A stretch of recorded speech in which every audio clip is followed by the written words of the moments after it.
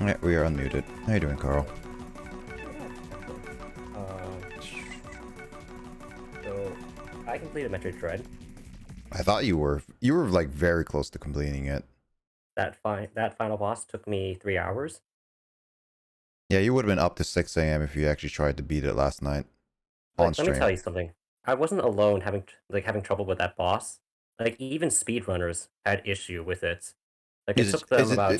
Is it because it's just like, is it made hard? It was made hard. Yeah, it is extremely hard. Do you think it should be updated or should be left alone though? That's the thing. Left alone.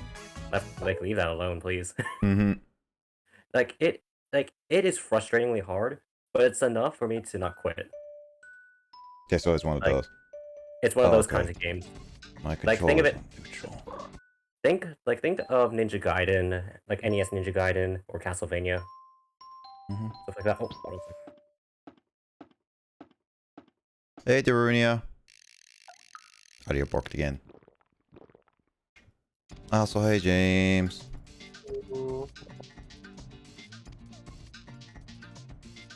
How you doing?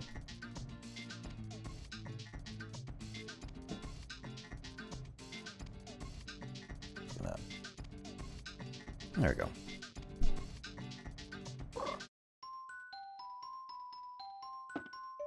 We were just talking about like how Metroid Dread was a lot more difficult than Carl imagined originally.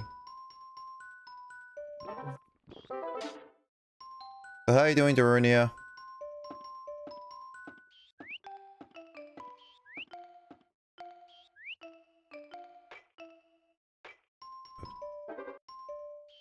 I gotta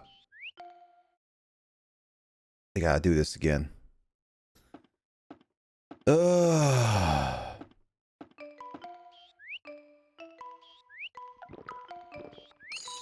know Shed was here, but Shed's not gonna be back until they finish up their laundry. You feel much better? I'm glad you're feeling much better.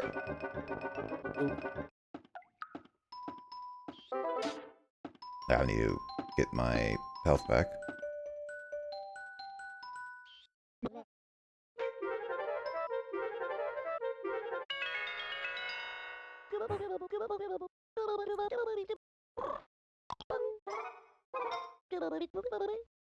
Hey, alright. Well, yeah, I'm glad you're feeling a bit better. Does TV guy drive you nuts at all? Not at the moment. He's just one of those people that the only thing annoying is that he keeps making garbage all the time on the ground.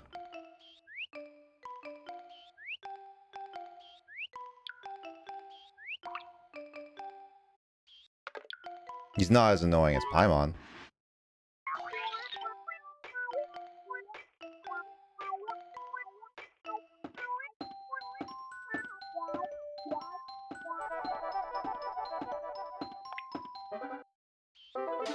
Paimon is emergency food, Grace. We already discussed this. Oh dear, yeah. Even James agrees with this. Paimon does not need to talk as much as Paimon does. Grace just comes in, just like, I hear you talk about Genshin. How dare you hate all the stuff that I like about it.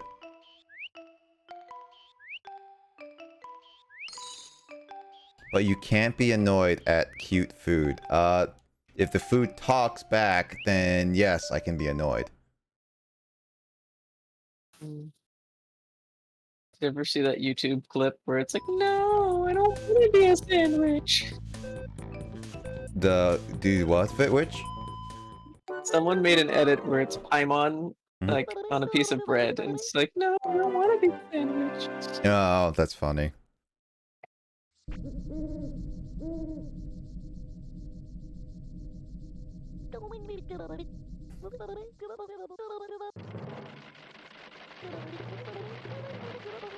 I like how Paimon became an actual global emote now.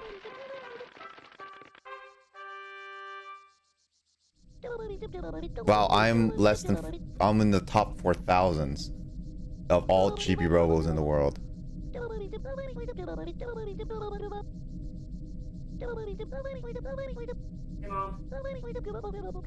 The Legend Engineer took joy from Citrusoft. Ooh. Oh yeah? Yeah, I know. No. Without Paimon, Traveler would be nothing. I mean, I could get through the world without Paimon. Especially, what the story progress I went through just recently about Paimon. I'm not gonna spoil anything, but there's a point in the story where legit Paimon, I've gotten to a point where Paimon should actually just shut up. Paimon drives me nuts. Mm-hmm.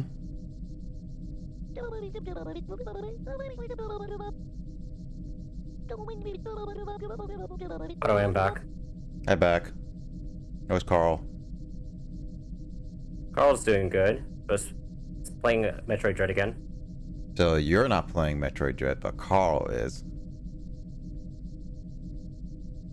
Yeah. My turn now. My turn. I hope Genshin Paimon haunts you. Nah, Paimon will never haunt me. Actually, I had the Emmy. I actually dreamt of the Emmy last night.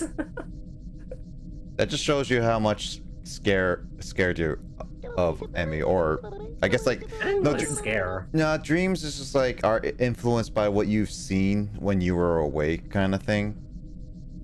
Yeah. Not real Paimon, but that would be bad. Paimon's not real. Oh wait, now we're up to... Oh, God, okay.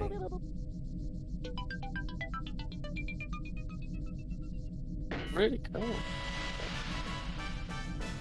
It installed over here, I guess. Paimon is a demon. Is Paimon actually a demon name?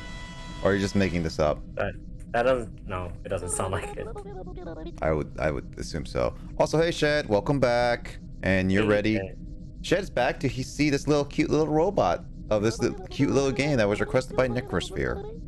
Sir, long-time fan of the show. Oh, Rivers, long-time fan of the show. How are you doing today? So apparently Grace says Paimon is a demon name. What? Can you give us the history, Grace? Because I actually legit don't know about this. I don't know much of like Yonko or like any of like demon history or something like that. Paimon is a spirit named in the Lesser Key of Solomon. Solomon? This is Lord of the Rings, right? Saruman or Solomon? No, that's Saruman, not Solomon. Solomon was a king. You might like if some might recognize the name as appearing in the Bible. Oh, right. King Yeah, Solomon. no wonder I kept remembering. I don't remember exactly when his reign was. Yeah, I remember that. I'm well, sir, and yourself? Doing well. Today I took a bit of a nap because like I was actually kinda tired. So I just needed to rest up a little bit. And then now I'm here to play this game. Ooh, cheap battery. Which one was the blaster? Oh, right, that one. I'll buy the blaster. Let's see. This is an adorable game. Who's Paimon? Yeah, so this is a cute little adorable game. Basically, I'm this robo called Chibi-Robo. It's a weird one where you kind of just like exploring the house and you can kind of clean it the way you want and stuff like that and do like side quests and stuff like that. So it's fun and little thing. So it's like, it's a little cute little game. It's obscure because it's well, what as you can think about it, it's just not many people know about this series, and the latest one on 3DS did not receive well. So this series is kind of on the shelf for it. Dead. I wouldn't say dead. It's like F-Zero and stuff like that, where people still remember it and Nintendo references it. It's just that because it's not profitable from its last case, it's not going to be made anytime soon. Isn't Paimon in Sabrina? I don't know, actually. I really don't know. Also, yeah, naps are nice, but yeah, I just needed some rest is all. But now I'm a bit refreshed.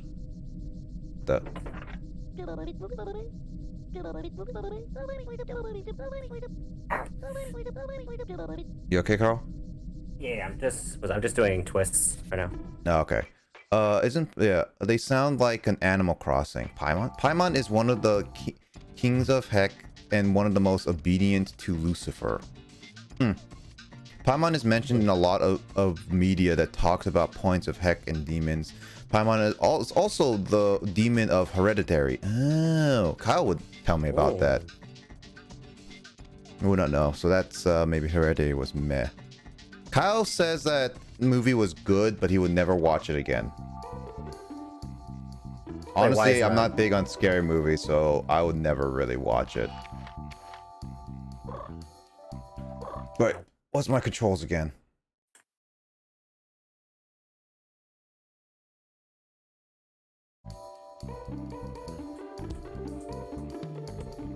I mean, there's both of the Blazers. Both Blazers. Are you saying because I got a laser or something like that?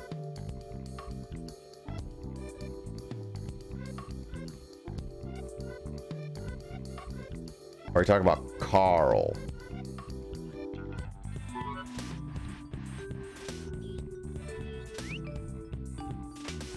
Ah, frick. Oh. Ah, whatever. Give me that, give me that, give me that.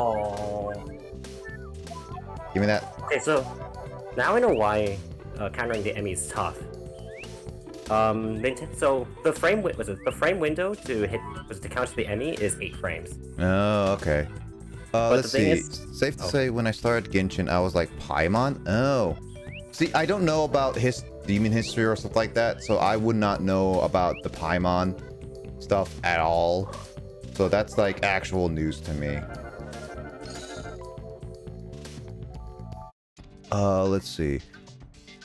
When Martyrs original, not me. Watch Martyrs. I don't know what that is. What is Martyrs? Hereditary was meant to me. The very end was freaky for like 5 to 10 minutes of it. Yes, it's just shit. Oh, okay, so you're talking about Carl too. Yeah, is that a scary movie?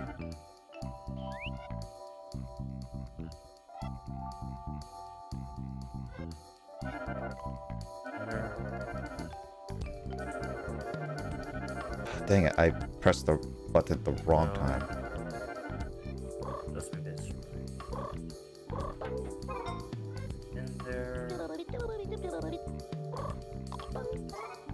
Trying to pick up my... I grew up watching supernatural shows and documentaries. Yeah, I never grew up with that. I'll just admit it, I never grew up with any of that stuff. Let's see, my ex had nightmares from it. I didn't find it scary, but it was more like, oh crap, this could really happen. Oh, okay. Yeah, I never really had anybody who grew up with those types of shows.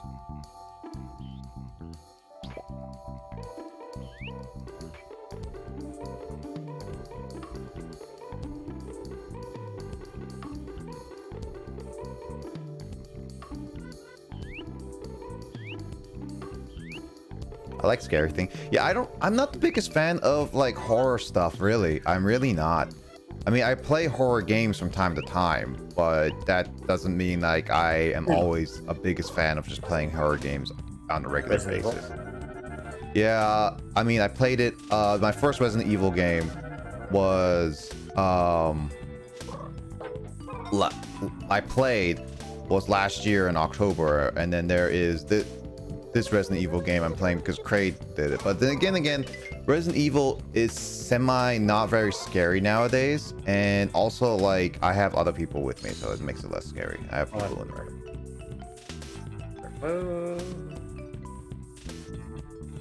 So there's that.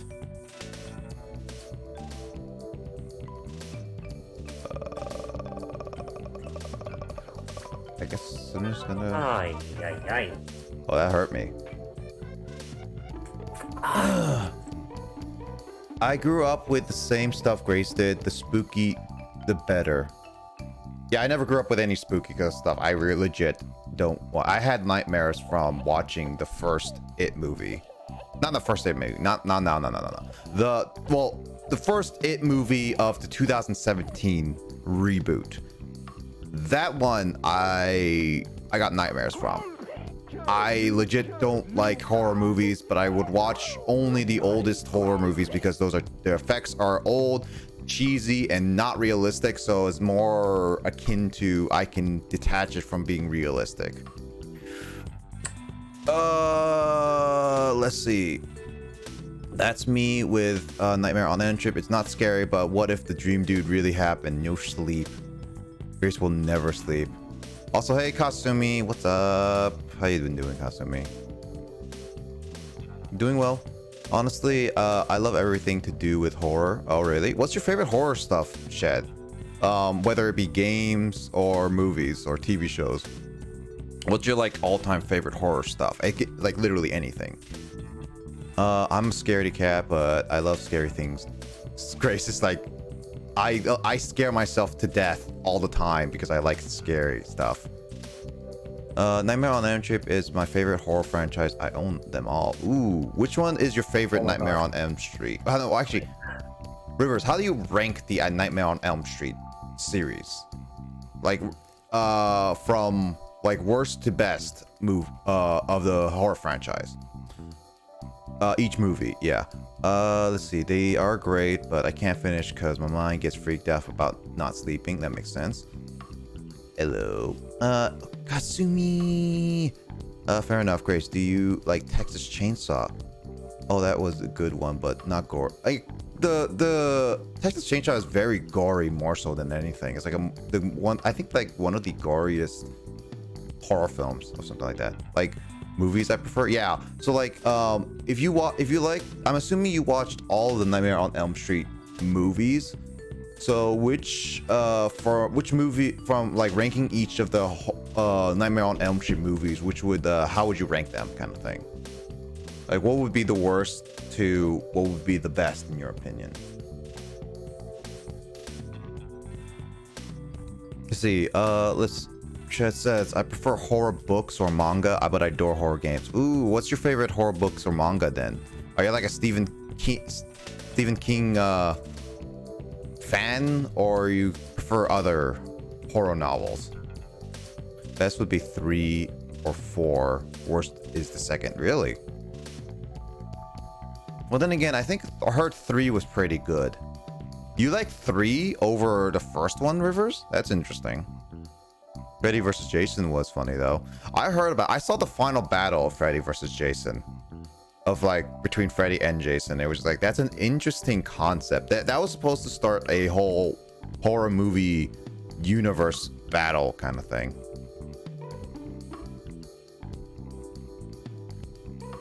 I like his works. Grew up with them. Oh, really? Yeah, I only grew up with Stephen King through hearing about the movies. And even so, I only heard about the movies much later. Because again, I'm not much of a horror person. I think the first Stephen King thing I've heard was The Shining because of the movie.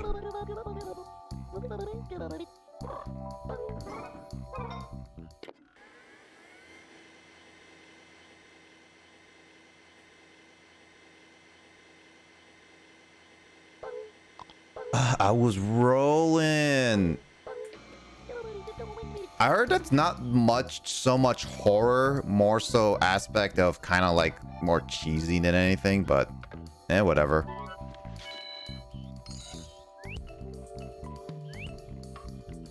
My dad loved, let's see.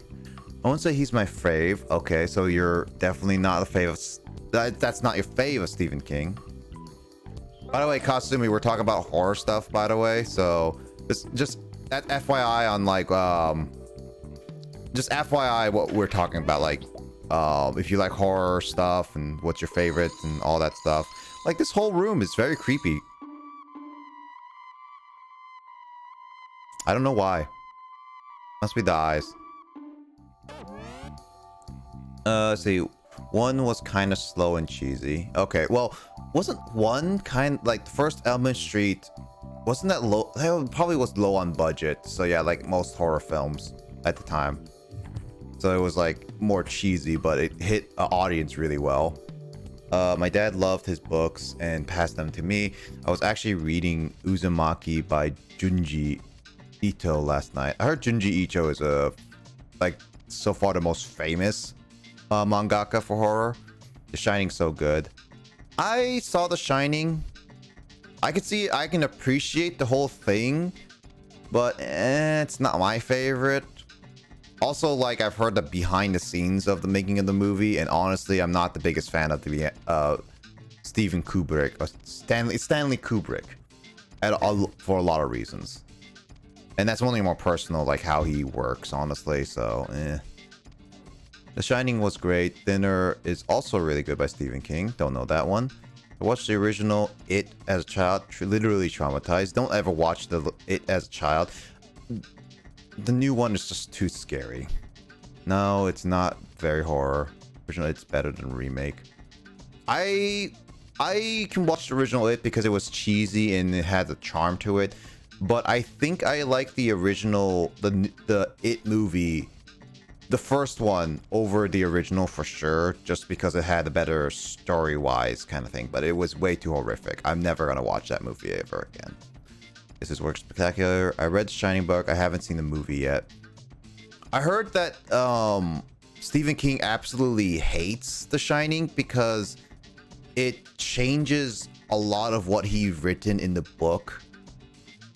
So he absolutely, I heard from Kyle, by the way, Digits baby, and he absolutely distastes the Shining movie. Yeah, they tortured that poor girl. New one was not great. You mean Dr. Sleep? Rivers, the sequel to The Shining, is what you're saying? The new one was made for modern audiences with the gory effects. Oh wait, no, you're talking about It. Never mind. You're talking about It. Sorry. I was just like going on Shining and switching to It. Yeah. New one, it was more audience and gory effects, but I don't know. I watched the original It. I did watch the original It, and I watched the first It. And comparing the child sequences for them, I don't know, I still like the modern It more than the original. Yeah, he hates the film adaptation. Yeah, Stephen King has his reasons. I mean, some people, when your work is like that, it makes sense.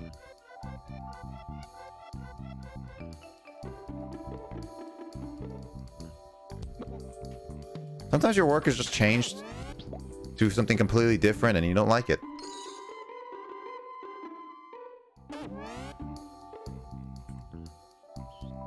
I haven't seen the original It. Plan to.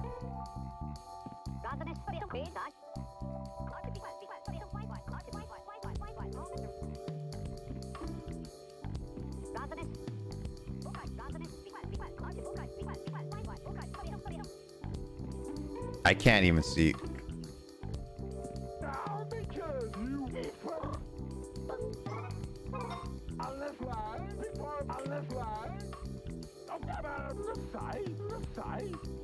I got through it by cheesing it.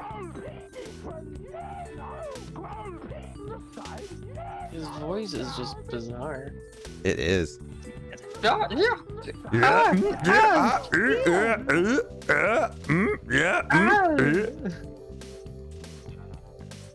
we go. Like Also, hi, he's Moto. screaming everything he says. Oh no, Emoto's here? Oh, she should not be watching right now. This game is absolutely horrific. Alright, then watch my game, which is totally not horrific. Mm-hmm.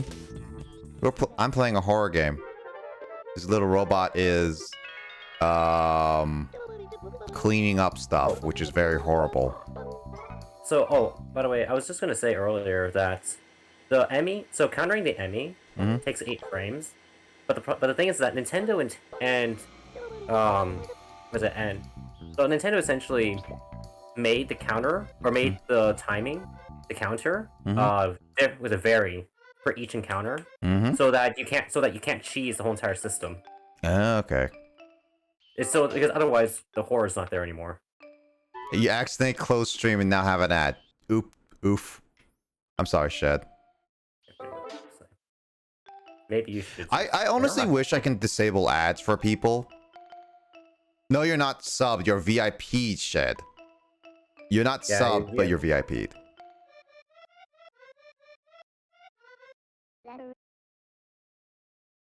I just wish I can turn off ads on streams. It's like, eh. Let's see. I thought the whole big secret was kind of lackluster in the new It. I mean, I guess so, yeah. And when I was watching it, I mean, the whole secret is kind of lackluster to me overall, concept-wise. Well, how they revealed it in both movies, honestly, is like, eh. I don't know, that's just my opinion, though. I think the new It are way overrated, not good, not scary at all. I thought it was super scary, but then again, I'm not much of a horror person like you guys are. Kasumi agrees. Let's see. Original was way more psychological. I enjoy Heckraiser movies. Never watched any of those, but I heard those were good. They close. That's funny. But I paid for a sub. Oh, well, who knows? Hey, well, it must have ran out, dude. Yeah, it must have ran out a while ago. But you don't have a sub, because if you had a sub, you would have one of my sub badges, Shed.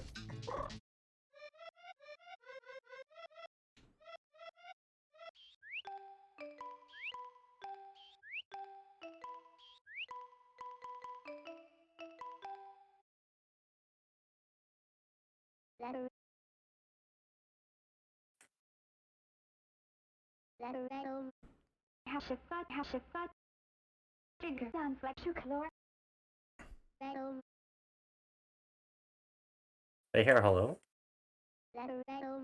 No, she's saying rip it, rip it.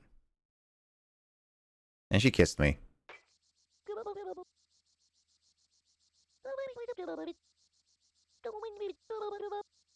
I guess she just wanted to say hello.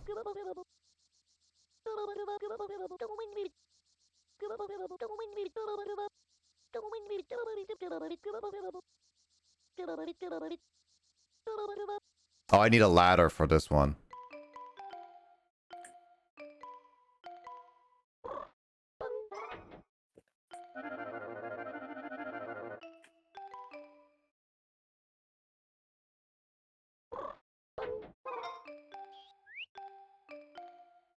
Yeah, if you're lighthearted to horror, the new It would freak you out. Yeah, I'm not a horror person at all.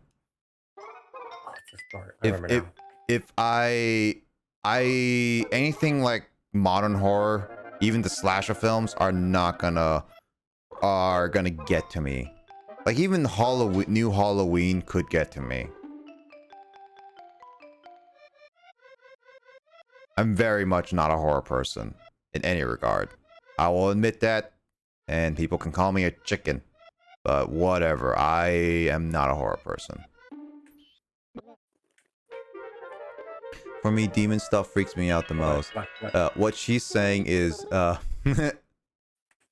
lol. Let's see, look, like if they got someone chanting in Latin, like, nope, nope, nope, nope, nope, mute.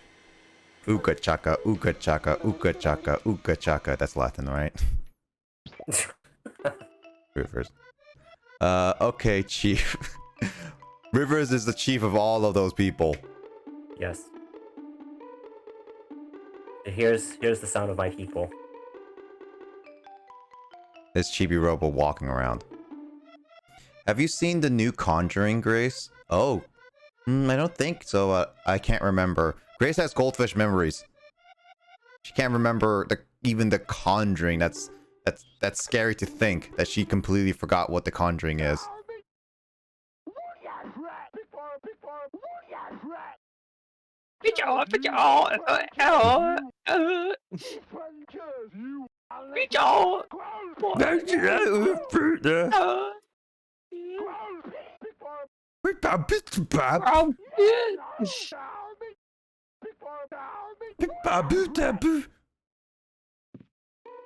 It's so weird that they sound like that.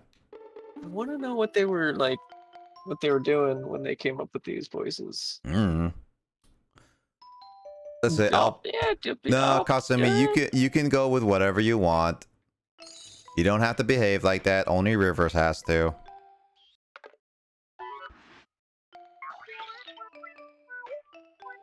I don't think that's Latin. I thought it was. Chief, I like the sound of that. Says Rivers. No! No! God dang it. Got a cutscene before I even could see it. And just grab the ledge. What is that thing? Okay, I think there's a checkpoint, okay. Let's see. I wouldn't recommend it to you then because it's a lot of demon stuff, but other than that, it's pretty good. Never made me do it, the new Conjuring. Oh yeah, I've seen this Conjuring in the second one. Yeah, Devil Made Me Do It was based off an actual true case, so that was interesting. I read about it when I was looking at that up. Yeah. Anyway, let's see. I think it's the third or fourth new one. I'm a rebel. The Devil Made Me Do It is the third one. It's confirmed date, but there's other Conjuring movies, but whatever. Yeah, it's very recent. You know what I hate about YouTube nowadays, Carl? Like a lot of time, I hate horror movies. I do hate horror movies. But for some odd reason, when the popular horror movie comes out, kind of thing, or about to come out, it keeps being like, oh, you like horror movies? Well, here's this horror movie. It's like, stop. I don't want the horror movie ads. Is there any way I can stop getting horror movie ads? I just like to briefly look at them. It's like, oh, you briefly saw a trailer for this movie? Or, oh, you visited a site just talking about the movie? Oh, that means you want 50 ads of a horror movie ad over and over and over and over and over and over and over again. It's like, god dang it, I hate Google ads because of that. It's like, there's no way to specifically say just not get that specific ad.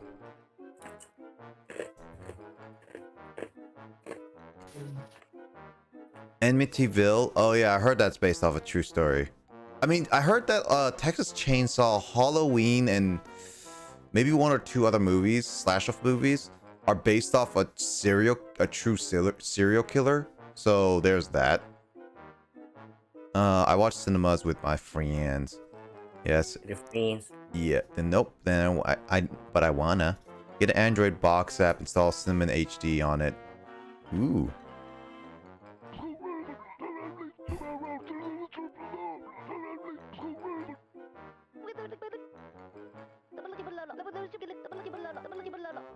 These voices are weird. Is it like these voices are voiced by like one person that conquers?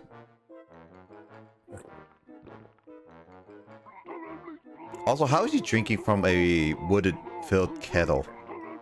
Or basin or whatever, I don't know what that's called.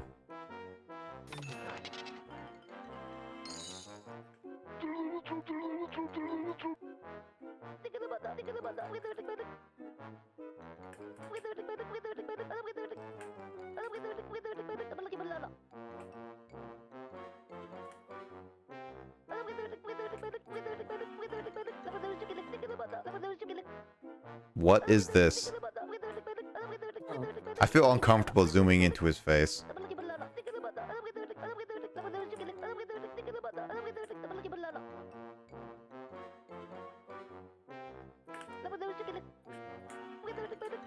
Is that a duck? I'm not sure.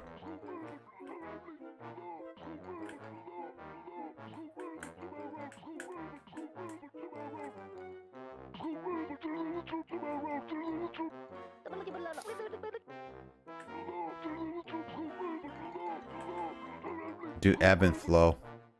Okay. Maybe when I move back to US.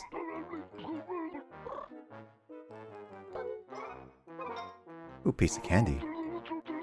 Alright, babe, sorry to cut it short. Got to go to work. No worries, Kasumi. I'll catch you later for sure. Take care, Kasumi. Also, I don't even know if that sound alert worked on stream. I hope it did. I reset the link and everything. Well, Texas was inspired by Ed Jin. Okay. Okay, so it was a... Let's drop it at the best. Fair enough, Grace. That's going to be a big challenge in America. True horror story right there. Going back to America from Japan. Yeah. But... Yeah, I don't wanna... Just became a pop singer, Grace, and then you will never leave Japan.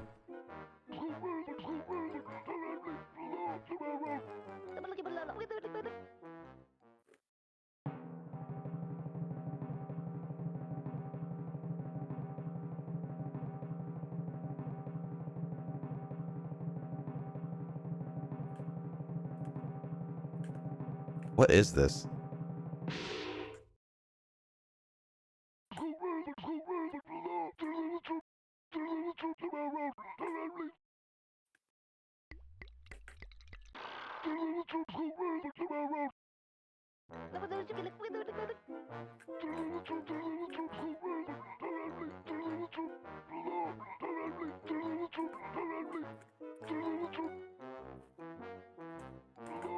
What is this?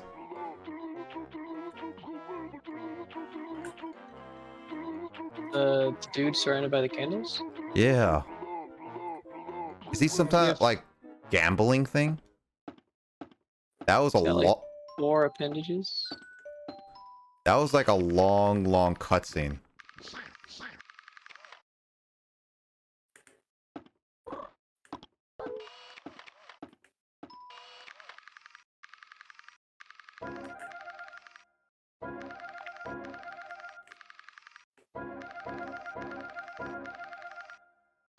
Is that not?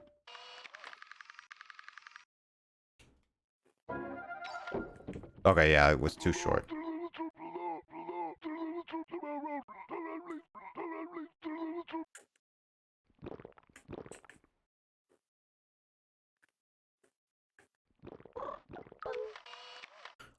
Let's see. This right here. Me singing. That's a danger for all ears. Become a J-pop idol. Yeah. You've taught all you can teach. And I've taught more than I can teach. I'm done with English. Teach them the ways of the head rolls. When do you have to go back to America next summer? Yeah, she has to go back to America next summer. Because that's when her contract ends.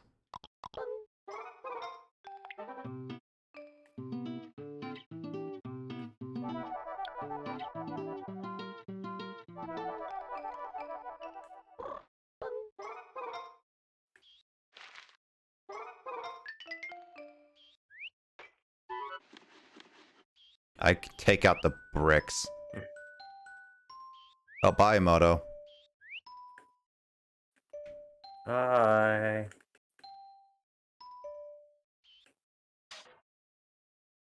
Why do I put gunpowder in my head?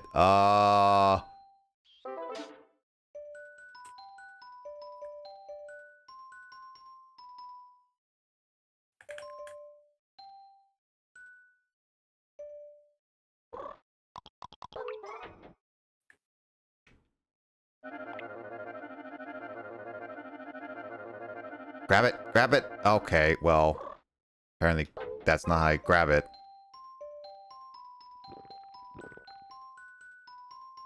Very rich Japanese man. You, I mentioned it's hard to apply.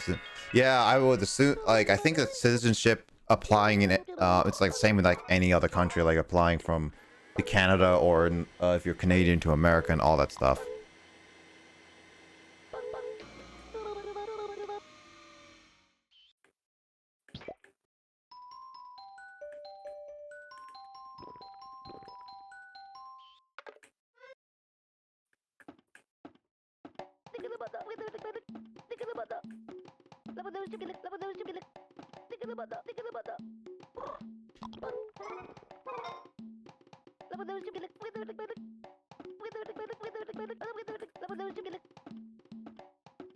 I don't even know what that thing is. Guessing I have to do something with it later.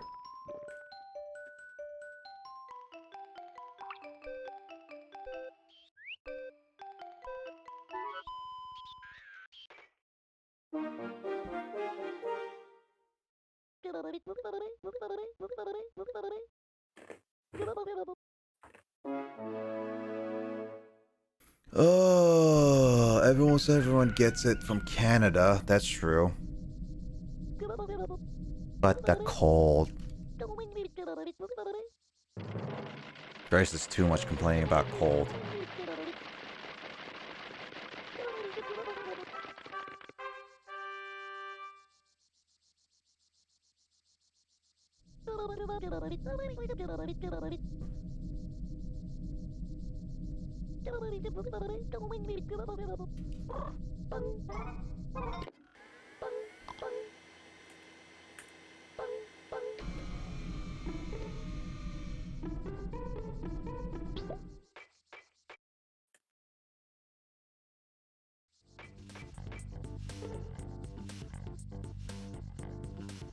Now, where do I go?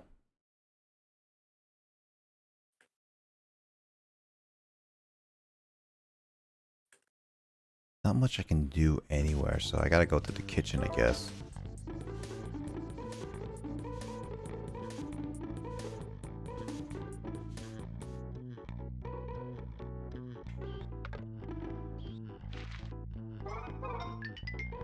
To pass the Canadian citizenship, you just have to go apologize a lot and drink Tim Hortons coffee. You know what? That means I can never get a Canadian citizenship because then I don't drink coffee.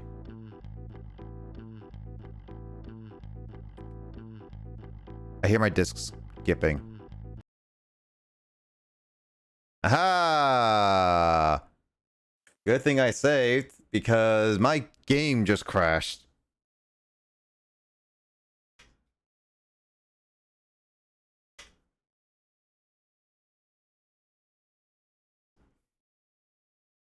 I mean, a good thing I saved. Let's see. GameCube. Yep. It's not even that cold, says Rivers. I do the first, but I've never had Tim Hortons. Great coffee, but I don't drink caffeine often. You have coffee with sweet things like pancakes and pancake crepes. Well, I do like some good old crepes over pancakes, to be honest.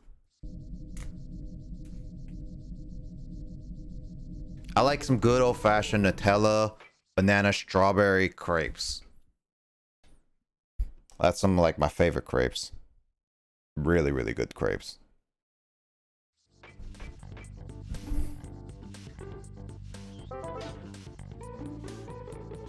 Time to go to the kitchen again. But first... pancakes are too fluffy for me. Well, depends on the pancake, because sometimes they're not that fluffy. I've had like hard pancakes, or no, not like very thin pancakes.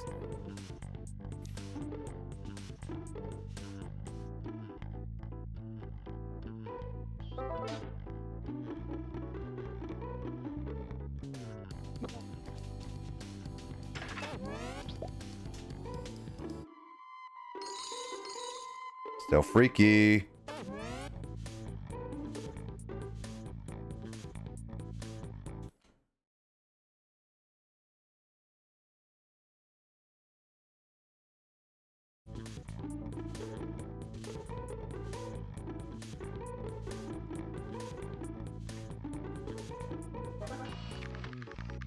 Man, why is this inverted?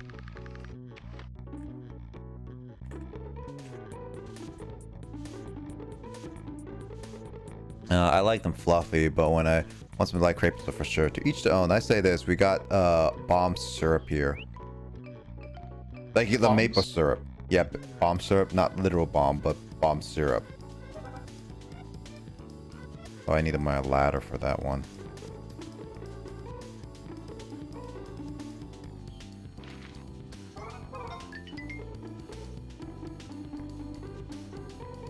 Canada is syrup. Yep. Canada is syrup, Carl.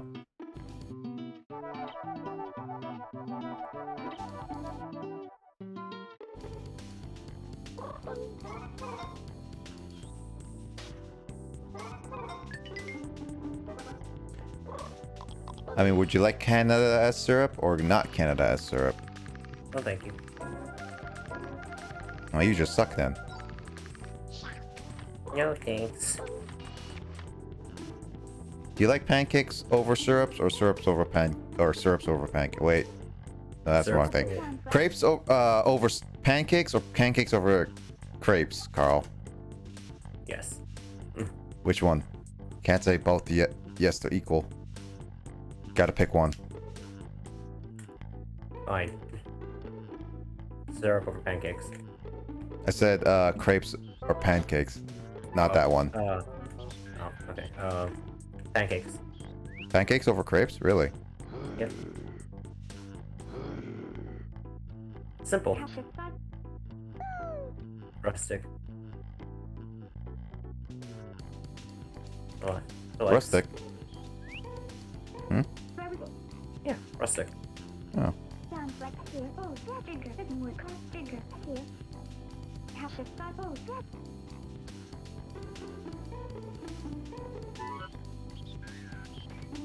Fanto Basic says Rivers. So?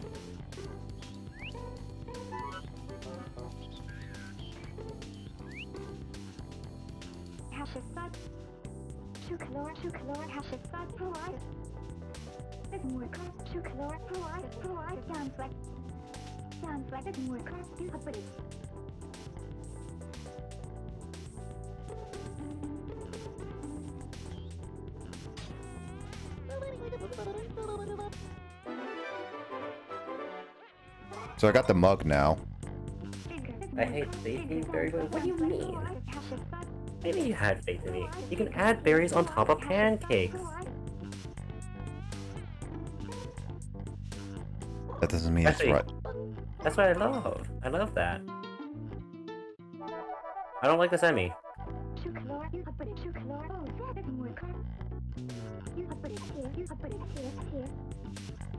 Also, oh my god. Go away. I can't see your face anyway.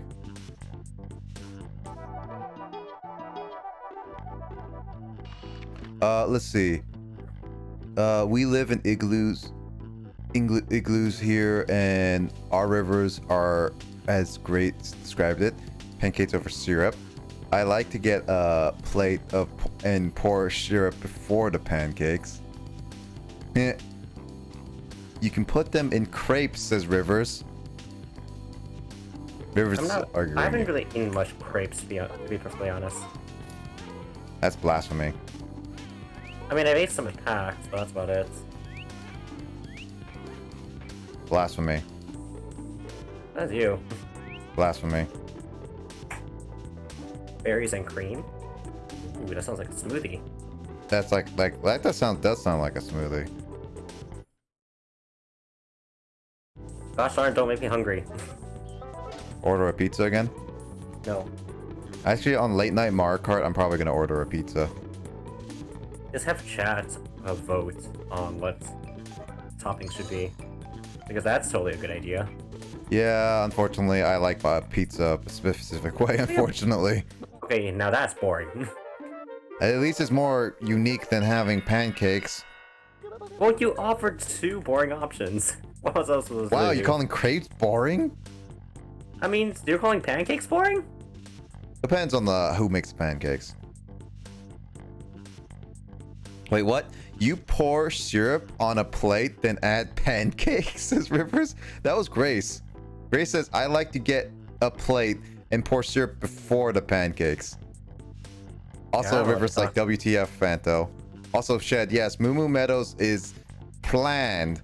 That's gonna be 2 weeks from now, at least late night Mario Kart. So, it should happen. Everything should happen. Matt has that day off. Max has that day off. I've told Kay, I've told Kraid, I've told like Kyle. I've told Carl. Yep. So late night Mario Kart probably gonna be that. That better be Moo Moo Meadows. I hope they're Moo Moo Meadows. If not, we're gonna have another Shed moment where Matt is just. We're just gonna have a problem where one person keeps getting not Moo Moo Meadows. Or we're just gonna get Baby Park. That's true, yeah. 10,000 times.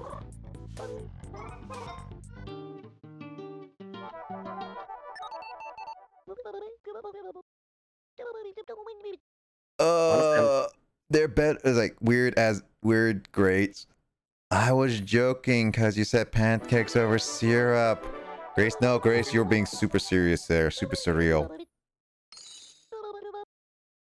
Guys, hashtag cancel Grace.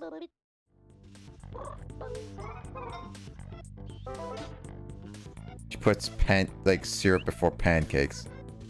What kind of mad woman does that? Apparently the Grace kind.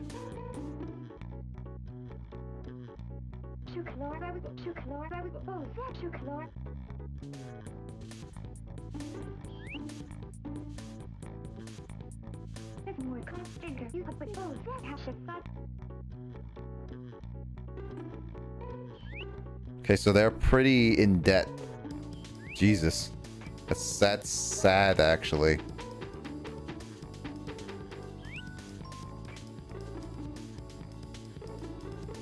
If they're that in debt, that just really sucks.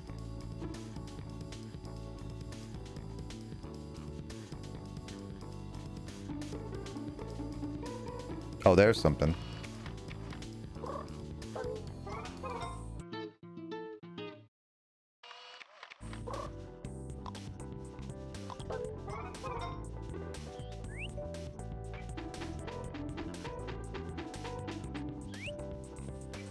Let's see, what else can I do here?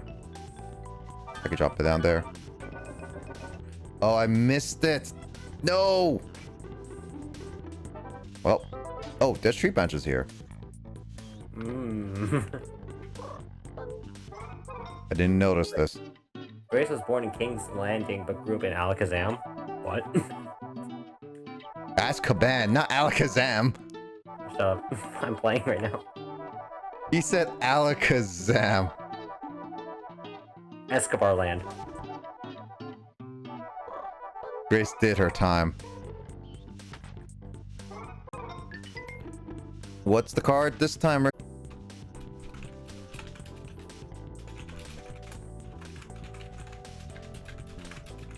what am I supposed to do with this thing again?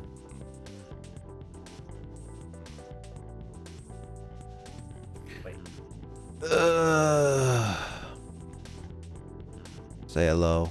What was that unpopular pick? Voltage? Yeah, voltage. Yeah. Oh, there's Emoto. Welcome back, Emoto.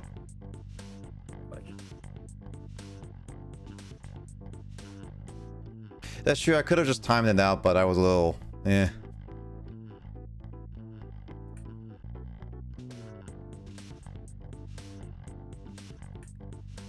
Dang it.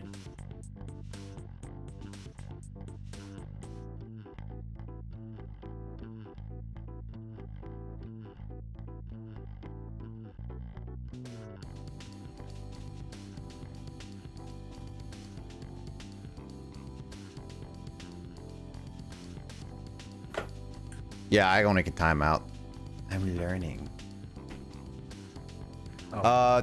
Sean said something that may be slightly sensitive, which is partly my name, so that's why.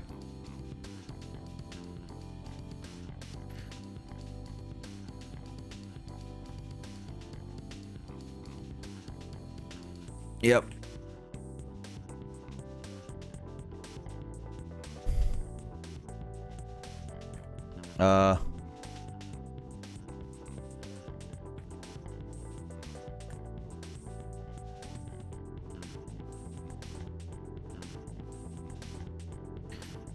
It's on your Twitter. Well, no, it's the thing is, Rivers, he also said my middle name initials. That's why. Oh, hey, Nick. Yeah, what? So remember in Metroid 1 that projectiles can, was it projectiles from enemies can come from, can pass through walls? Yeah. So it turns out that if you time it just right in Metroid Dread, you can actually have an enemy's projectile pass through walls, like pass through like in between doors. So that's fun. Yeah. Alright. Alright.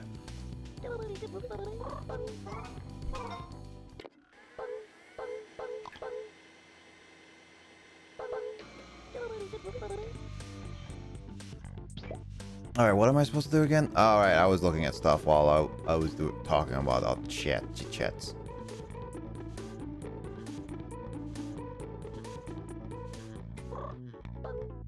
I like how a toothbrush can clean everything.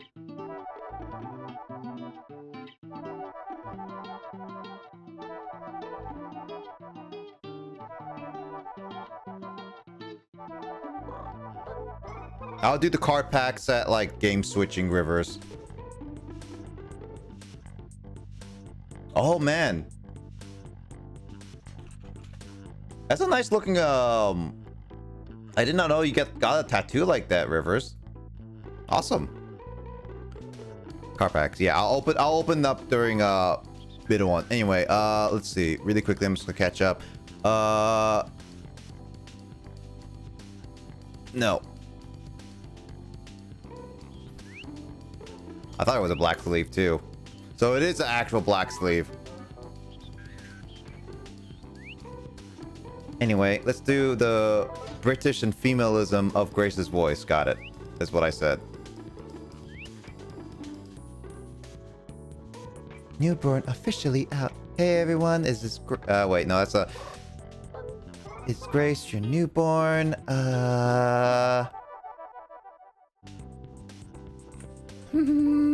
Head rolls. Murder.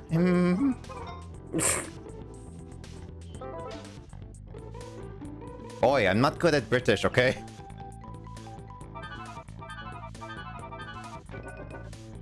Disgusting. That's my great murder.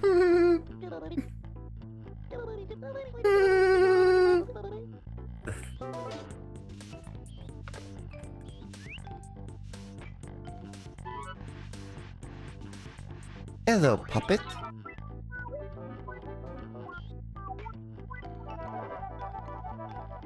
What else does Grace say?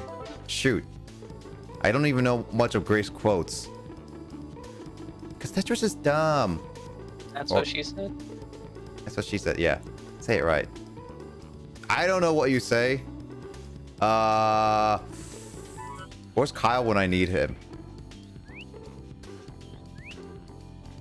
Hold on, wait, I got it.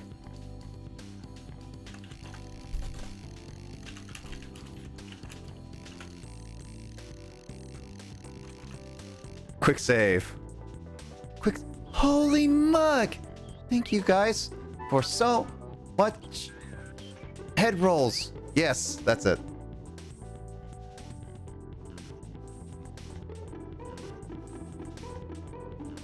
Quick save. Holy mug. Holy mug, guys. That's my British accent for you. Holy mug. Then again, I probably only hear Grace off stream when she doesn't do the British accent more often than I hear her on stream when she does do the British accent. They are having a chat? Is that what she says? I have never heard of Grace say something like that. Thank you for the head rolls. That's what she said. That's what she said. Get out. Hold on, wait, I say it. Get out. Get out. Get out. Get out. Get out. Get out. That's what I'm trying to mimic that one. I can't even climb that. What?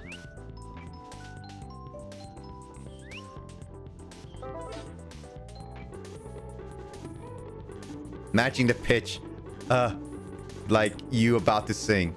Get out. I mean, it helps. I have agita.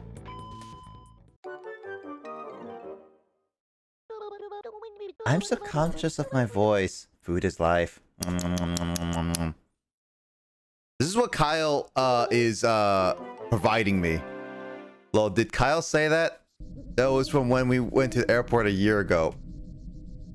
Oh, okay. So that's why I never heard you say that. Because, like, I heard all the other ones, but I have never heard you say the first one. All I did was ask Kyle, just be like, hey, Kyle, give me any Grace quotes.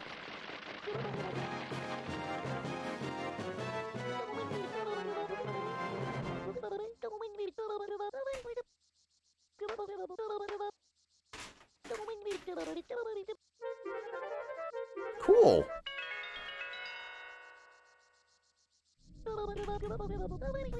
KK Nagimoto, take care of yourself. Nagimoto.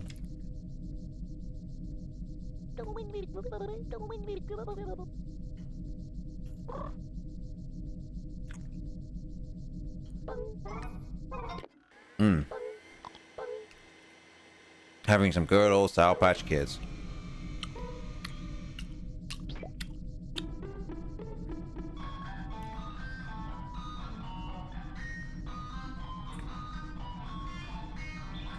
What the heck is that noise?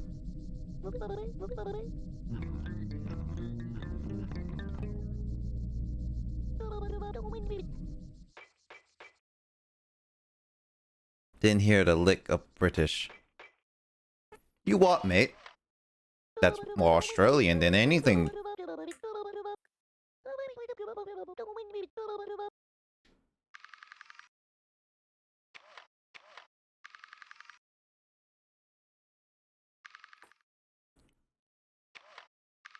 Sasha away.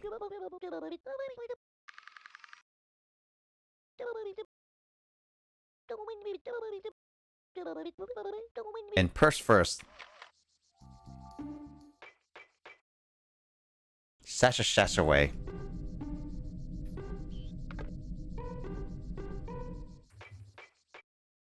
Do an Oxy accent, Blazer. I ain't doing a frickin' Aussie accent, you wanker. It's only because it said Yuanka. You want wait what? You wanna go? I don't know You what wanna said. go? Nah, you can do much better than that. You. Nah, you can do much better than that. Kiss you in your Shiza.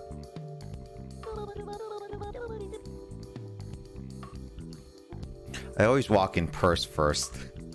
It's like when she walks in, she literally throws her purse in and just be like, I'm coming in. Grace is a big Drag Race fan. Yeah.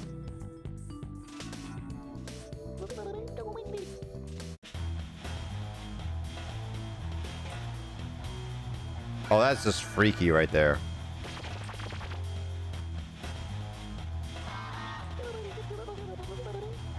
That's what's... Spy doors are here, okay.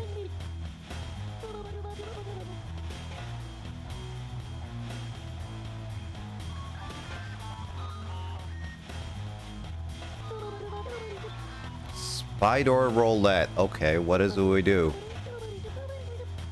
He's gonna kill Chibi. Like, that sounds like a Yu-Gi-Oh card. Mm-hmm. Actually, I think it's a something that Joey says in the anime.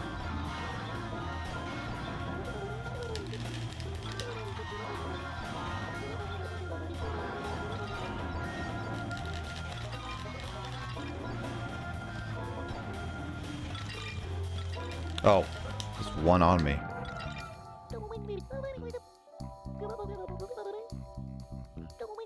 Okay. You can get a utility buff from Recyclotron. So I can finally get the ladder. Okay. God, that was annoying. Okay. Can't kill Chibi-Robo. You freaking explosion. Let's see. Purse first when entering a room, Blazer. I used to watch Drag Race. Haven't watched. I seen a couple drag races because they've been like introduced to me during university for like a class and stuff like that. Never really watched a lot of them.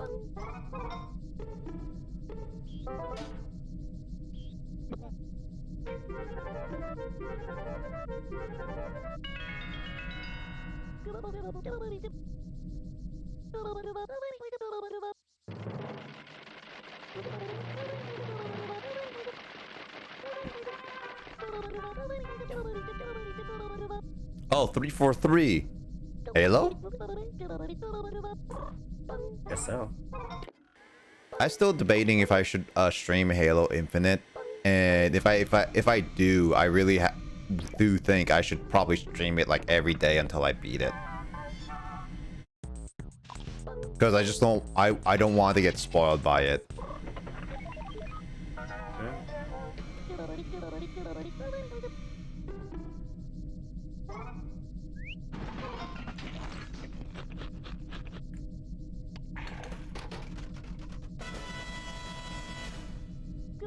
Hey, look, it's something. Oh, hydrate. Let's see. My one buddy I play Phasma with, I know in real life, is a drag queen. Ooh, that's cool. Thank you, Sean, for the hydrate. Let's see. I binged seasons when they added to Netflix. I think I'm caught up unless there is a current season happening. Love it. Like, love it, girl.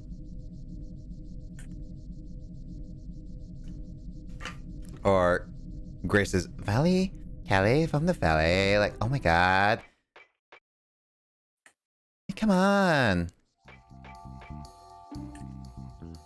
They did do a show on Lockdown. Okay.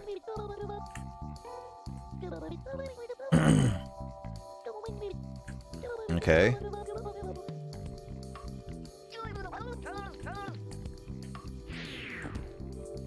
Dang it.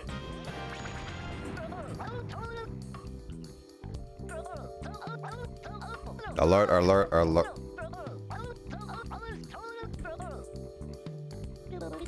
Freaking. You okay, Carl? I'm fine, I'm fine. It's just. Samus grabbed the ledge, and I was like, get up from the ledge, and she wouldn't get up from the ledge. At this point, I'm gonna say redeem breathe for Carl. Oh, yeah. Must be a simple task. That thing has eyes. Alright, where is that? This game is like Toy Story and Little Toaster at the same time. You know, it literally is like Toy Story laws, where the toys cannot be moving around unless the humans are not around or asleep.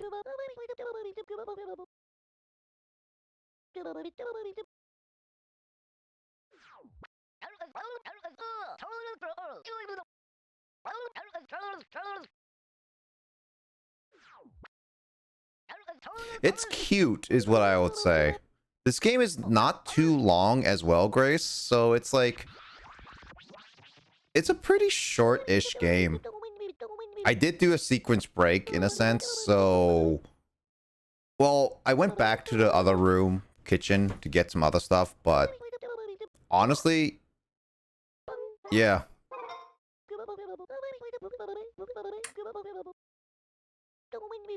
Karaoke Blues.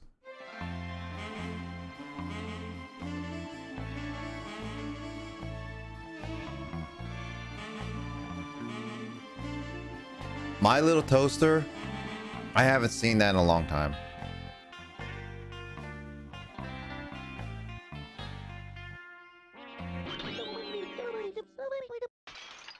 Oh, broke her camera.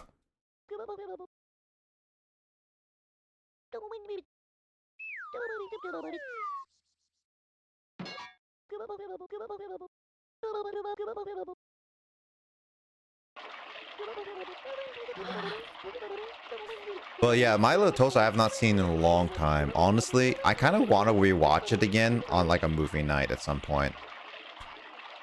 A Brave Little Toaster, My Little Toaster, Brave Little Toaster, whatever, Grace. Same thing, My Little Toaster, Brave Little Toaster, they're all toasters of littleness.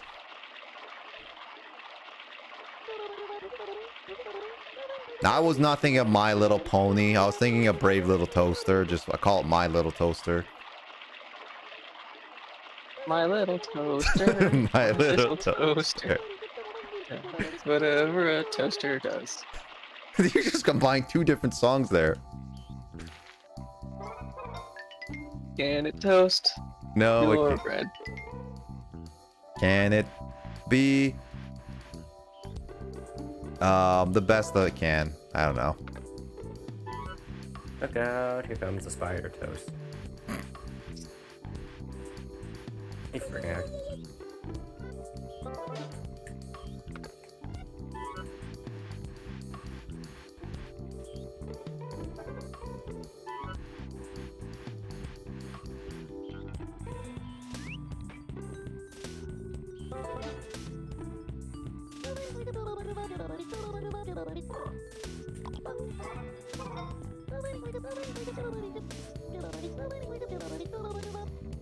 Oh.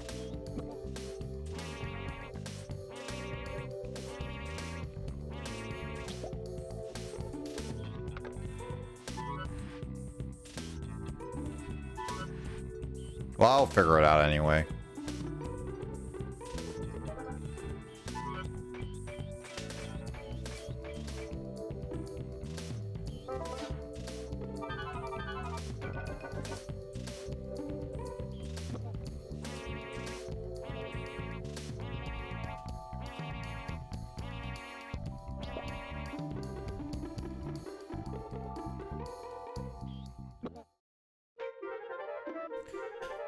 Let's see. Song made it so much better. Whole melody. Okay, let me lurk for a bit. I'm heading out to buy things from a friend who is moving, but need to finish RP post before the end. No worries. Don't worry. I'll play Eternal Darkness later too, where I'll get more confused and scared. That game is still weird. I seriously don't know what the story is going on with that. Outside something is happening is all. That's all I know.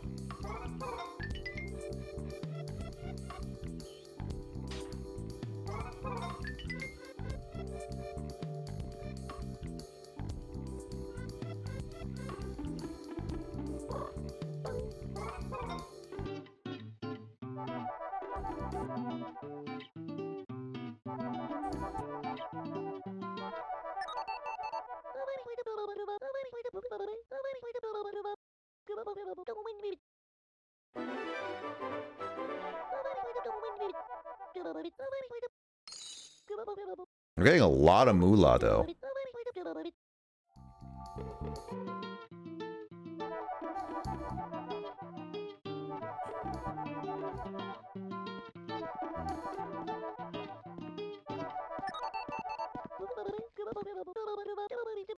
Are we getting another cleaning bonus?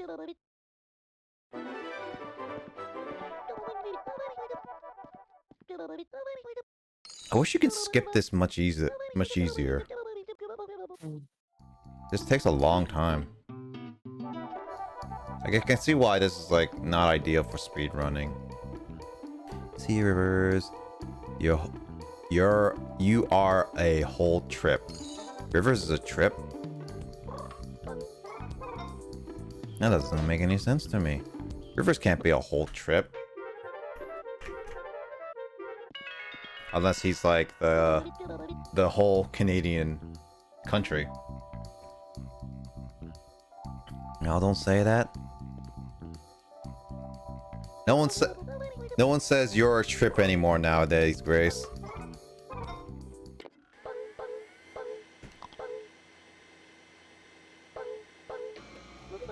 You trip me out. I mean, I've heard the phrase, but we don't really say it, honestly.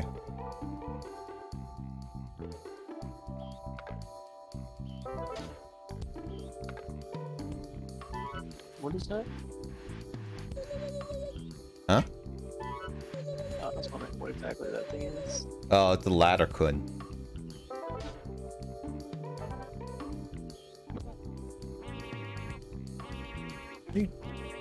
Reverse it.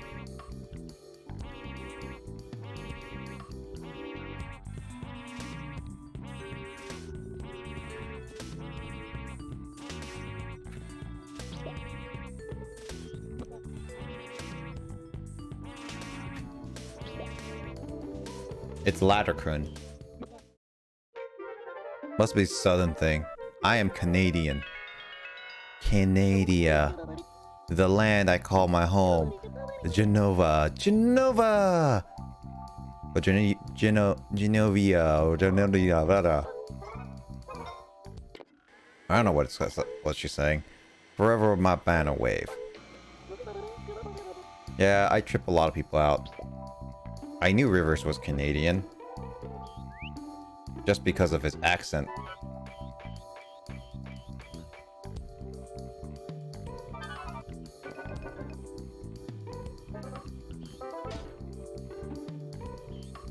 And Rivers is obviously part French.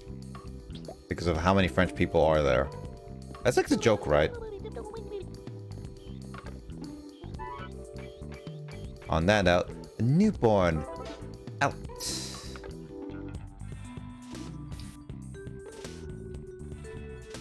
Oh, so I can't open this unless I... Oh, okay.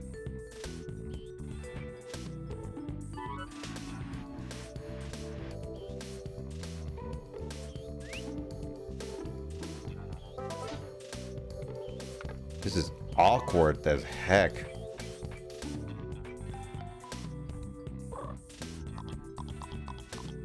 So I'm missing like 5 items. Use.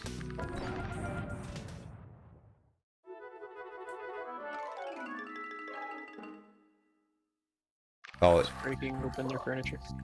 yeah, but they won't notice it.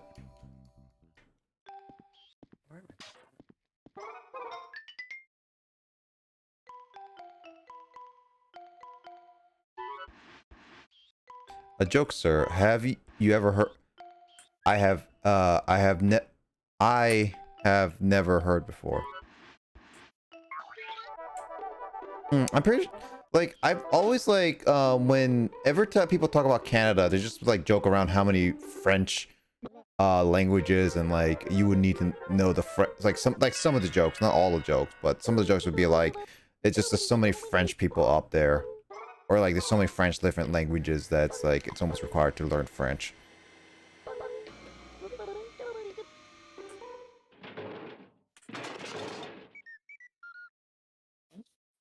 What just happened?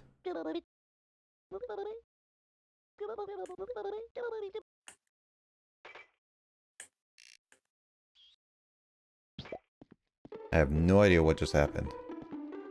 Hit by a pan. Yeah.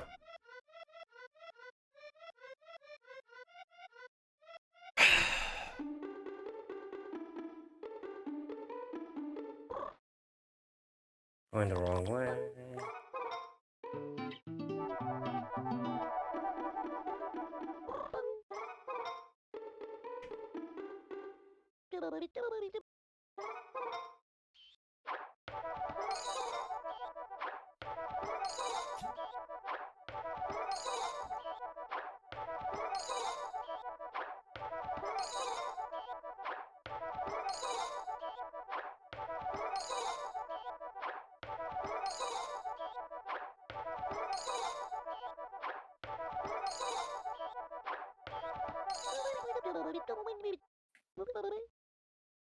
That's a lot of money.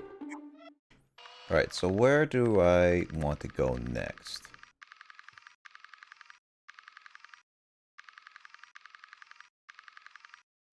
There's a frog wing up there.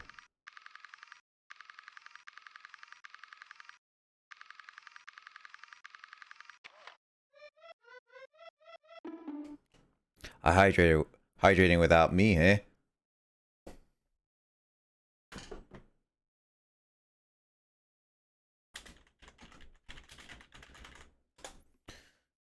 Let's see.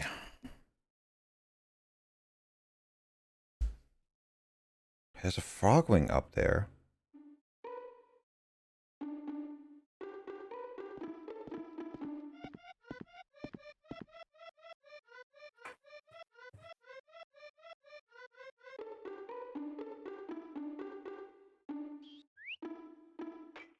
This thing takes up so much energy.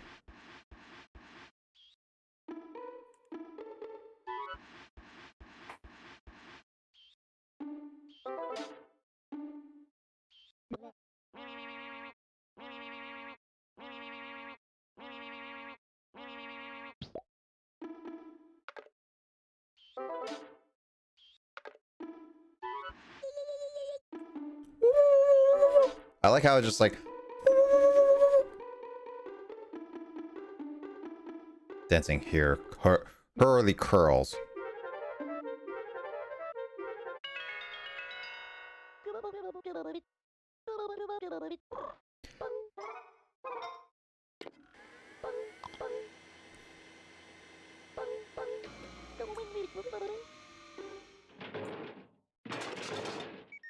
Again?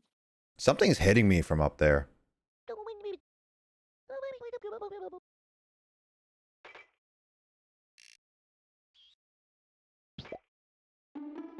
I'm gonna double check to see what the heck is up there.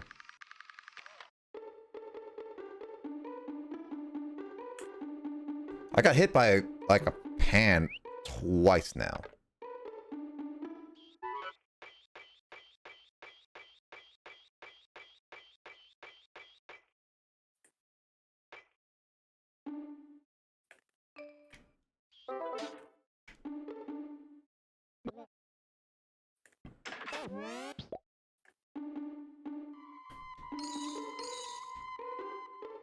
Wait, what? Why didn't that work?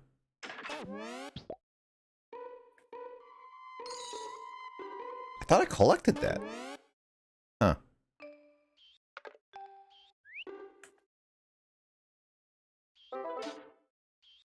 Do I just walk down?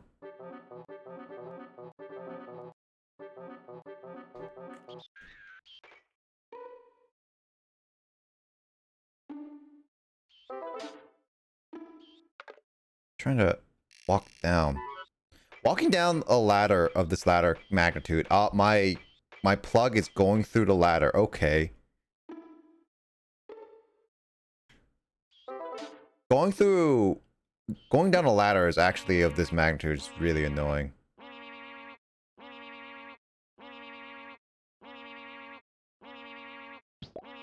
Okay, I see what I mean. Wait a minute. Right. You made a mistake, Carl? Well, I wasted a lot of time trying to figure out where to go, and it turns out that I missed an area in a previous. I missed one block in the previous area Mm-hmm. that I needed to hit or I needed to break, and then that revealed a new path. Oof.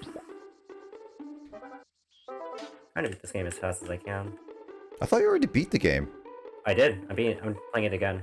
You're beating it again? Yeah. I have to well, I guess like people like to play it right away afterwards. Are you trying to go for 100% now? Nope. I want to go for a lower time. It took me 11 hours. Mm-hmm. Are you gonna try to go for 100% in that game? One day.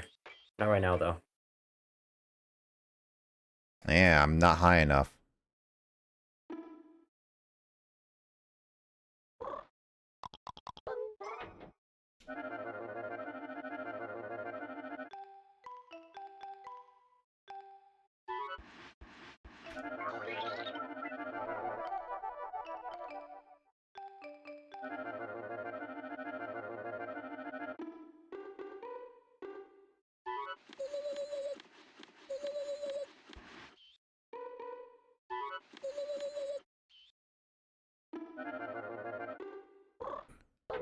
Okay, so I can't pull it.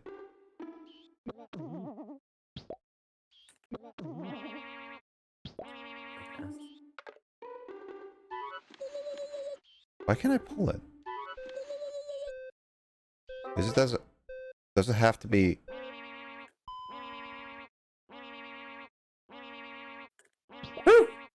So I'm guessing it has to be a certain height in order to be able to pull?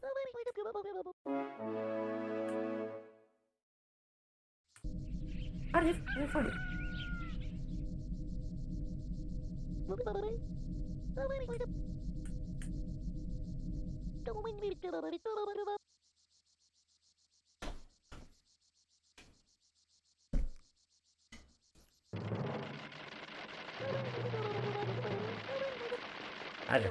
Okay, there we go. Found it. I need 130 more. Ugh.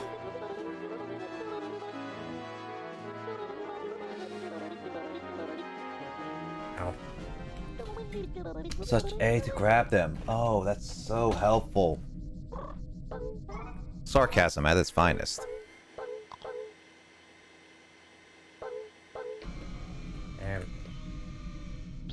Oh, I have a lot of money now, so should I be able to buy the things that I want?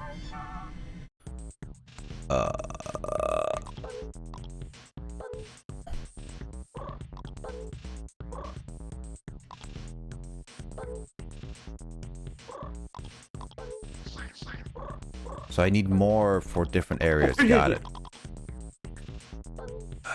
Jeez, that thing's fast.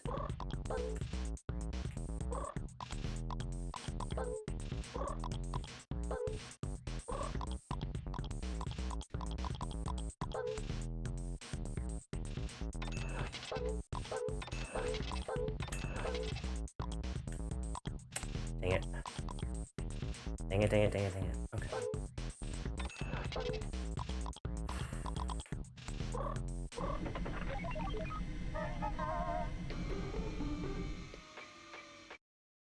I'm just buying the seeds now. I can just put into that flower base. I don't know what those seeds are for anyway. But hey, why not just check it out right now? Oh, I think I know. Okay, so that's why there's benefits to have a shorter time. Because then you may not know what to do. May not be able to do much now. But if you have a shorter time, you can just go immediately to the nighttime.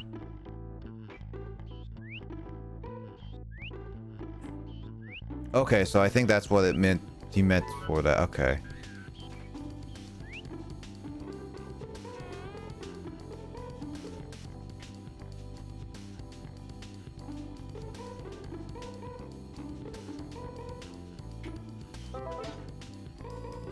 As long as I have a short time on certain things, that might be good.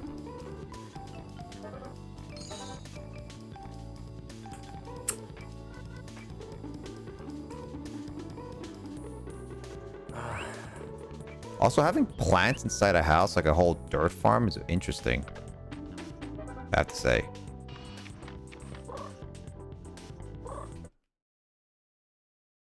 Zoom in.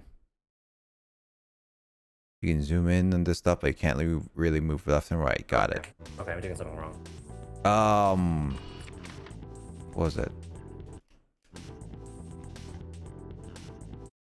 Just items?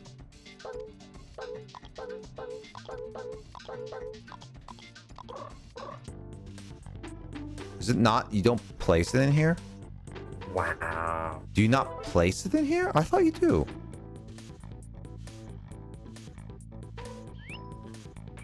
Okay then.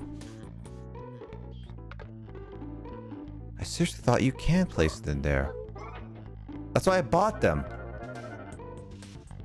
Oh, come on, game.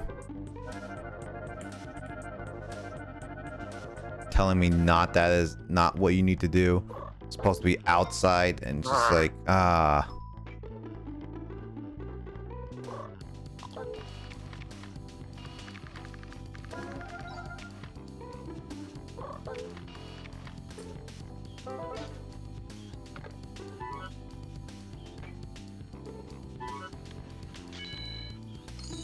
Definitely need to be better with the plug. Because it's cute that you drag it around, but it definitely drags. Like, it definitely gets in the way. I mean, it literally drags, but what it's like, yeah.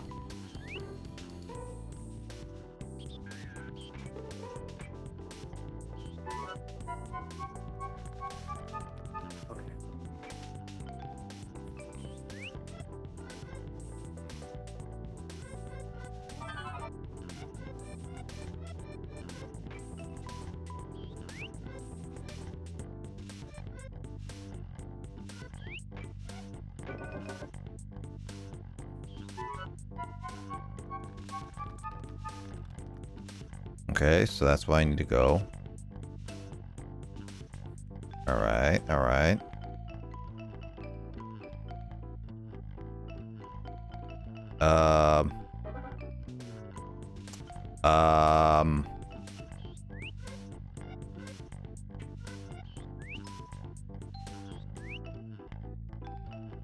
There's a plug anywhere near here? Is there no plug in near here? I mean, there's a door here.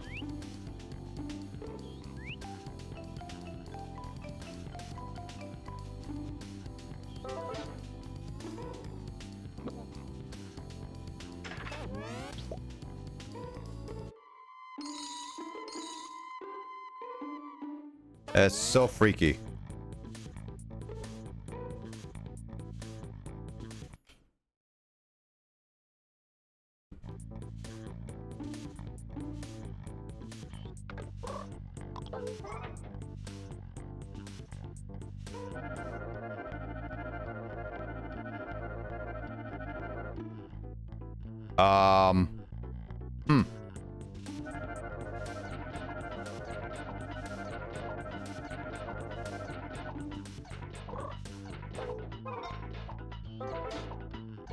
Gotta charge.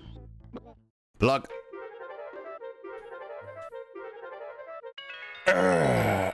Colonel, I got a little robot in here.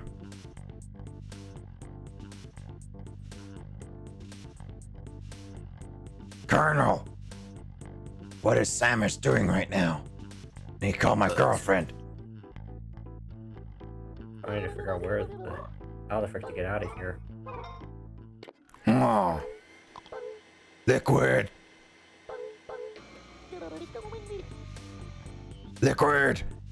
You caused this all. Or whatever he says. I don't remember snake quotes. Colonel. Oh. What the heck? Oh, what right, the heck? Booster.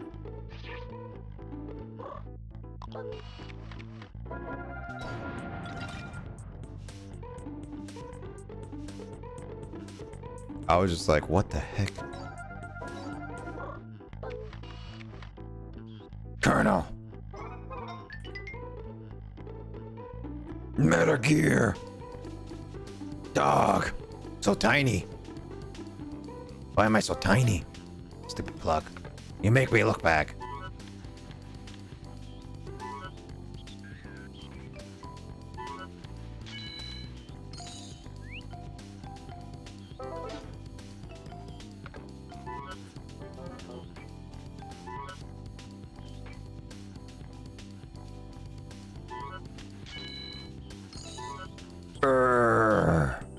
Now my voice is not good right now for that one.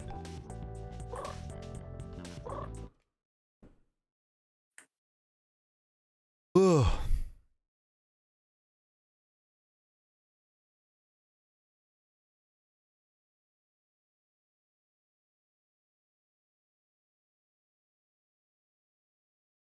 There's a place up there. Okay.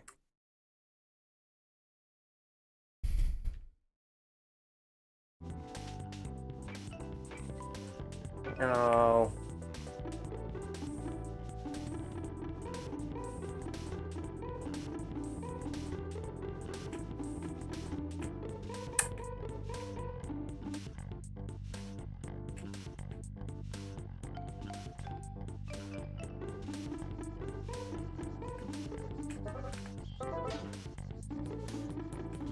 Ah, dang it, so close. Ah,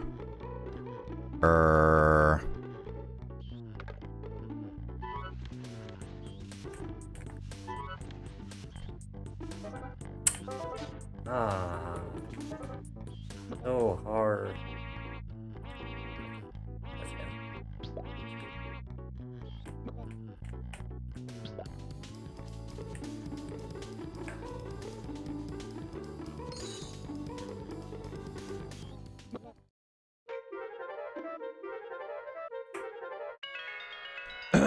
Oh, I definitely need more. That's fine. Definitely need more water.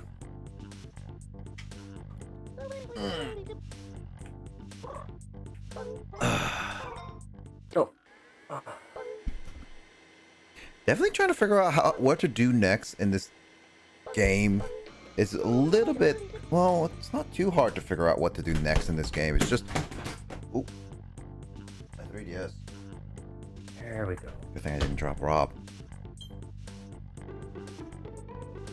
Yeah, because I don't think like getting the things I need to do stuff.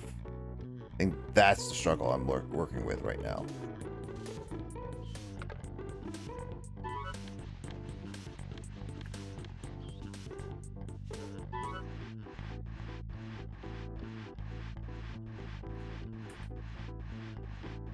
Yeah, because I need to figure out how to get everything in the right places.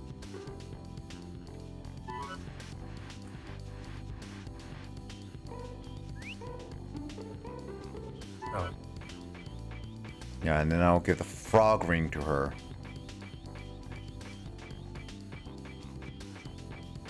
Alright, so I'm up here. What do I do now? Nothing over there. Oh, shoot.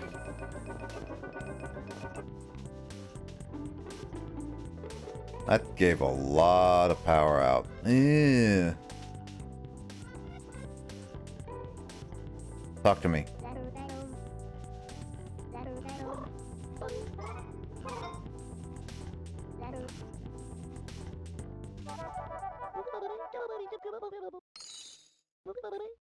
Oh, okay, just saying yes.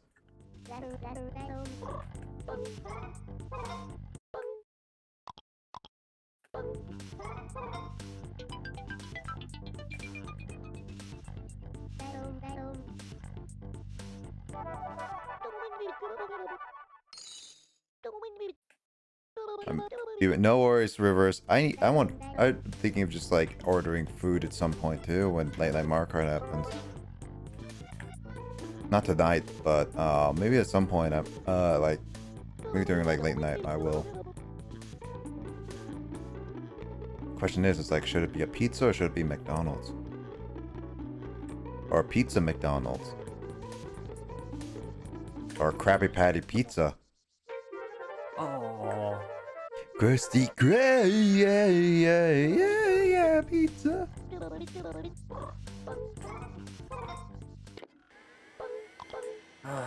The amount of times you have to actually plug into this game is just a lot.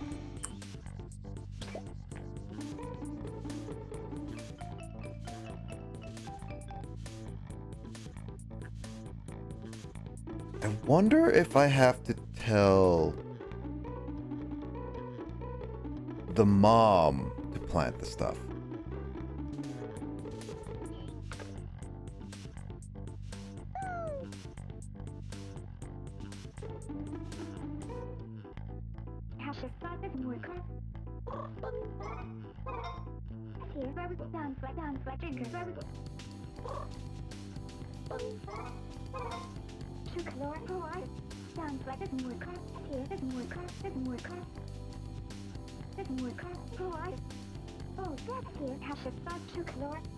So she thinks her family's freaks. Yeah, her family's fake. Her husband spends too much money, and her daughter, she thinks, is a frog. She's becoming a frog.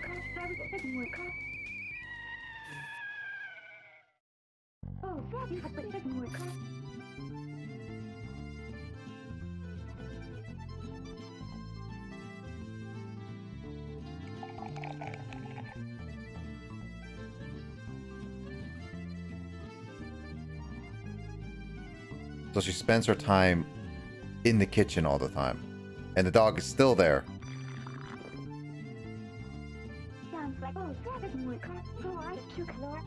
Lazy, no good, so-and-so. Wow. I'm just gonna keep saying yes.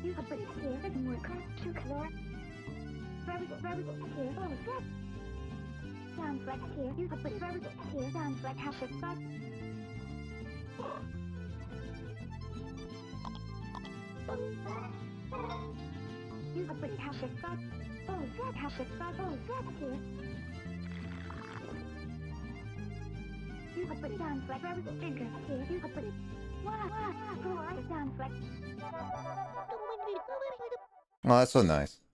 And she gave me money.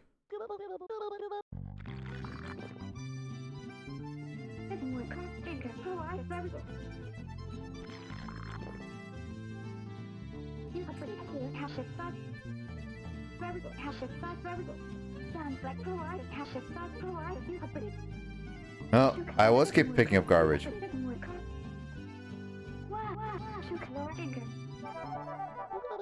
Okay, she's winking at me a lot.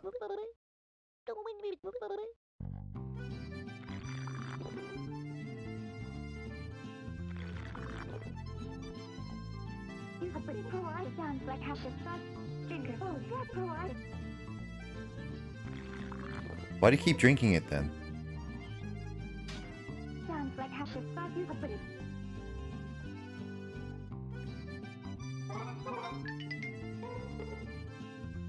Oh, there's a little tiny cup for me too.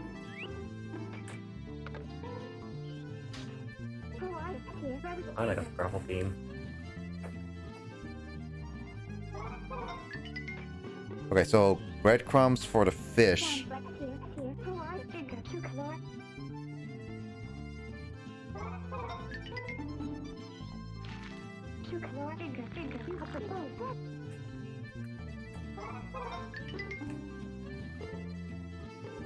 God, give me that thing.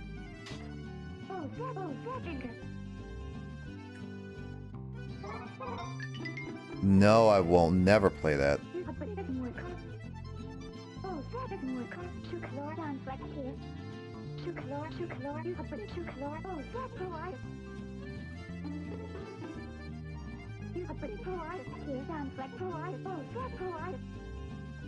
But I'm one of his toys. But then again.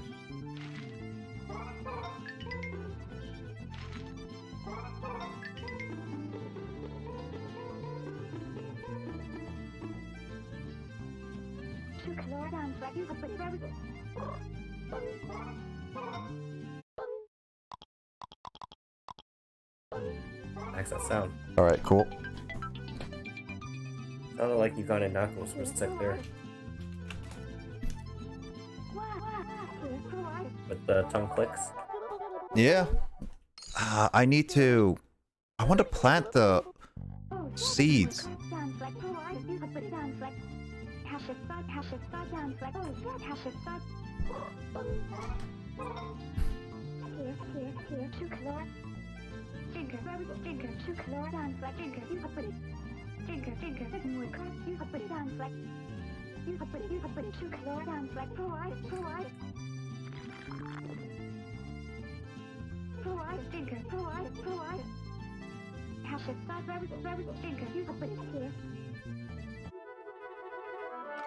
Okay, there's a spoon over there.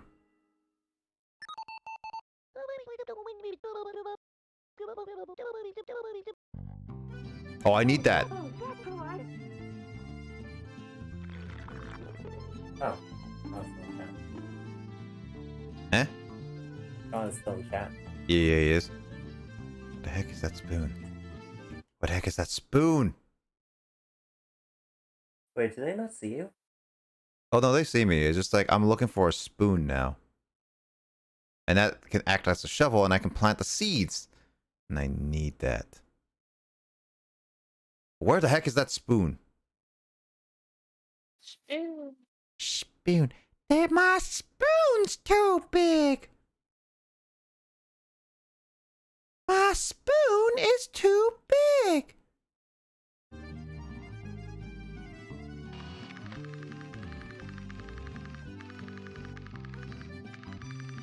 Oh, it's up there. Okay, got it.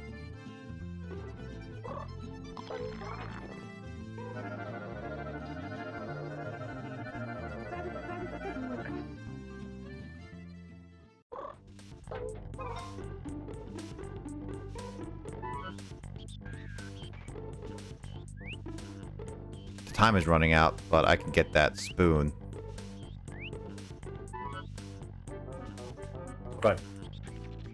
Come on, get up.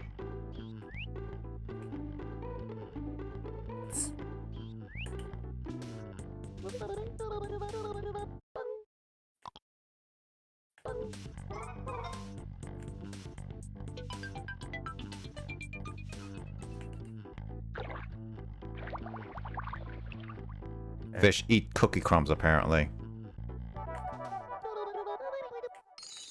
And also give me money, apparently. Okay, you should. I should have married you instead of that slob. Wow, that... Her wife... Wow, is... not really... Nah, she's not good with her husband, yeah.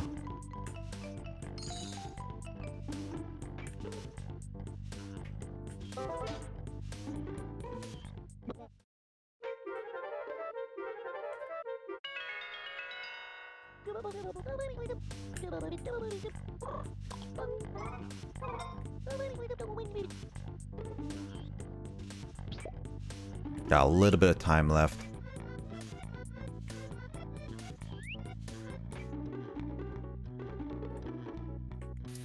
Can I not?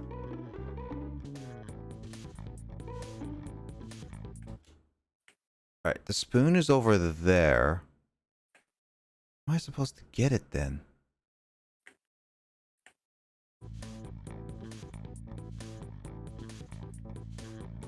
The ladder wouldn't work. Okay. Would it?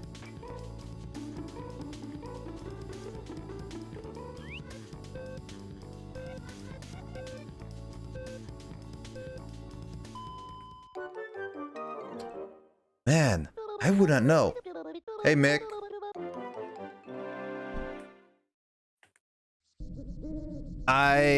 This is Chibi-Robo. Very underrated game series, I would say. First released on the GameCube and last release was on the 3DS. A couple of years ago, at least, I think. No, not a couple of years ago. It would be like more like a few years ago.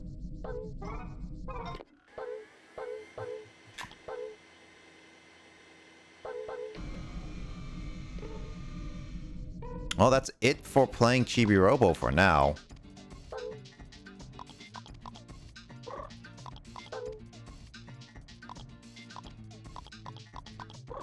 Because I'm almost there. I want to bury my seeds.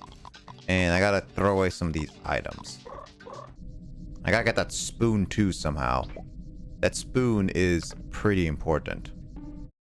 So I'm gonna get that next time. For sure.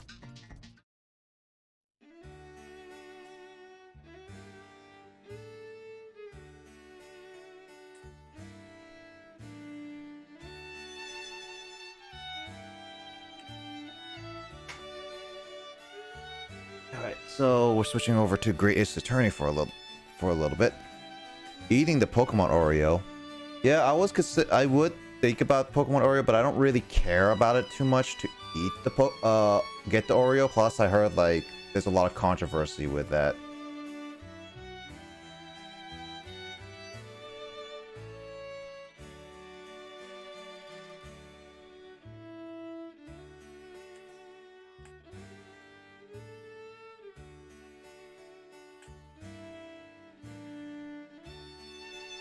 Let's see.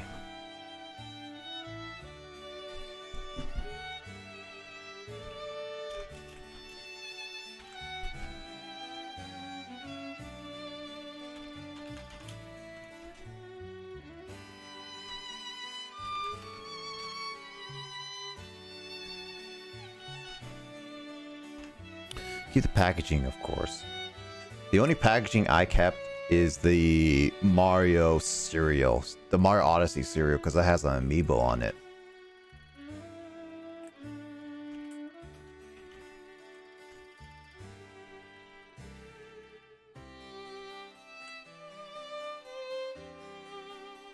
All right, there we go. Switched it.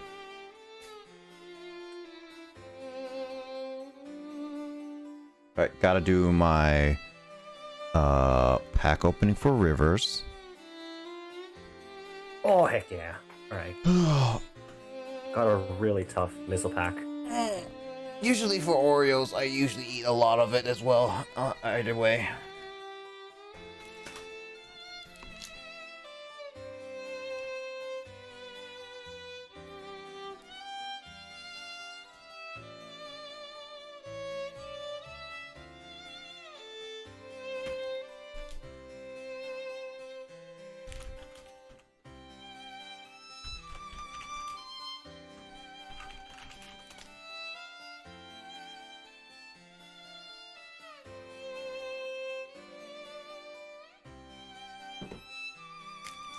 Sounds like I'm just like going to having a lullaby here.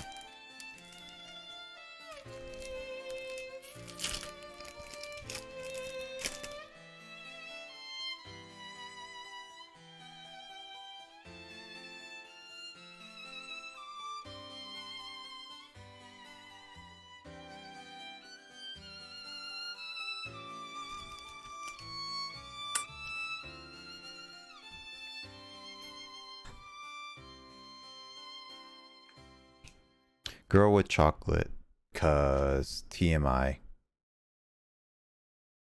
Of course. Alright. Let's see what Rivers pick, because we got some energies. Got a Galarian Stunfisk. Coding energy. Got a Shuckle.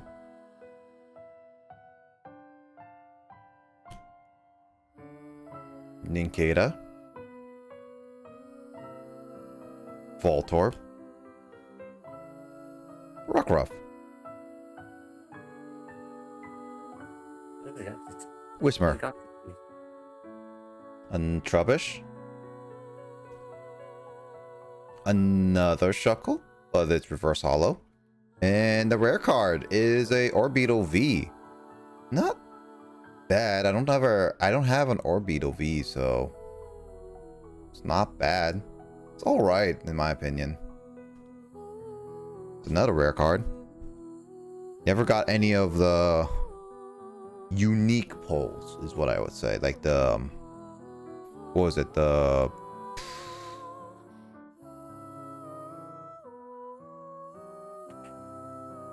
what was I trying to say? Alt art. Alternative art. Yeah. I never got any of those yet. I hope I do. There's still a lot to go through this.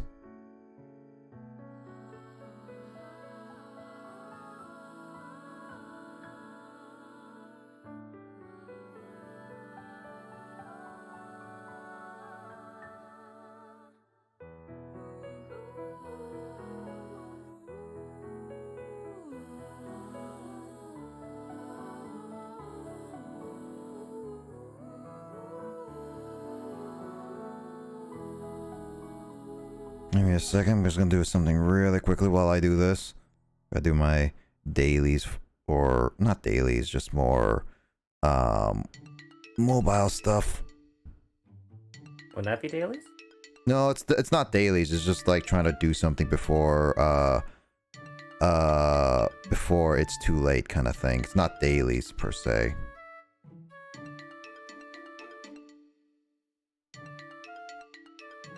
It's like a daily, but not really a daily.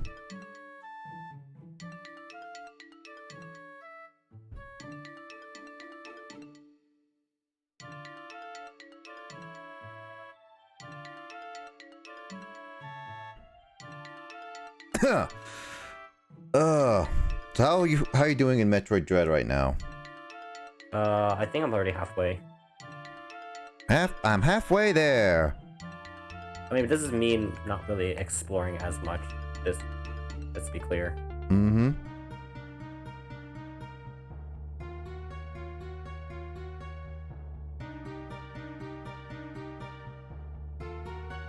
Wait, did I?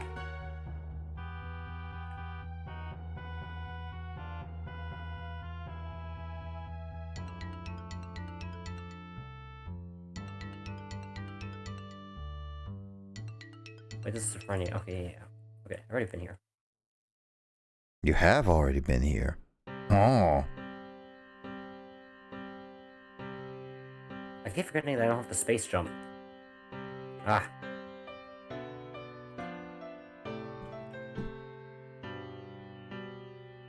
Looking at Andre's and Biz's stream, looks like they're having fun with the karaoke night right now. Oh yeah, that.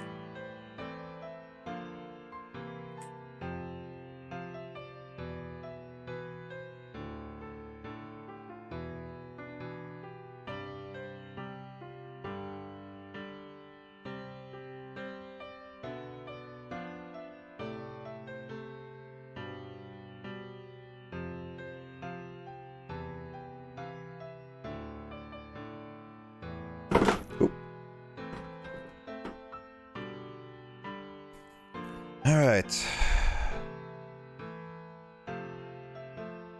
Oh, I should get my Great Ace Attorney game out because I did not even put it back in because I was getting the Pokemon special like stuff.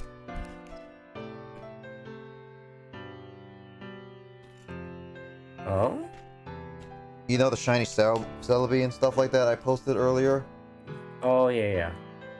That stuff. Got it. That's like I had to put in Sword just to put in that. And I still haven't played the Test by Sugar. Alright, no worries, Mick. I still haven't even played the DLC and I paid for those.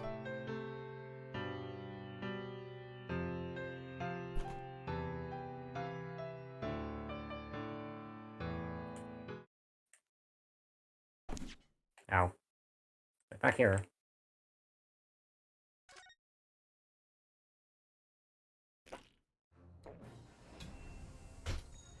Alright.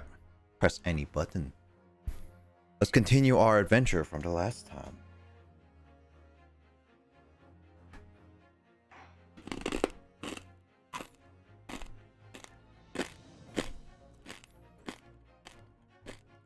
The Adventure of the Unbreakable Speckled Man. Investigation Part 2.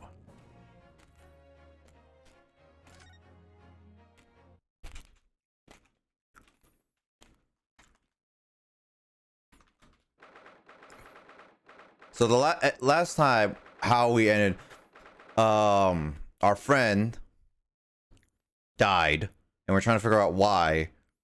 And of course, we are suspected to be the murderers of another case again. And we met Sherlock Sholmes.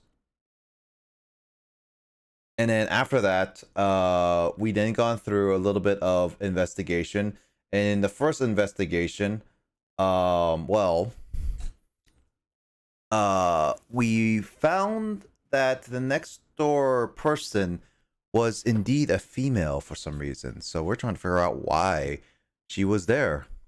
And how she got on there too. Because we found out that she is a famous ballerina. Right.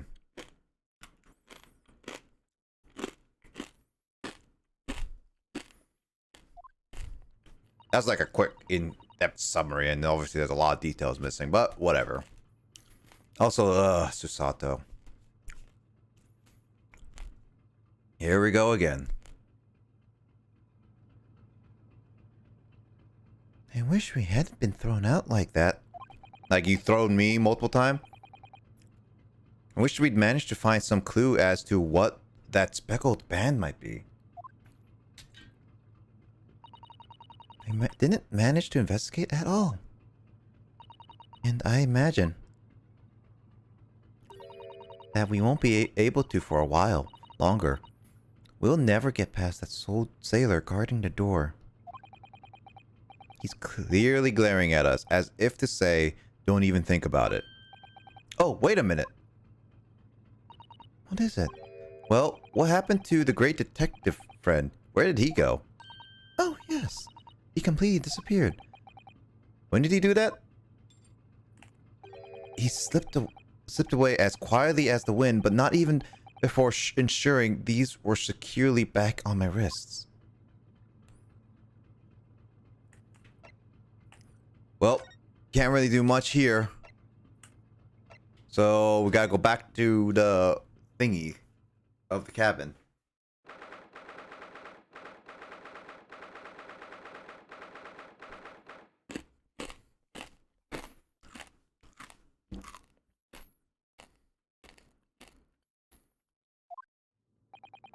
It looks like they're still investigating in here. Yes. On that subject, I wonder if Inspector Hosonaga is unscathed.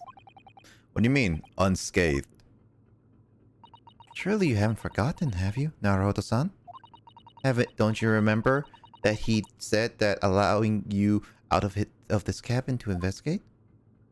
He was going to talk to the captain about it, and said he'd lay his life on the line for you. Oh, yeah. But I'm sure he was exaggerating. Let's see what he has to say for himself. Might have some new information for us. You never know.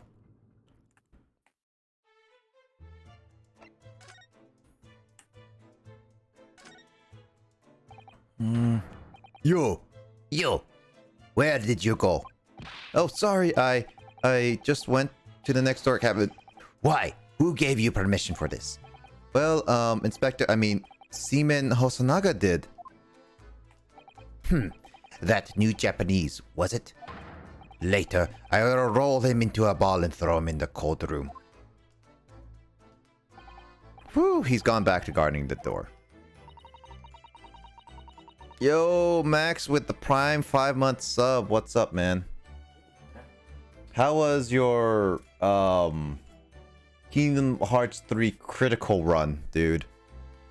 I didn't catch it because I was literally like so tired. I fell asleep and took a nap for a while. When is Max gonna play Metroid Dread, or has he already? Until he gets his copy, which is it's coming from the UK. Oh. So it's not until like probably at the end of next week till 2 weeks from now. Not nearly as bad as I expected. So far, at the least. Jeez. At least it sounds like you're not gonna have too much of a hard time. Also the 20th, so that's like in 2 weeks from now. But that's like expected date. I think like my experiences with like overseas shipping usually comes in earlier than expected for me. I don't know why, but every time I order overseas, and then just like not just the one time I ordered from the UK from Amazon, but I've ordered like multiple times from like other places on eBay and stuff like that, and they ship it to me and they come in like a week or week and a half, like early, and a few days early to a week earlier than expected. So maybe it'll come soon, Max. If there's no tracking, then you don't know where it is. I'm pretty sure there's no tracking for you because, yeah. Maybe you'll get it by end of next week, actually. I hope you do. Because then you can finally play it.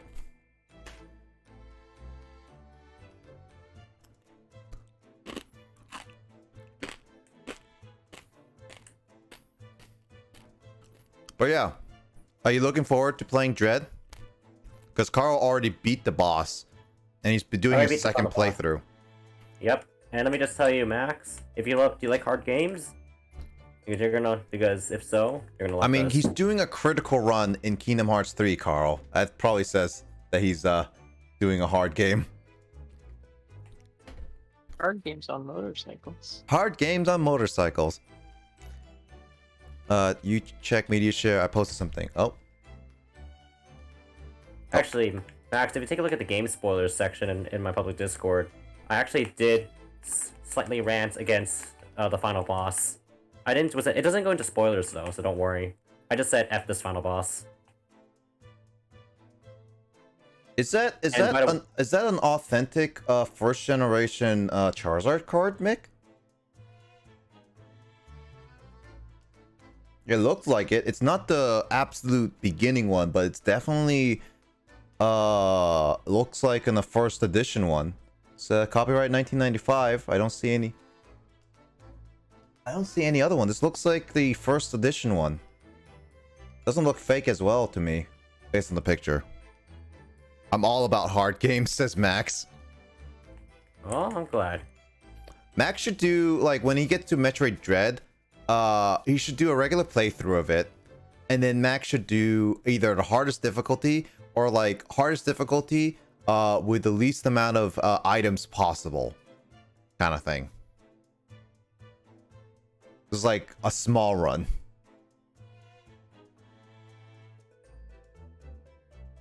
That will give him a challenge.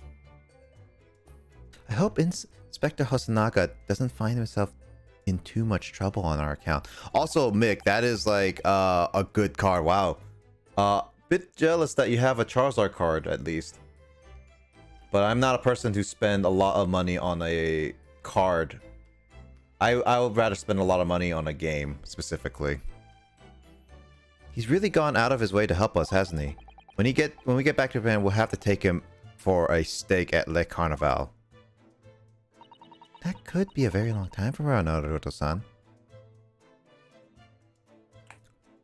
I'm starting on the hardest difficulty. If I'm not crying, I ain't buying. Wow, Max.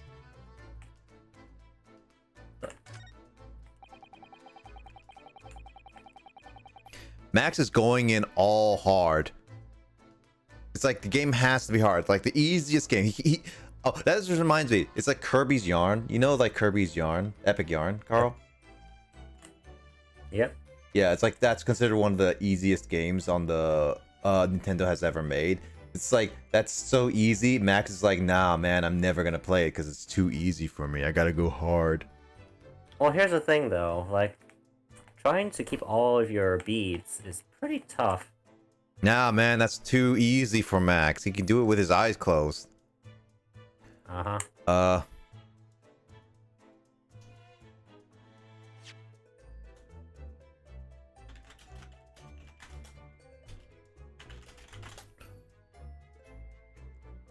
It's not mine though, it's your fiance. Oh, okay. Well, your fiance has a really good card.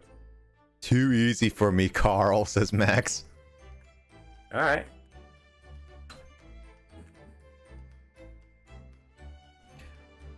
Actually, Max, wow. What is the easiest game you've played so far? Like, what was the game that when you played it for the first time, it was like super easy? So it's clear that these letters were written in ink that was somehow spilt on the floor, and they spell the Russian word for wardrobe. Doesn't seem to be unambiguous into you, Naruto-san, as you were sleeping in there. But to be truly unambiguous, it should have spelt out my name, don't you think? Well, either way, the fun fact remains. It's hard to imagine that Kazuma-sama would have written his last words a word in Russian. Which begs the question of who did write it.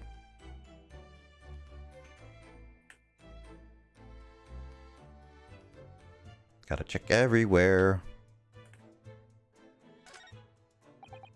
These are the rules of passage for travel aboard of SSBlazer.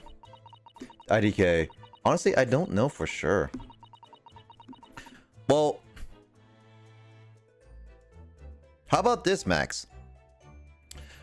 You played a lot of games over the time and even now. I mean, there's the games that you've already said that disappointed you after you played it, but what was a game that you were very hyped for, but first impressions felt short? Doesn't necessarily mean that the game was bad at the end, or like it was either like you overall liked it but just didn't like the beginning part, or it was super slow or something like that. Like, what was your first impressions of it? Like, what game gave you that you were hyped for but were immediately disappointed by your first impressions of the game? That's a very specific question. I am almost at the end of the Ace Attorney. Oh. You mean the trilogy, right, Mick? The end of the Ace Attorney trilogy? Passengers must not keep weapons or other dangerous objects in the cabin. Pets are also strictly forbidden. So by bringing her pet on board, Miss Pavlova has broken the rules. Ah. Carl's dying. She called it her friend, didn't she? Oh my god. Yes, although we don't know what form this friend takes yet. I'm almost certain that whatever it is, it's inside the traveling case in our cabin. A friend. There's more to this than it seems, I think. Ah, I died. Okay. Good job, Carl. The underwater section sucks. Scarlet Nexus. Really? Was Scarlet Nexus that bad at the beginning? And for me, it was Jump Force. Jump Force, I can immediately see. I don't know much of Scarlet Nexus, but I really don't know much of Scarlet Nexus, actually, outside of like the trailers I see. I was actually genuinely confused in a lot of cases, so I don't know about Scarlet Nexus at all. But Jump Force, I can immediately say, hey, Carl, would you like to play Jump Force with me?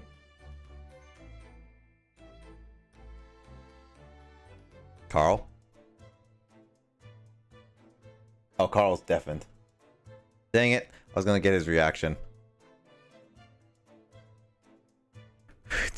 Play Jump Force with me. God, that game is so stiff. The start was really slow in terms of fleshing out the combat. Oh, I played some games that like are so slow that I really just don't want to get through it. That's why it's like, I wish there was a way to speed up the tutorial instead of just playing and making a whole section explaining everything in such a slow manner. It just ruins the flow of a game. It really does. Tutorials can be fun, but on rare occasions, and you have to make them short so that a replay of it can actually be fun. That's why sometimes, like, I wish games give more options of like skip the tutorial, skip the tutorial. I still say Jump Force because it's an anime game, though. Yeah, it's like Jump Force is like,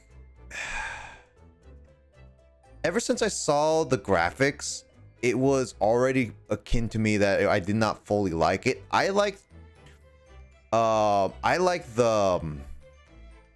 J-Stars battle, the one on the PS3, the J-Star Victory or something like that. That one looked so much better graphics wise, and the intro looked so much better.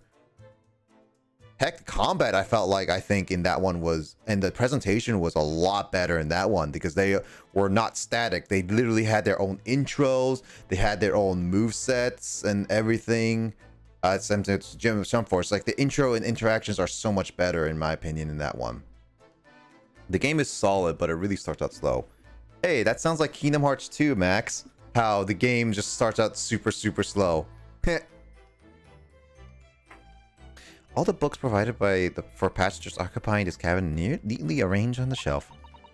They were all over the place when we first looked around, if you remember. Oh yes, and you tidied them up, didn't you? You have to look after the ship's property. Unruly behavior in cabins leads to damage. But it really wasn't me who knocked them over. Well, anyway, I feel much better now that they're neatly lined up. I can't relax when things are untidy.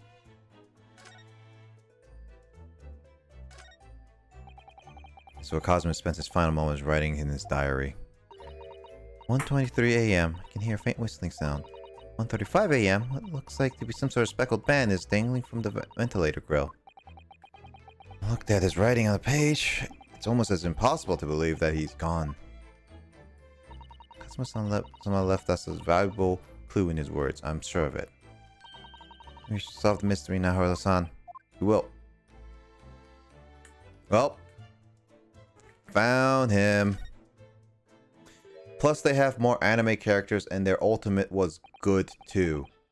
Shh. Kingdom Hearts story is good overall.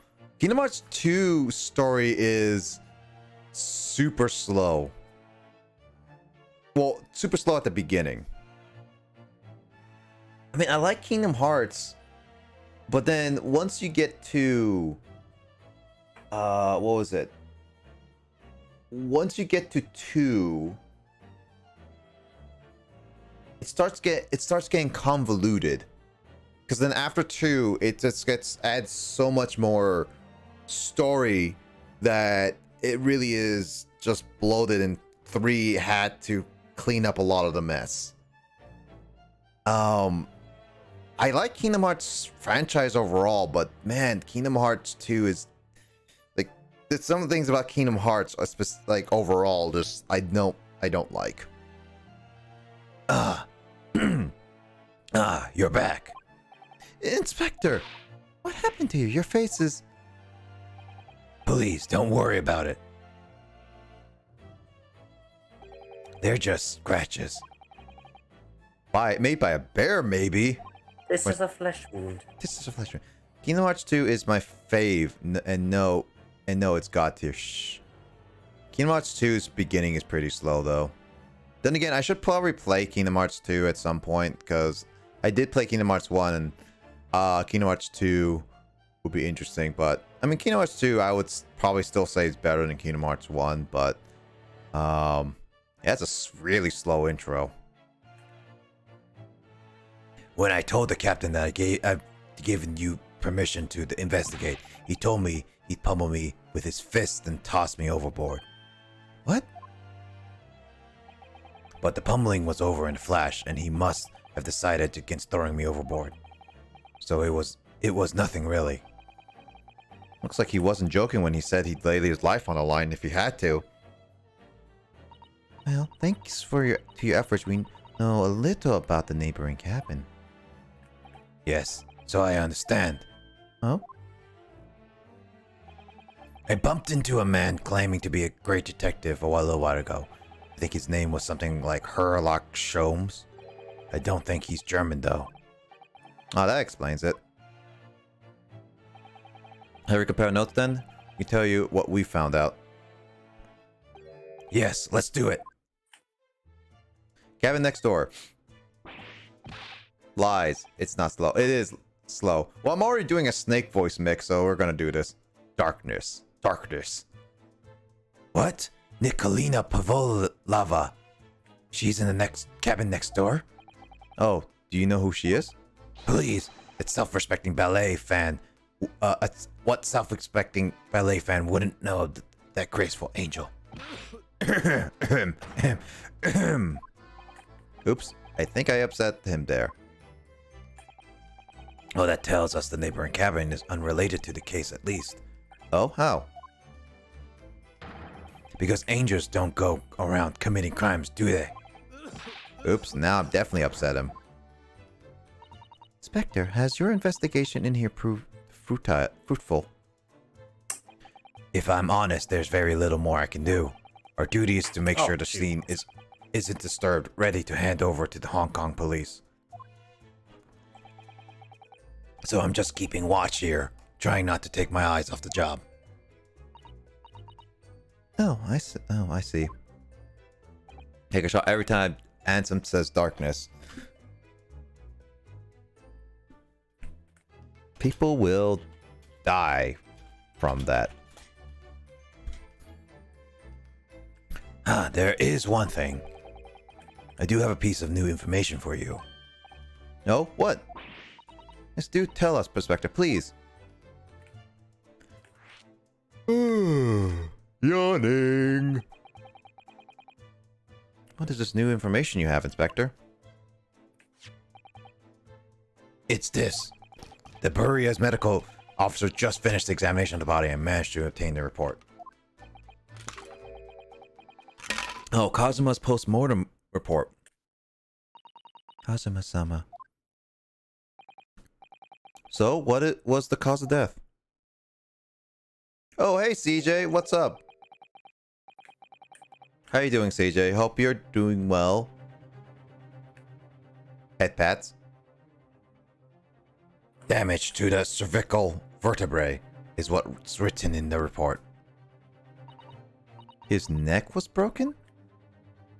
Yes, it would seem so. There were no obvious wounds or other signs of injury. So at first, I think they were considering poison. Gosh.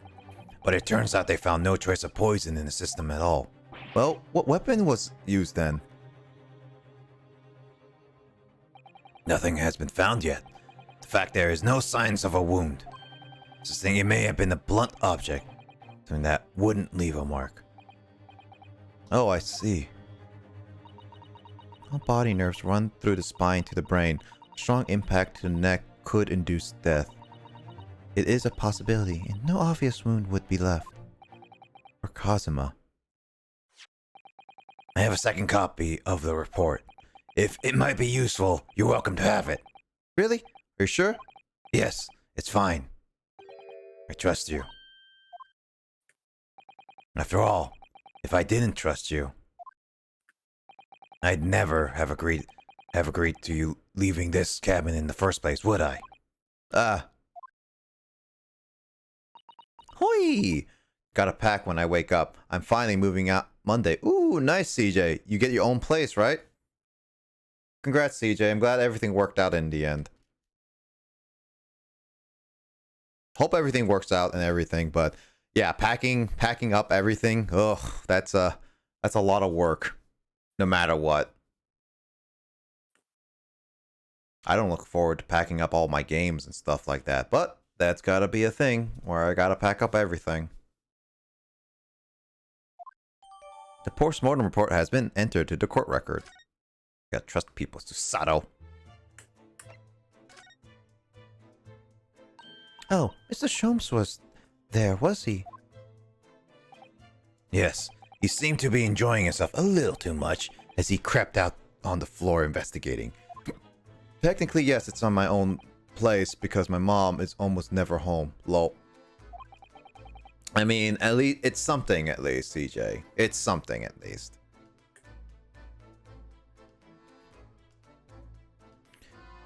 Did he say anything at all? Actually, now you mention it, yes. Just one thing, but he practically shouted it. It's shoe polish. It was all he said. Shoe polish? Wonder what he meant.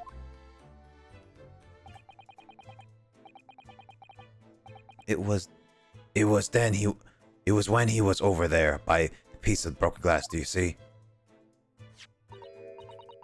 Perhaps he's talking about the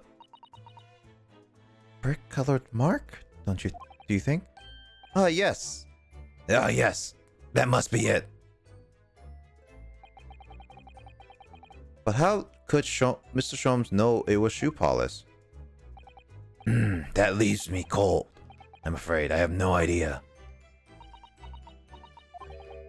What is it, Susato-san? Well, Kazuma-sama was wearing leather shoes with a very dark tan hue. Dark tan? A sort of dark brownish red then. Yes, a little like the color of red wine, but darker. I often repair them for him. Oh, does this mean that this mark was made by a polish on Kazuma's shoes as they scuffed on the floor? The mark on the floor has been entered court record. Mick being adorable, lol. And eating a lot of chocolate because it's time. It's the time of month. Nah, Mick, everyone's beautiful. That's really all I can tell you at this stage. I should return to my post. My fellow crewman's eyes are boring into the back of my head. Yes, that might be for the best. Thank you. Poor Inspector. You look exhausted. Oh, no. Well, I feel terrible that I failed to protect Asoji-san. He was my responsibility. Of course, my pain is nothing compared to yours. You were his friends. Well, I was more of a friend than Susato. Screw Susato. The truth is, I seem to have had a heavy head ever since I woke up this morning. Heavy head? That's interesting. It's still throbbing too.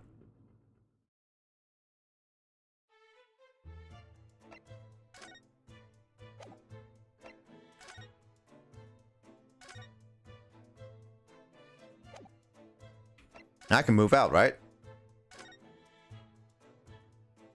That could be about that. Your personality is amazing from what I've seen. Yep, personality is great. Everyone's personality can work as well. Look, Naruto-san. Seaman Straganov, it has gone. Strong enough? A burly Russian sailor who's always crossing his arms and glaring at us. Of all these Russian names are impossible to remember. To be honest, any foreign names to you are kind of hard to remember. Like Japanese to American people, Asian names to American people, European names to other, like, Asian people or something like that kind of thing. It's true.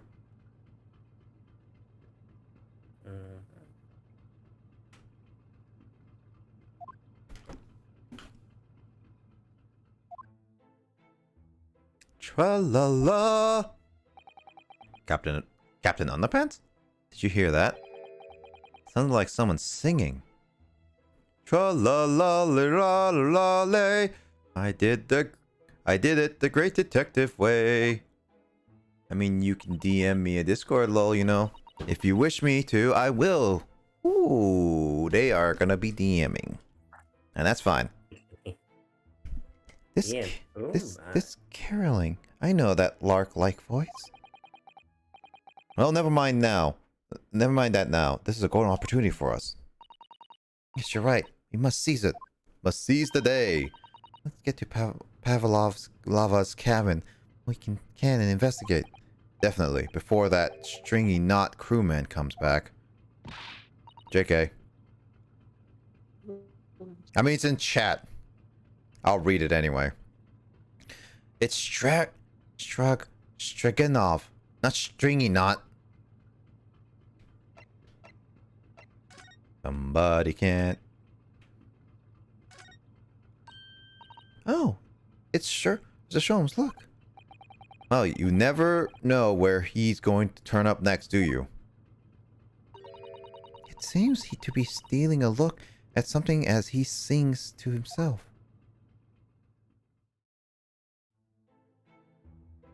Tra-la-la, lira-lira-lay. I did it the great detective way. He's still singing. Do you think he hasn't noticed us? Or he's simply extremely high spirits? A splinter says what? A sphinter says what? Oh, he's simply in high spirits. Yes, there were times, I'm sure you knew, when the yard bit off more than it could chew.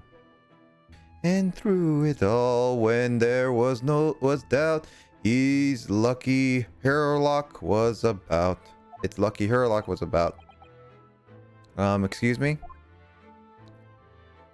I solved it all and stood tall. I did it with the great detective. Hey, that didn't rhyme. Mr. Sholmes. Yarg! What's it? What is it? You want to fight him? Honestly, interrupting a fellow when he's singing, and I was just about to reach the climatic finish. Sorry, I thought you were never going to stop, so I figured now is a good time as any. Yeah, I've very nearly dropped to the floor and with one of my famous right hooks. Alright, I get the picture. Now could you put the fists away?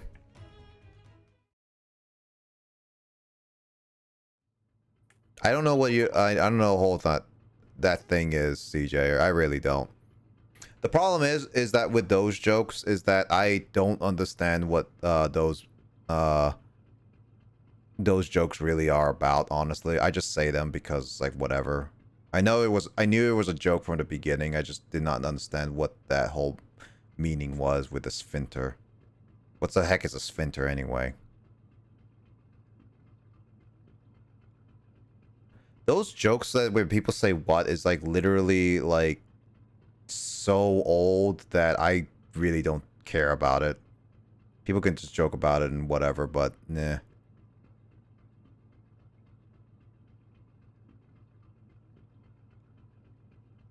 Mr. Sholmes, you seem to be examining something before we interrupted you. Ah, yes, that. I was immersed to studying a ship's log as penned by the stockily built crewman who's usually on guard here. Oh yes, the ship's log. And did you find anything useful from it? Well, after 2 a.m. this morning, the majority of entries are blank.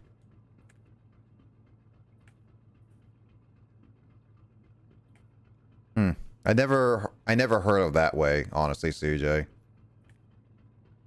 Yeah, whatever. That's literally a new word to me, so I really don't know. I thought you made that up, honestly. I thought that said splinter. Instead of, like, whatever that word is. That's why I said splinter, and then when I double checked on that, it says, oh, okay. That's what it was, that word. Yeah, I never watched Wayne's World. Excellent. I only know about Wayne's World, and I know that its game is kind of rare. Oh god, game. What do you think of the NES game? Yeah, the NES game is actually kind of rare.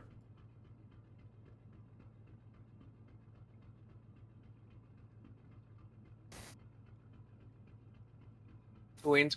Oh, that's so bizarre. I don't know anything about Wayne's World, honestly. It's like one of those like weird movies that I've never watched ever. It's like I don't know, it's like we're not worthy, and it's just one of those like cult classic movies, honestly.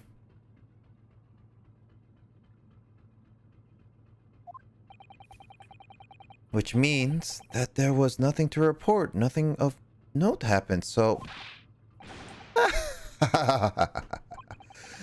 You're truly are a student from the land of the rising sun. You've been utterly blinded by it. Sorry? Your logic, my boy, is inverted. Whatever do you mean, Mr. Sholmes? Observe the other pages, and all shall become clear. It would seem that the same crewman of aft stands sentry in this first-class passageway. And he has the most religious practice of recording nothing to report every half hour. Oh, he writes that in every 30 minutes? Nothing to report. Precisely. Simply put, the seaman writes nothing to report when there is just that. And yet, the ship's logs from last night is largely blank. He didn't even write nothing to report. Do you mean... Yes, there were circumstances afoot last night, which led to the seaman being absent from his post. What kind of circumstance? What happened? That remains a mystery for now, but we can be sure significant took place. So significant that it caused the seaman to forget his regular habit of scribing nothing to report in the log. These are important details that I would stake my life on it. You must log the ship's log in your mental file. Man, I suck at the British accent right now. I think it's like slightly off today. British accent. Ah. Hey, Mike. Indubitably. How about indubitably? Indubitably that... No, I dare say, old chap. There you go. I dare say, old chap, you got... Now that deduction as great as pie. Yes. That's part of tea. Tea and crumpets. Tea and crumpets, young man. Can't wait to actually have the functional internet. Jeez, that would... Having functional internet is almost a need in our society. Yes. You're starting to understand that my way is... I see. That would make Sholmes, the brilliance.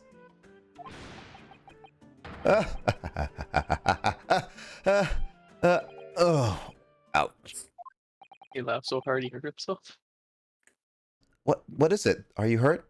Oh, don't worry about yourself.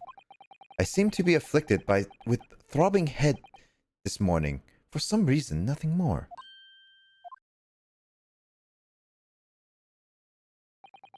Well, my friends, until our next encounter... I've bought an Elgato today at least. Oh, which Elgato? Did you bought the 60 Plus, I'm assuming? Or 60S? Those are some good capture cards. Yep. I have one as a backup. Yeah, 68. 60S is always good. I have one as a backup just in case my current one, which goes into my computer, ever breaks on me for any reason. He's still singing to himself. I can hear his word. He wanders off down the passageway. Oh my. Is something wrong, Susato-san? You seem lost in thought. It's just... Well, I feel the same. Sorry? Ever since I woke this morning, I've had something of a headache. Of a sort of continuous throbbing. Oh, you too?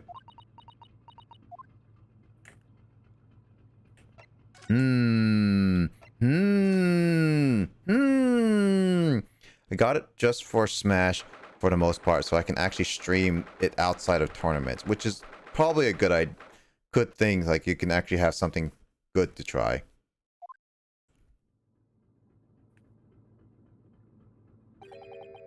Miss Pavlova isn't back yet. Susato-san. Oh, where's she gone? Where's she gone? Hey, what are you doing? Those are her private things. There's not a moment to waste, Naruto-san. We must investigate as quickly as we can. Suppose you're right. For Kazuma's sake. Oops. Not just for Kazuma-sama. What do you mean? It can't be long now until we arrive at port in Hong Kong. I don't want you to be in those handcuffs when we get there. Really? We must solve this case, Naruto-san. By ourselves if we have to. Yes, we will.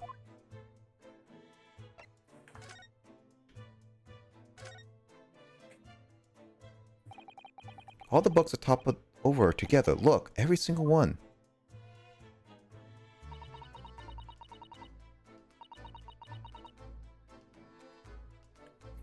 Do you think that's a good God of the Sea, perhaps? Oh yeah, this one's like examination. These are just like probably just like simple talks I'm gonna go through till like get to the actual stuff.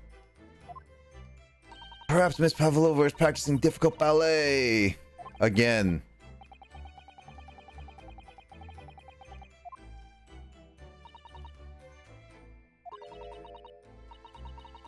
You lost your tempo and knocked everything over. See, it's like, if knocked everything over, that would just be weird.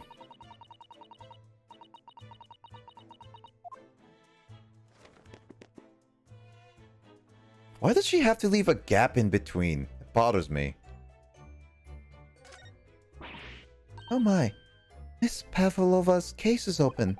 It's completely empty inside, but according to the great detectives, great deduction, she was hiding a special friend in there. Yes, a friend that she had to keep secret. Yeah. Roll your R's, I see. Because you're not allowed to bring animals aboard the SSBlazer.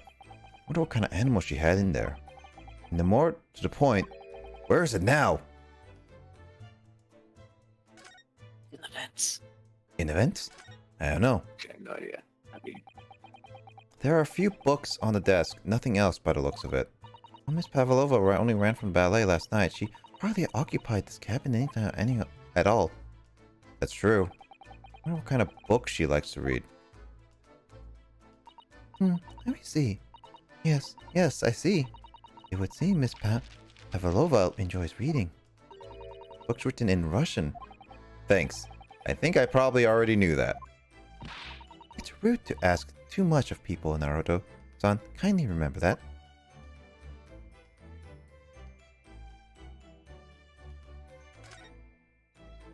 I wonder what is this little saucer doing on the floor? Yes, it doesn't look like it's been dropped. More like it's been put there deliberately. Do you think there could be a leak on the roof just above here? What? A leak? Is this ship quite safe? I'm sure that even if there's a little leak on the roof, it doesn't mean that the whole ship is going to sink. No, you're right. Of course you're right. She's really trying to persuade herself, isn't she? She's a gullible person.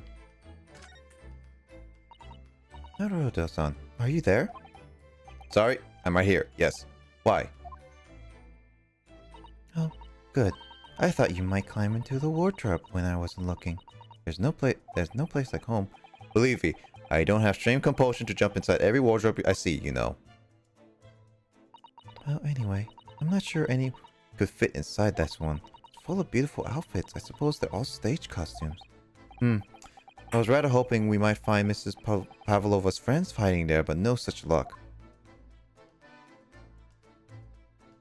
Why can't I examine this bag? It's weird that you can't examine that bag.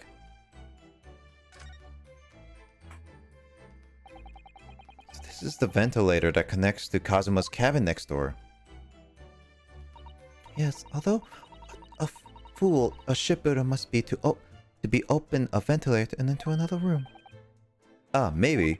It's so that if there's gas leaks next door, the occupant of this cabin would notice and raise their alarm. Or the occupants of both cabins would die of gas poisoning. That is a possibility. Anyway, last night, Kazuma wrote that he saw a speckled band coming through his ventilator.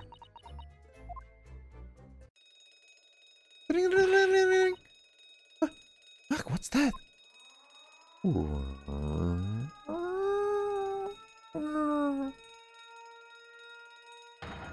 Shut down engines immediately. Vessel sighted a quarter-mile forward. Full stops. Hard starboard. All hands brace for impact. What the? I think we're about to crash into another ship. What? Uh-oh. I can't stand. Susato, hold on to me. Bag! And then everyone dies. Carl, everyone dies, right? The end. Alright, cool. Good game, guys. 10 out of 10, Carl, would you say? 20 out of 10. Oh, 20 out of 10. You're Oh. really anticlimactic. Anticlimactic. Susato-san, are you alright? Are you injured at all? I think I'm fine, thank you, Naruto-san.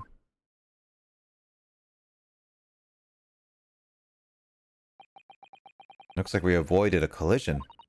I think. Yes, the ship has come to a stop. Oh my goodness, what about you, Naruto? Are you hurt? No, I'm fine. Hello? Is anybody out in there? Shout if you need assistance. Oh, that sounds like Inspector Osanaga. Is that you in there? Naruto-san, unbolt the door quickly. What? The bolt? Look at that. The door is bolted. Did you do that, Susato-san? No, I didn't touch it. Oh, that's strange. How did... And look at that, the books. Just like they were before again.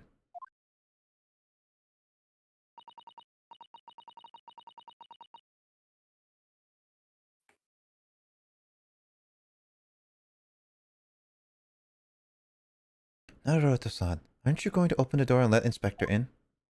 Sorry, I'm not talking, just messaging someone. I wonder who. Nah, no worries, Mick. It's fine. I'm just reading off the story and finishing this up. Better tidy this place up first.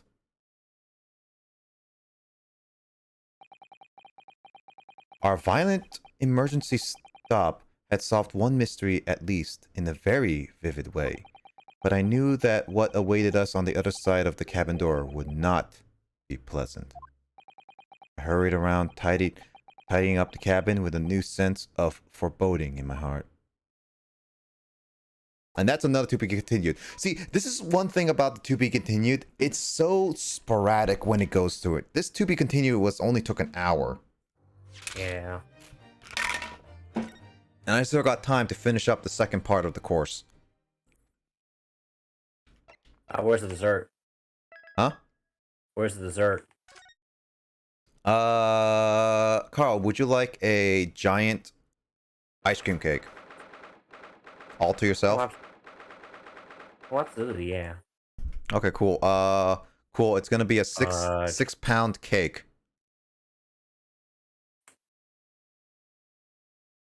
Okay, start again. Oh, Carl, you died. I saw that. There's a bit of audio delay, and it's all about audio cues, about timing. Yeah, if you're listening to it based off not the actual TV, but the capture software, it's a couple frames of delay at least. So if you're listening to that, then yeah, have good luck having the timing of it, Carl. Yeah, I wonder who, says CJ. Somehow the door into the cabin we were ended up bolted after we made an emergency stop. Susato-san took a deep breath and then gently slid back the bolt.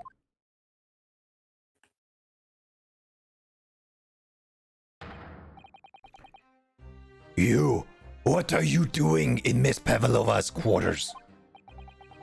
Ah, I see. You're both unhurt. Good. Yes, we're fine. Thank you. What on earth happened? We heard something about how we were going to collide with another ship.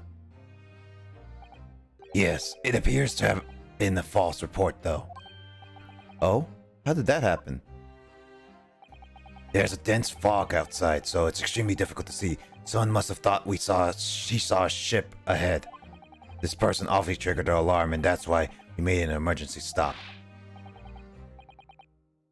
Everything is in chaos.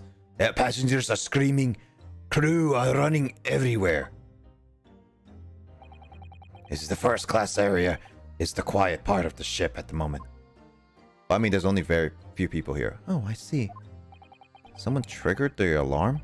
Does that mean that someone pressed that button outside? Ah!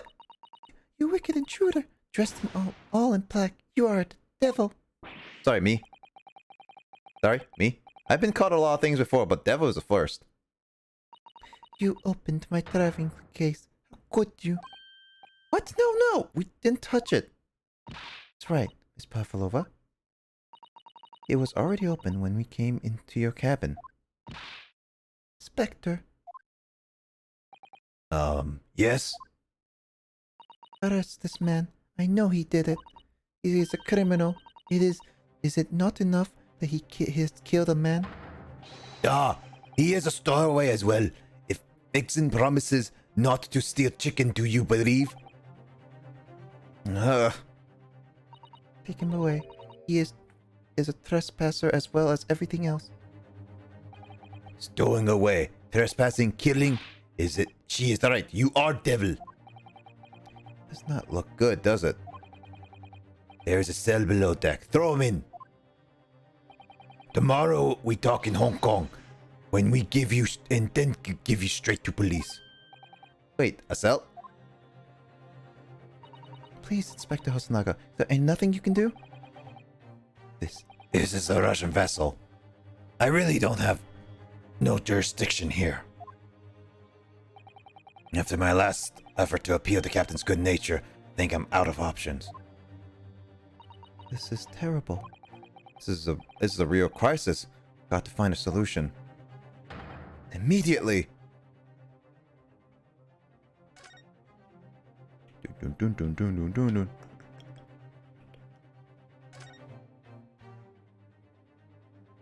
Huh. I wonder where I should go.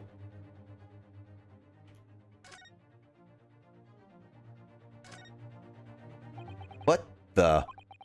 What are you doing up there? Mr. Holmes? It's Mr. Sholmes? Naturally, I was analyzing what a weight of 20,000 rubles feels like on one's head. Have I not told you that I was a detective? It is my business to know what people do or not. Do not. This isn't mere tomfoolery, my boy. Oh, no. Well, why are you hanging from the hook before then? Isn't it obvious? To properly assess the weight of the 20,000 rubles, naturally. I wish to determine if it was bent to conceited, hook on the wall, looking hook on the wall, so full of brag and bounce. I can never know whether to take this man seriously or not. You again, the great detective. Come on. Inspector, I confess I've been looking for you. Oh, come. I have something to report to you and to do most urgently. Well, you might try looking for me somewhere other than a hook on the wall next time. What is to report? Speak. Urgent report from the great detective can mean but one thing. Yes. The case of a curious murder that took place last night here on the vessel, the steam Berea, has been solved. By me, naturally. What? Really? Yes, I have eliminated all possibilities. No other explanations exist. So, allow me to illuminate all your minds. For I'm about to reveal my great detective's greatly admired great deduction to the case.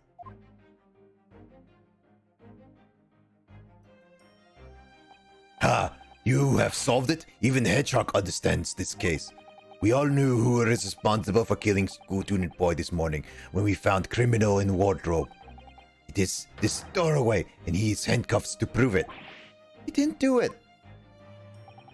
The trouble is, there doesn't appear to be anyone else who could have killed the victim. Because, as everyone knows, the cabin door was bolted shut from the inside. That means the culprit must be someone who was inside the cabin. Yes, it's what's called a locked room mystery in the detective story. Locked room. What? That is point. Oh, what's the locked? Well, I can't deny that. There's no way a bolt could have been drawn across from outside the cabin. You are all quite mistaken. The cabin next door is not a so-called locked room at all. What? Oh yes, there is another entrance. An entrance used last night by the culprit in order to gain access to the cabin despite the bolted door. What other entrance? He never discovered one. Why, it gapes open mouth at you even as we speak. The ventilator, man. The ventilator? You think this is funny? I can't even put my arm through that hole. That's because your arms are as thick as tree trunks. They are pretty thick. You're suggesting that the culprit entered and left the victim's cabin through that tiny opening? It's impossible. Ah, but it is. And last night, the victim even witnessed the intruder in the act of passing through the ventilator. Mr. Sholmes, do you mean... Are you referring to the words Kazuma-sama wrote in his diary? 1:23 a.m. I can hear a faint whistling sound. 1:35 a.m. What looks like some sort of speckled band is dangling from the ventilator grill. Precisely, my dear madame. But what does it mean? What is the speckled band? The answer to that particular conundrum is in this very cabin.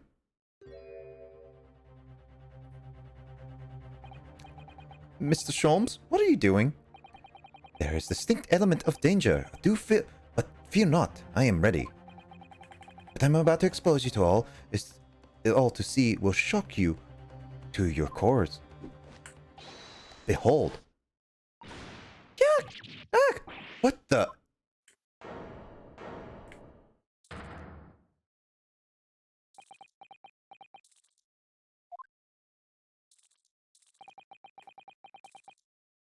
Allow me to introduce you all to the band. The speckled band. A snake? Indubitably.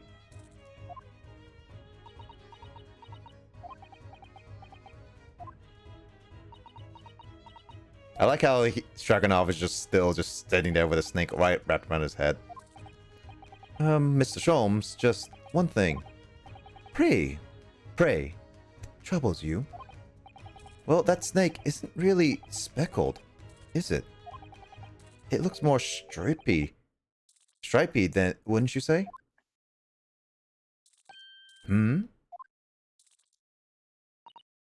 Yes, you're right. I think in this case, you'd have to call it the striped band, wouldn't you?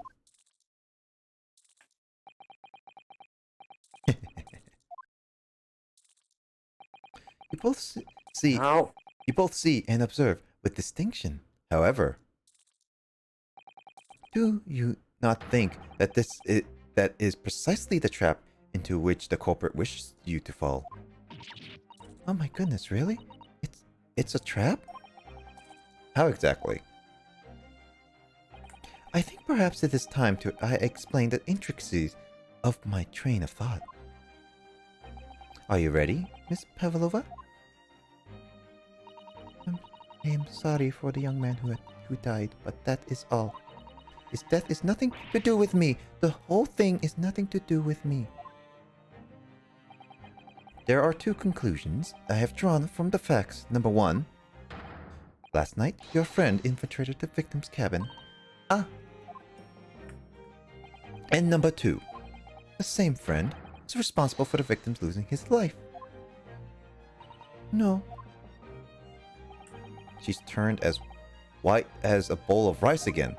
Sholmes must be right. He's hit the nail on the head. This younger woman's friend killed Mr. Osagi. Looks like he can't speak with that snake coiled around his head. I would advise as little movement as possible, Seaman. You wouldn't want the fangs of that long friend in your neck. So everyone, let us begin. Sherlock Sholmes is about to present his logic and reasoning spectacular.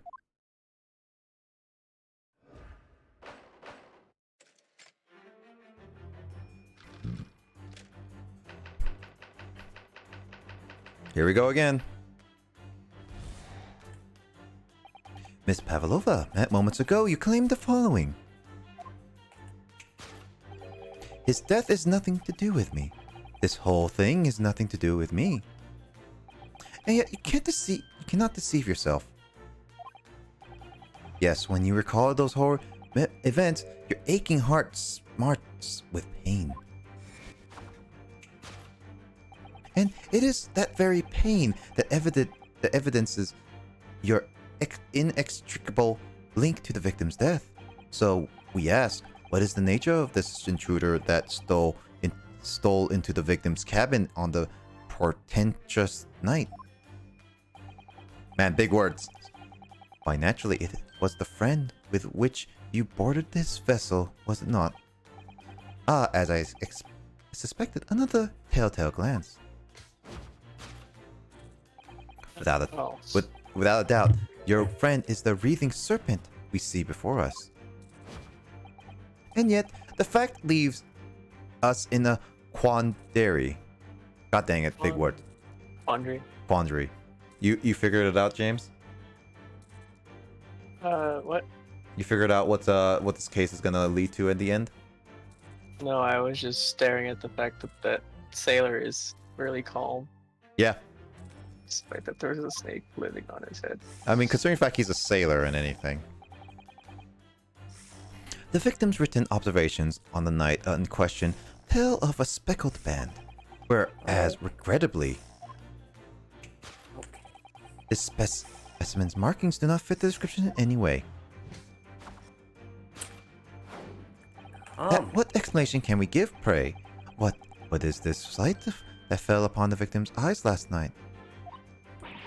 Oh, no, don't look at me. This has nothing to do with any of this. Oh, but it does. You have the answer into this quandary, even now, hidden behind your back. Yes, that which you're trying to, but failing to conceal, can only be in the snake's slowed skin. Evidently, after the subtle and horrible crime, this most deadly friend of yours shed its original skin, no? I don't know what you're talking about. Last night, through the ventilator visible in this cabin, your then speckled friend slithered next door. Using the belt cord. Wait, was it actually in the vents? It is true. So the actual thing that we've concluded that's true is that the true intruder that killed Kazuma went through the vents. Oh, I was just throwing spitballing ideas out there. Yeah, so what you said was like the ventilator was actually true, James. Yeah, but there's more to this puzzle that meets the eye because we're almost there. It's just that we need to fix up Sholmes' case by case. Using the bell cord on the other side as a bridge, the serpent silently descended into the victim's quarters. In the dim light, it appeared to the young gentleman who was about to lose his life as a speckled man. In summary, the nature of this friend of yours which last night infiltrated the scene of the crime is a rare breed of snake whose markings change each time it slows its skin. A snake so dreadful we can only imagine it be found in the deepest depths of India.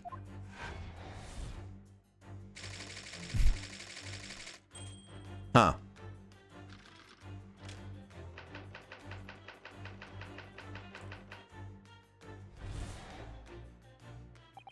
Moving on, we can come to connect the matter, the grim demise of the victim. How this young man lose his life? Why? According to the data of which I have appraised, it would appear that there's no visible signs of injury.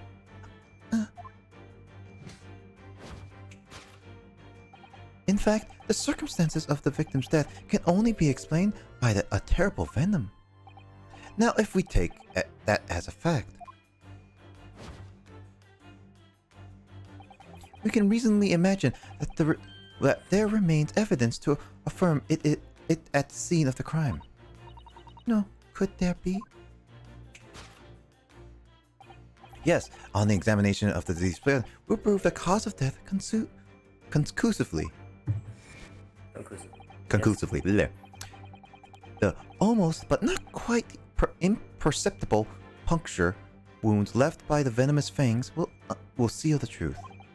Yes, the vestiges of the snakebite delivered by your terrifying friend. This makes no sense. There's no point feigning ignorance, Miss Pavlova. After the incident, endeavored to hide everything, didn't you?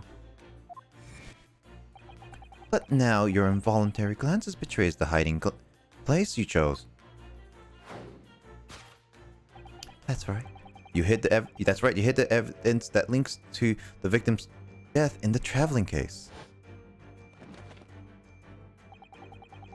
When we first met in this cabin, it came to my attention that your case moved periodically. Your serpent assassin was restless inside, no doubt. You don't...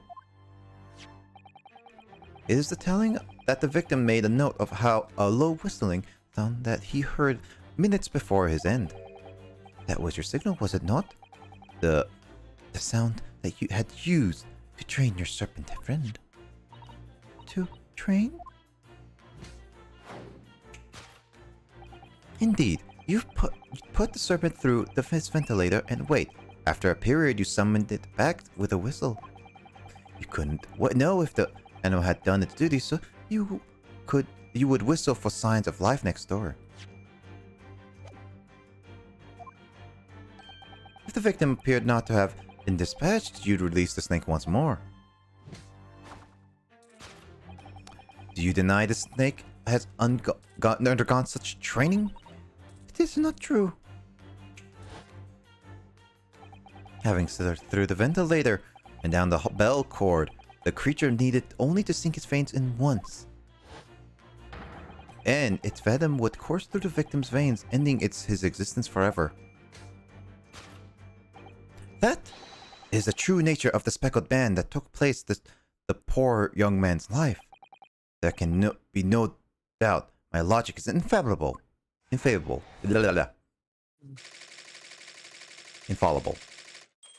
Man, I can't speak today. Is there even a bite mark on the body?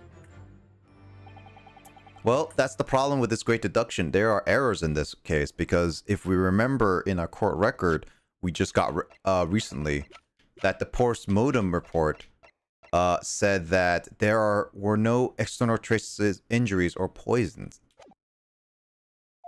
So there is something else to this matter that he did not say and that we have to fix. No external injuries. Mm-hmm. But it was a blunt trauma to the neck. Miss Pavlova has trained her pet snake as a killing machine. There on the floor, we will reserve the saucer of milk. The promised food is the key training any creature. Incredible. You solved the mystery. Amazing. Your great deduction really lives up to its name. I see. Punched in the face? Yeah, he got punched in the face because the captain hated his guts. And hated that he gave the permission for Ryunosuke, who I am, permission to leave the cabin as even though I'm a suspect. I see now why Sherlock Holmes has become such a household name. My dear man, it was nothing remarkable, as the Russians say. I could have not done it with one left hand.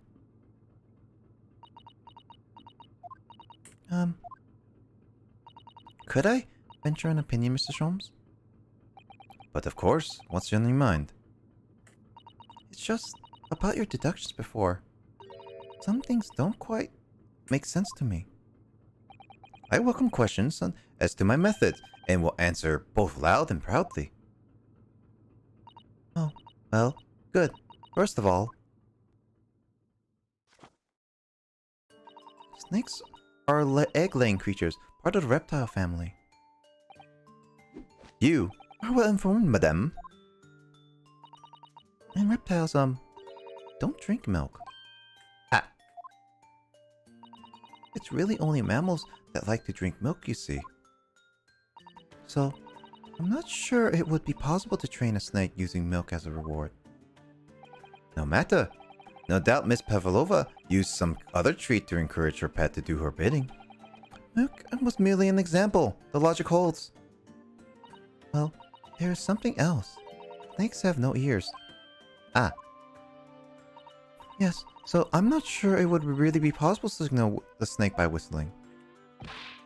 But Madame, what of the tales of Arabia? Have you not heard of the snake that dances to the sounds of a flute? Perhaps the performer plays their music in time with the snake's natural movements. Oh, I see. No hands, no feet, no ears. These creatures are so inept as to be practically useless. Snakes can still hear though. They just don't have like the same structure as That's we- human. Yeah, they can technically still hear. Don't take it out on the snakes, Mr. Sholmes. There is one other thing. You have one more? Snakes use the scales on the bellies to propel themselves. So, I'm not really sure a snake could manage to climb a flat bell cord like the ones in these cabins. Then he would... should try harder. Please, don't be angry with me, Mr. Sholmes. The point is, even if the snakes had gone through the ventilator in the next door cabin, it couldn't have come back without help.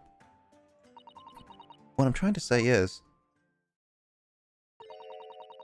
that there are a number of reasons why it's difficult to imagine the snake could have had a part in this.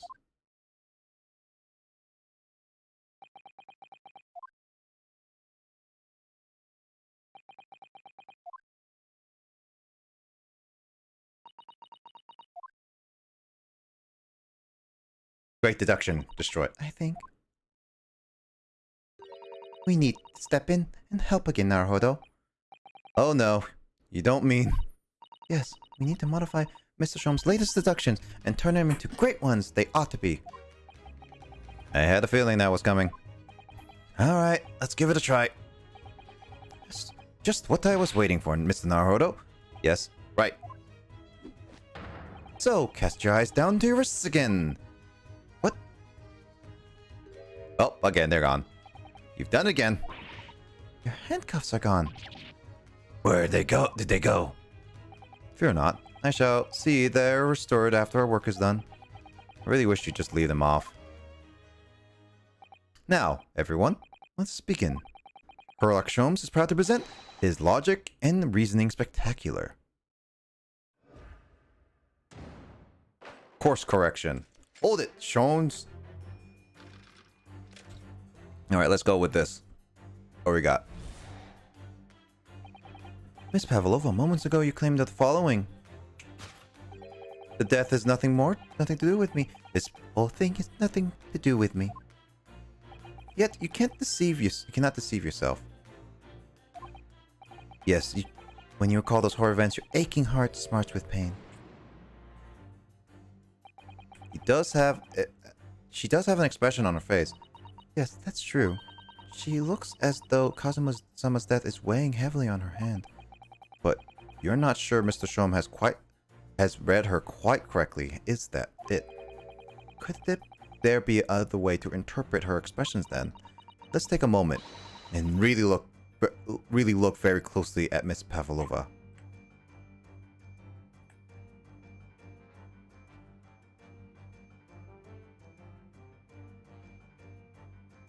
What?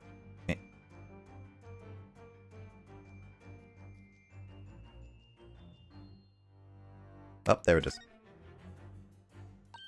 Oh, Naruhodo-san, look. That looks like a very painful wound. It looks like a scratch made by a small animal.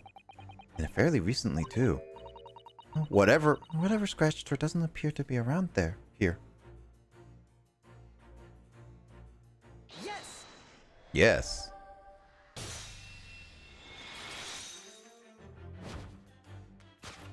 Yes, when you recall those horrid events, that claw scratch smarts with pain.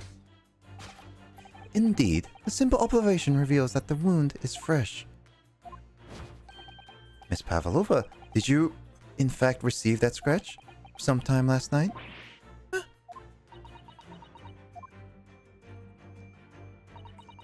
I think about that young man who died next door. I feel so sad. And when I am sad, the pain from this wound is worse. You frick. You frick. By the way, he's not talking about Pavlova. He's talking about Emmy. It is that very pain that evidences your inextricable link to the victim's death. So we ask, what was the nature of this intruder that stole the victim's cabin on that portentous night? Why, naturally, it was that friend which you boarded this vessel, was it not? Ah, as I expected, another telltale glance. Without a doubt, your friend is the writhing serpent we see behind us. It seems likely the scratch mark on the back of Mrs. Pavlova's hand was made by this friend of hers, doesn't it? Except, snakes don't have claws, do they? No, they don't. They don't even have hands or feet on which claws might grow. Well then, if that snake isn't her pet, what is?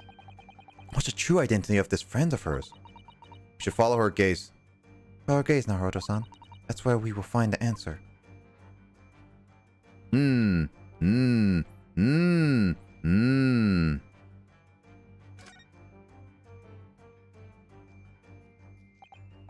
Oh, look at that photograph in this frame. This must be something Miss Pavlova brought with her when she ran away.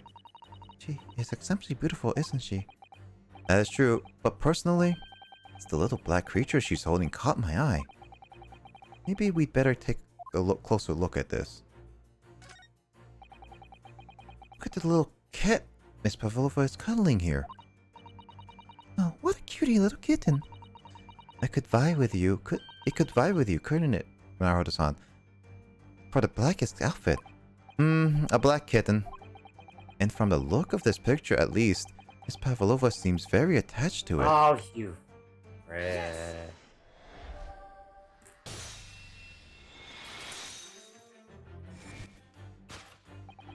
Without a doubt, your friend is the little kitten we see before us. Yes, that scratch on the back of your hand makes it abundantly clear. Oh no.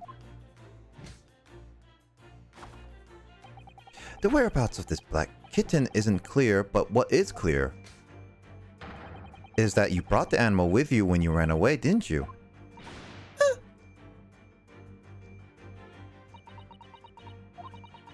Arka is my best friend. I couldn't leave her behind. So Darka would appear to be a Russian blue. And yet, that fact leaves us in a quandary. The victim's written observations on last night in question tell of a speckled band. Pavlova? That's a great dessert. Is Pavlova a dessert? Pavlova. Is it?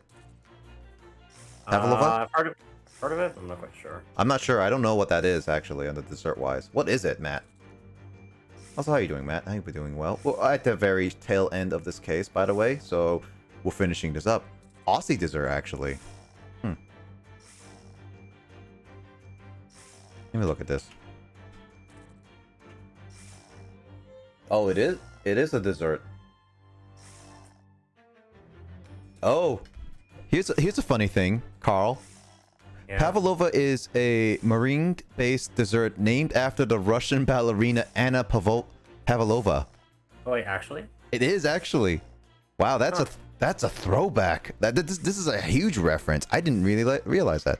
I'm gonna pass out. I like how this plays, so I'm gonna refrain from watching it later. No worries, CJ. This is a great story. I highly recommend it. Yeah, this is case 2, so you're not gonna be missing. You got spoiled not too much, but yeah, totally play this when you can. Anyway, later, CJ. I'll catch you later. Have a good rest of your night. Also, yeah, this place of origin is made in Australia and New Zealand. Funny enough, it was named after a Russian ballerina. It's weird. Huh, I never knew that. Why that snake so angry? What did you do to it? Oh, we'll find out, Matt. We'll find out. We're getting to the tail end of this. Whereas, regrettably, this specimen's markings do not fit the descriptions in any way.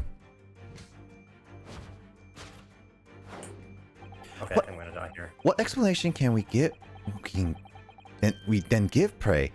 What was this sight that fell upon the victim's eyes last night? No, don't look at me. This has nothing to do with any of this. Evolving skies, right? Oh, but it does! We have an answer to the quandary even now hidden behind your back. Yes, that which you're trying to hide but failing to conceal can only be the snake's slow skin. You know me too well. I mean, that's the only one you pick, yeah. Did you see that? She took something out of her pocket and hid it behind her back. If she just left it in her pocket, no one would have ever known. Oh yes, employees like that are Mr. Holmes' specialty. He's ever so cleverly forced her to reveal something. I thought this deduction was his specialty. Or maybe making me believe that was a ploy, too. Anyway, that's fine. I find it hard to believe that's the skin of a snake. In which case, just what is Miss Pavlova hiding behind her back?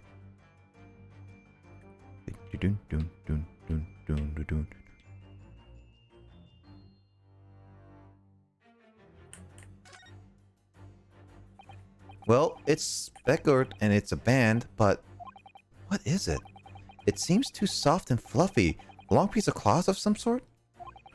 And that looks like a handle at one end. Thinking maybe a cat's toy. This sort is common in the West, apparently. How is that a toy for cats? Cats like to be chased around and paw at it. Kittens, in particular, love that sort of play. You only need to wave it in front of them, and they pounce to catch it. It sounds positively adorable. Interesting. Yes. Yes.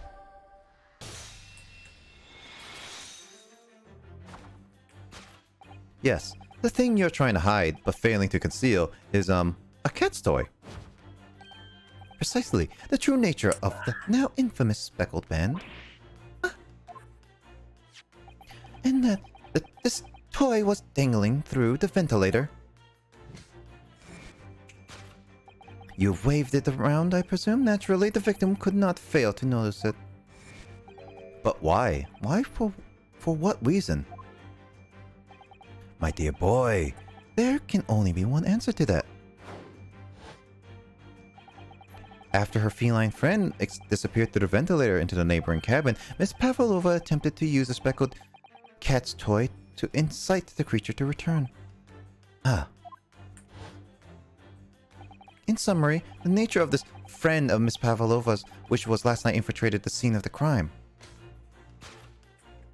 is a blithesome Russian blue breed of cat by the name of Durka.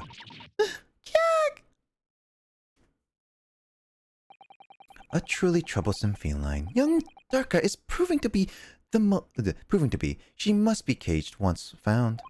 You will forgive us for borrowing the photograph of your pet, Miss Pavlova.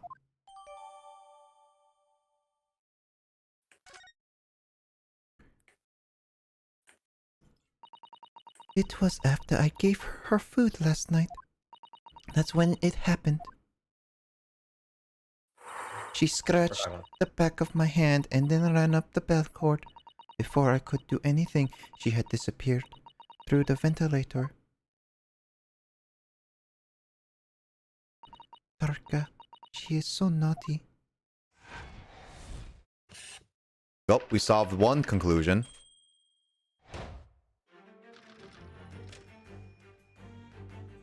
So, James, this is where you questioned about the venomous snake bite. Where we're gonna fix this. So you said there was a like a bruise on the neck or something? Yep, that's what the mortem said. Well, not the bruise. Like, basically, it was hit on the back of the neck, which didn't show any signs of, like, actual physical damage. It's just more of, like, it internally happened after a blunt force. Like, basically, you hit someone on the baseball bat on the forehead, and they just get a slight bruise. That's, like, basically kind of like that, by the sound of it. So his neck was broken? Yeah, basically. It broke his nervous system, which caused him to die. Moving on, we have the heart of the matter, the grim demise of the victim. How did this young man lose his life, and why? According to the data we have been appraised it would appear that the victim... There are no signs of injury.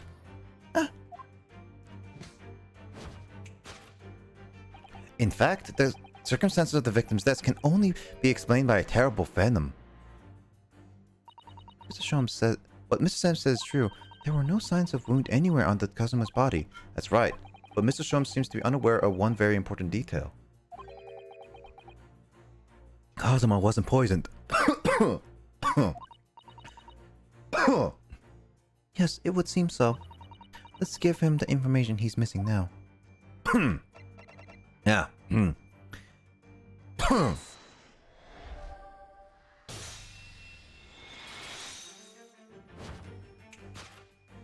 In fact, the circumstances of the victim's death can only be explained by the post-mortem report.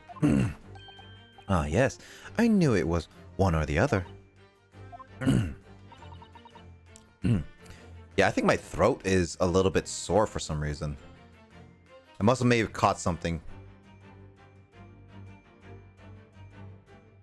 Maybe I've caught your slight of it. What you got, Carl, or your family has gotten when I came to visit. Worry. Possibly. My throat definitely doesn't feel proper now.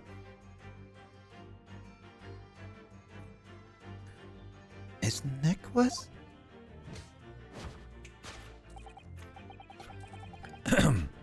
Indeed, the breaking of the cervical vertebrae is fatal.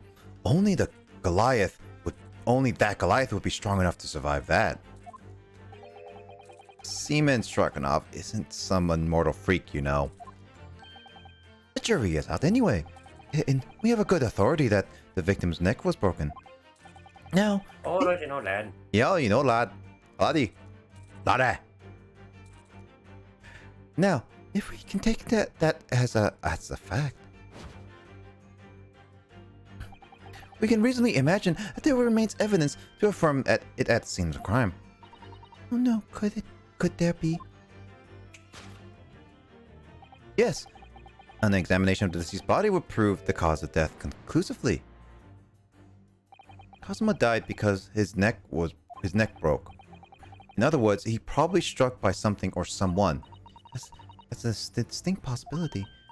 As of yet, no weapon has been found though. Presumably Darker didn't silently creep up behind Kazuma and deal him a fatal blow.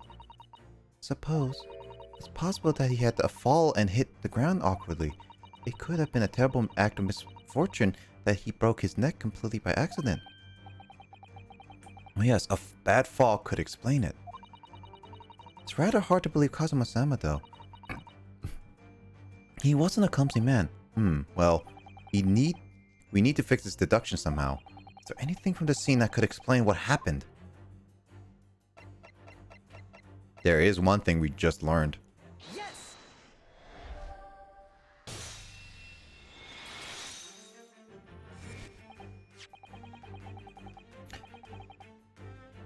Yes, an examination of the market floor will prove the cause of death conclusively. This particular mark is prominently visible next to the victim's body, a deposit of shoe polish. Shoe polish? Indeed, positively identified by a little analysis device I constructed, which I carry now of a matter of course.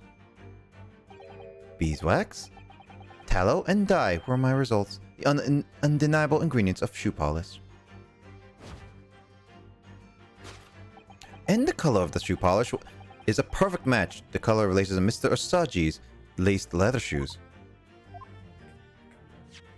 Looking at this mark, it's not hard to imagine what happened. For some reason, Mr. Osagi must have caught his foot at that point on the floor and tripped. Please, no. And by a dreadful turn of misfortune, caught his neck against something immovable object as he fell to the floor. Suffering a fatal blow to the spine, the victim's vertebrae shattered, and in an instant he lost his life. No! I don't know anything about this. Is that really true, Miss Pavlova? What about the evidence left at the scene where Mr. Soji's lost his life. Yes. The facts are as clear as Did they you trip can on be. the cat? Huh? Did you trip on the cat? You did all that could to conceal the incriminating evidence. Hold on there. But now your involuntary glance betrays your hiding place you chose. That's right. You hid the evidence that links to your victim's death in the traveling case. I don't believe it. Kazuma-sama merely tripped over and now he's no more? It can't be true. I refuse to accept it. I know it's hard to believe, but the mark on the floor does seem to suggest that that's what happened. And if it's part of Mr. Shom's deduction is right, Miss Pavlova is trying to hide some evidence that would prove it. Here in this cabin, somewhere in the direction that she has just cast her eyes. Where, I wonder? Let's have a good look around. The answer must be here somewhere.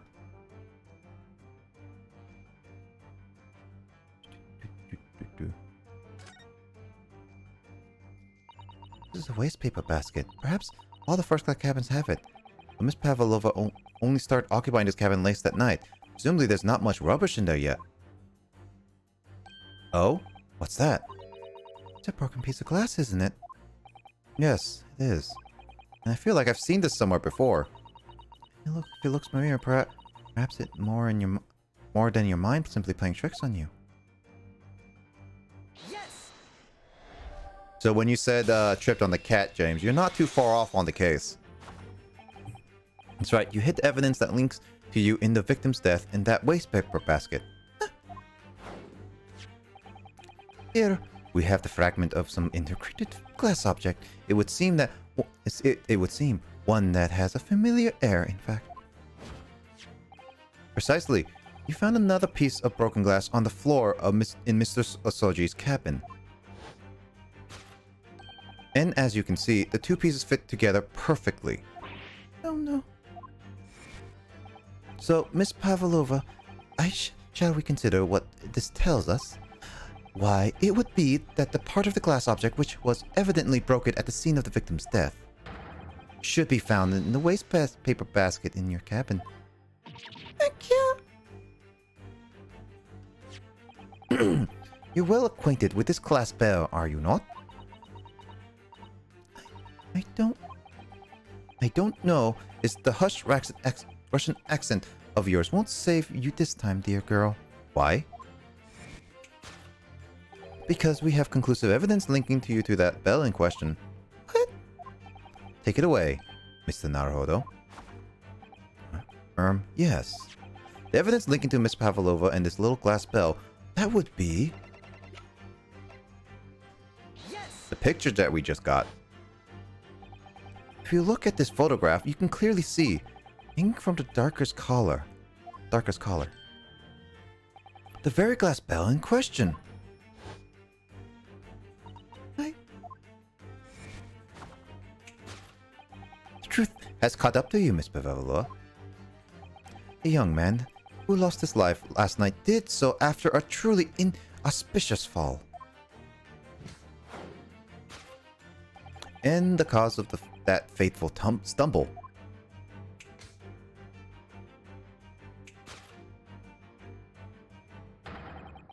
Your absent feline friend, Darka.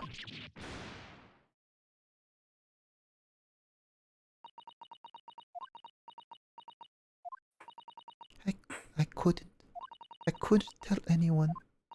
I'm sorry.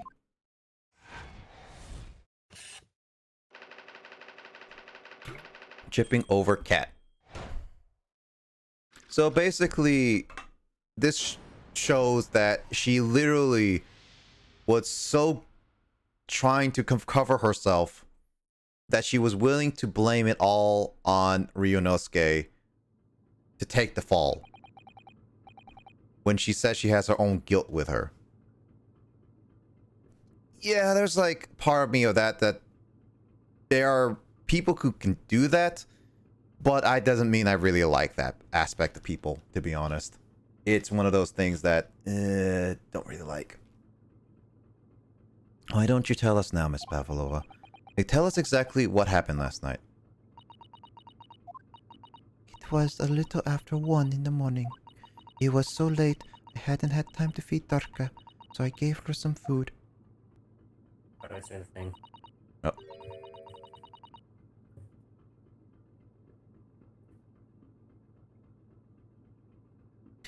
Then all of a sudden, she scratched at me and jumped out of my hands. People do say that cats become very anxious and nervous in new environments. She ran so fast, she disappeared through the ventilator before I could stop her. Wait, what's that? Why is the music playing? There's no music playing. I just heard music. Is that on your end? Might on my end. Must have been a website. Yeah, it must have been a website. Dun, dun, dun, dun, dun, dun. Would you like to buy free stuff? Or I don't know whatever those like weird ads where they play music. And that is how you acquired that rather nasty wound on your back of your hand. I take it? Yes. And I had read the rules on the law and knew that I was not allowed Darka with me. Yes, modern science suggests that animals can carry infectious diseases. It's a precaution, really. So I listened and listened, trying to hear if there was some noise in the next cabin. It was very quiet. I was sure if someone was there, he must be sleeping. So at that point, you thought So at that point, you thought it would be safe to lure the kitten back again. By dangling the end of the toy through the ventilator and into the adjoining cabin. Darka always loves this toy, but it didn't work. Nothing worked. I tried using her favorite toy. I tried whistling to her softly, but nothing. She didn't return. So the faint whistling sound Cosmo wrote on his diary was Miss Pavlova trying to retrieve her pet. Cats have a propensity to remain hidden in the shadows when frightened. Yes, so there was nothing I could do. I just had to wait until she had calmed down. But then...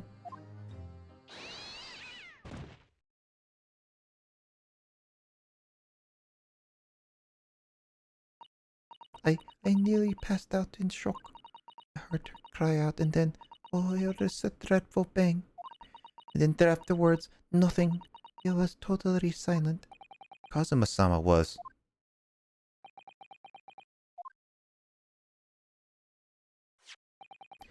From the appearance of the brown mark on the floor, it seems likely that you heard was the victim stepped on the glass bell and tripping up. The SSBlazer is a large vessel, and even she can pitch and roll violently without warning. If Mr. Asaji was already off balance as a result of the ship lurching when the kitten got under his feet, the combination of unfortunate factors could have easily caused him to fall over. But what came of the kitten afterwards? In the end, I managed to get her to come back through the ventilator. And yet Darka is nowhere to be seen. I must have forgotten to lock my case, and now she's disappeared again. Gracious, that cat is insufferably restless as I am. Well, he knows something about himself at least. When I woke this morning, I heard a young man in the cabin next door mine had died, and I couldn't bring myself to tell anyone what had happened. I was too scared. Scared that they would send me back. Oh, hold on a minute. What about the snake? You're right. Where is it? If the snake isn't your friend, Miss Pavlova, then whose is it? And where did it come from? What on earth is that dangerous creature doing on board of the ship? Oh? I didn't say?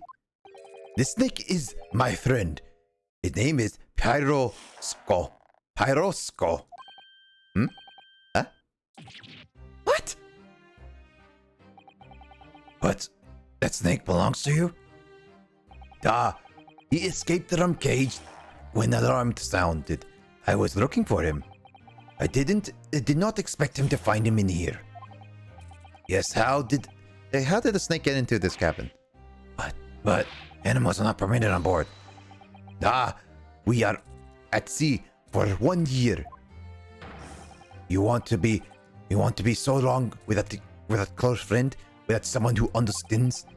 Couldn't you find someone a little more human? Understands you better? But my dear burly fellow, a gargantuan venomous snake, surely you can't appreciate the danger you're putting everyone in. No venom. Roscoe does not have venom. He is harmless, very long, but very gentle. He is adorable like Granny, and currently strangling me to death. It's venomless? Yes, now he's hungry. He is in bad mood. But once I feed him, you will see big smile. I mean, if he's angry, he's currently strangling him to death right now. And do you feed him what? Milk, I suppose? Like they say, milk chickens? Ridiculous. Snake that drink milk are only in stupid stories. That's coffee's mouse. Big, fat, round mouses. Oh, so is that what the mousetrap in the passageway out there is for? Of course. How else can I catch my friend's favorite food? Actually, Carl, you've been on cruises before, right? Yeah. I was like, how often do you see people talk about mouses and mices on, like rats and mices on ships? Not often. So they're like actually thoroughly clean and everything. Yes. Well, that's modern day. This is back in like the early 1900s. So I guess like it's more common to find mices still on board, right? I would say. Yes. Yeah, okay, so that would make some sense actually in this timeline. Nothing says top of the food chain like the look in their eyes right now. Carl, this game became a horror game. Sholmes have no eyes. Oh. I refuse to drink milk. It can't hear a whistle. It refuses to drink milk. It can't hear a whistle. It can't climb up a bell cord. It's not even venomous. How the deuce did something inept land a starring role?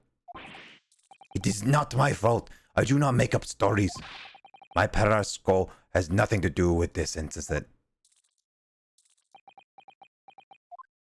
So that's what happened. That's the truth behind my best friend's tragic death.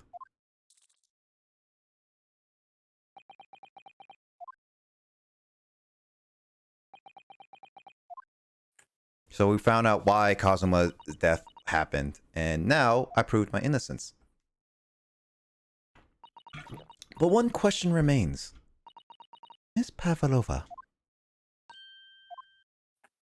I understand the difficult situation you found yourself in, and I do sympathize, but please remember this. A young man lost his life. If you're going to attempt to cover up your guilt with lies, then no matter what's the circumstances, I cannot forgive you. But what are you talking about, Miss Mikitoba? What lies? Miss Pavlova just confessed everything. It was just a series of unfortunate events, an accident.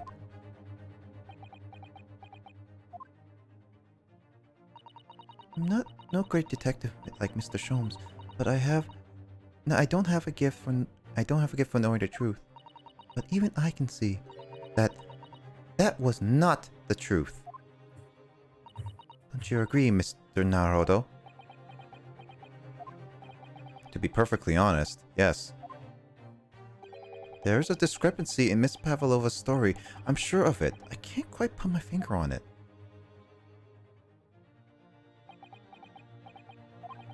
I confess, I was intending to let Scotland Yard deal with my outstanding issues on this matter. Oh?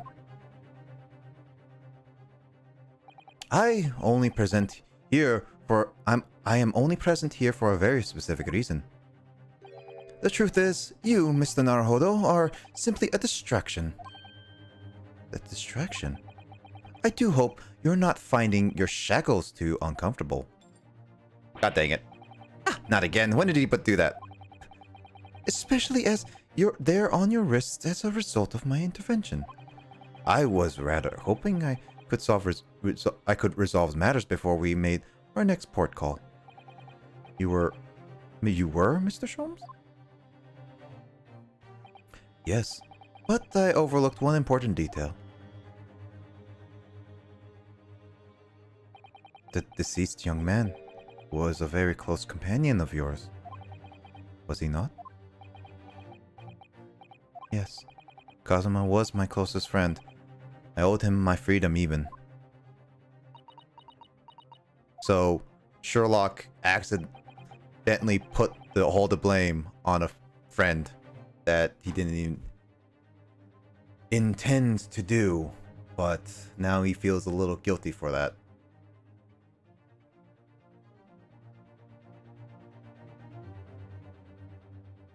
In that case, we must follow this to its conclusion.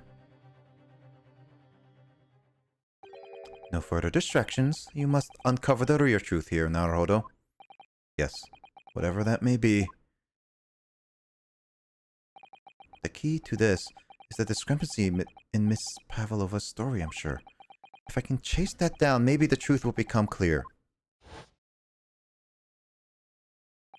The truth about how you really died. About how that scene in your cabin really came to be. Alright, see what I can do. Excellent. Thank you, Mr. Naruto. So then, shall we begin? Yes. What should we ponder first? Is it the victim who lost his life in the cabin that was bolted shut from the inside? Was this truly an unfortunate accident? Or was it in fact no accident at all? That is what we must establish in the first instance. But we've already established it, haven't we? The man tripped over the kitten that had climbed into his cabin via a ventilator. Tragic, yes, but still an accident. Wait, let's just take a step back. It doesn't make sense if that's really what happened, does it? I'm going to have to ask you to spell it out for me, I'm afraid. Yes, it's starting to take shape now. There's a clear contradiction between the facts and Miss Pavlova's story here. The evidence is right there in Kazuma's cabin. It's undeniable. His death couldn't have possibly have been a mere accident. Really? Let's just show our hand in Naruhodo. Time to present the evidence. The evidence that proves unequivocally that the victim's death was no mere accident.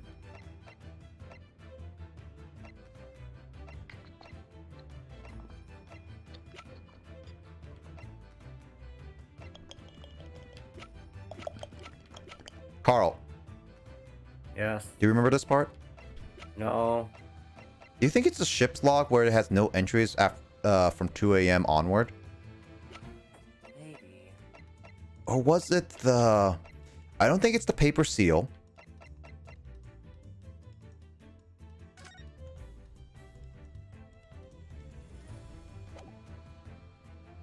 I think it's that one, yeah. Yes. We're trying to make... Oh. Nope, that was the wrong one. I think.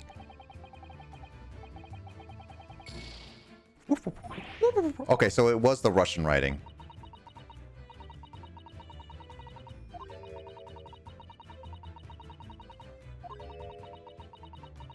I was either, it was hung up on either one of those two.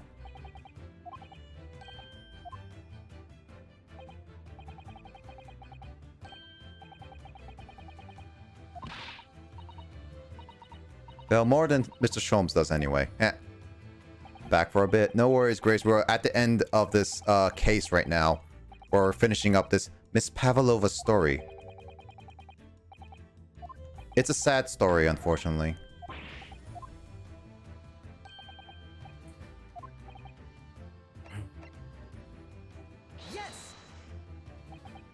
The truth is clearly recorded in this photographic print. There was no way Mr. Asoji could have left this message on the floor. The script, it's Russian, isn't it? Indeed it is. The word written means wardrobe. I see what you mean. Most people would leave a dying message in their native language, Japanese in this case. But maybe he was studying Russian. It is a simple language. He could have picked it up very fast. It doesn't seem likely. That's actually not the point. It makes no difference whether he knew Russian or not. Sorry? What do you mean? Exactly what I said before. There is no way that Mr. Soji could have left this message on the floor. The reason why is clearly explained here. Damage to the cervical vertebrae resulted in instant death. Instant death. Which means, after the victim fell on the floor, he couldn't possibly have written anything, because he was already dead. That's not the only reason either. There's something else we found in Mr. Asoji's cabin. A remnant of something that couldn't have possibly been there if what Miss Pavlova told us was true. What? Oh, Susato-san has noticed it too then. Putting this message on the floor aside is something else that gives the truth away. Another piece of evidence that proves no action at all. In other words... Anyway, Grace, how did you get everything? Did you get everything you need from your shopping trip?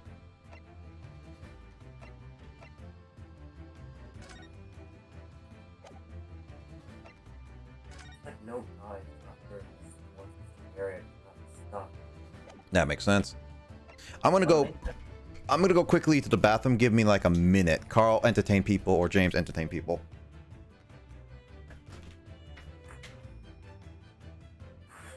Oh, Grace is here. Oh, bless.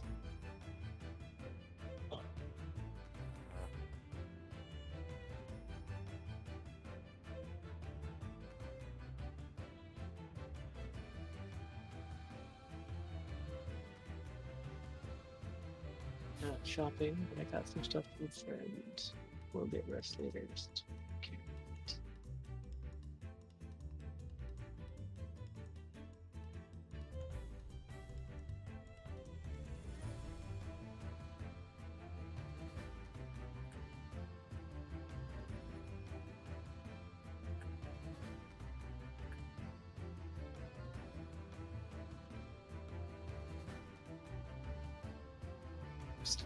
That sounds sus. Oh, monitor and sound foam. Nice. Sound foam. Are you trying to mask sounds? That sounds sus. It's definitely sus.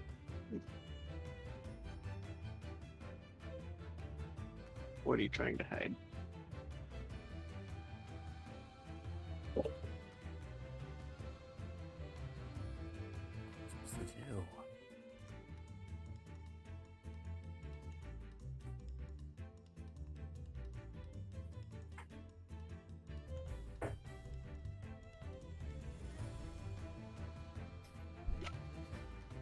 Alright, I'm back.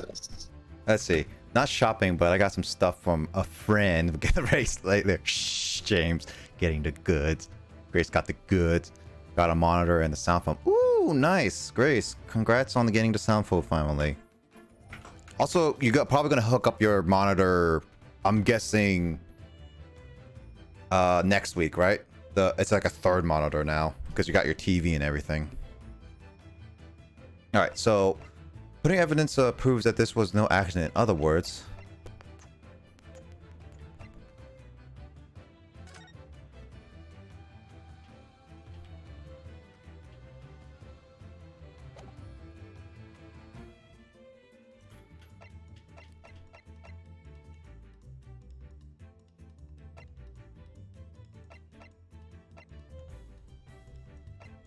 Not today, yeah.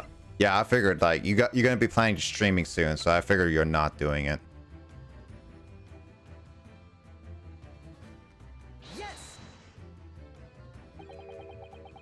God dang it, it's the wrong one.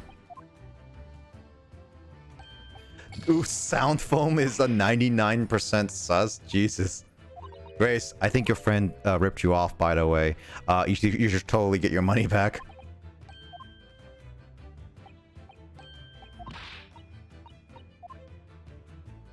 Alright, I made 2 mistakes here. I mean, I don't remember this part. That's the problem. Now I'm getting to a point where I barely remember this. Oh, right. Okay, so here's the thing. It says paper seal that was written in Japanese, and not sure the Russian crew can actually read it. That's the evidence right there. Nope, that's not it. Never mind. It was free, so? It was free? Well, then you need to get your free sum back then, again.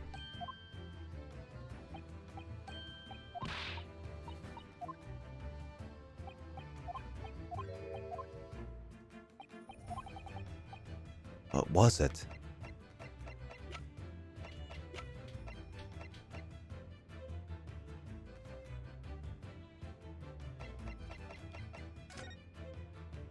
Is it this newspaper? Yes. Nah, I'm making mistakes. Great. What was it?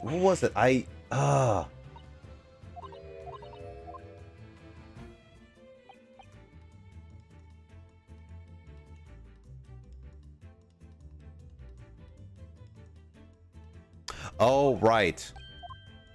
I thought about this earlier and I forgot about it.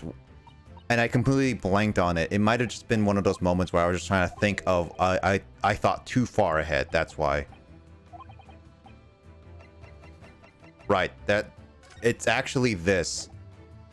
Because there's something about it that doesn't make much sense. This piece of broken glass next to the mark on the floor. But that's the glass bell the kitten had around its neck. We already know all about that. It was broken in half. The victim tripped all over the cat and fell. Convenient. 47 and 74. So we already have a satisfying explanation. Where's the flaw in that logic? Unfortunately, there is a very big flaw. A fatal flaw. What? If that's really what happened, then how did the other half of the bell end up back here in this cabin? Yes. Remember what we found in the other half of glass bell in that waste paper basket? Would you care to explain that, Miss Pavlova? Oh no. Both these pieces of evidence clearly point to the same conclusion. That when Asoji died last night in his cabin, there was someone else in the room. And then that same person deliberately arranged the scene to disguise the truth in order to cover up his or her own guilt.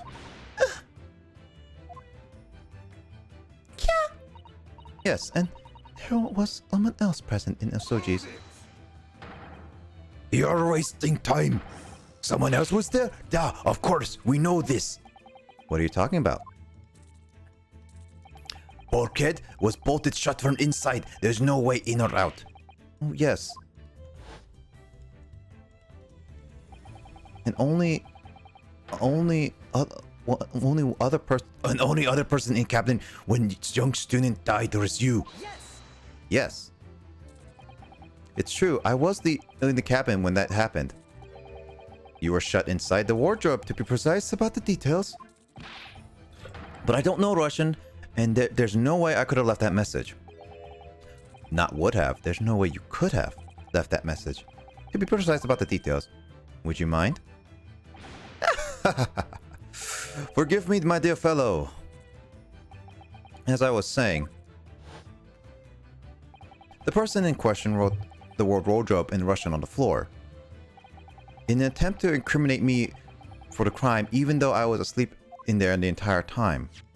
And then the same person picked up the broken glass bell that had fallen to the floor, for fear of becoming evidence that would show how Mr. Soji really died. But why wouldn't this person have taken all the pieces of the bell anyway, leaving half behind? What was always going to raise questions. Yes, well,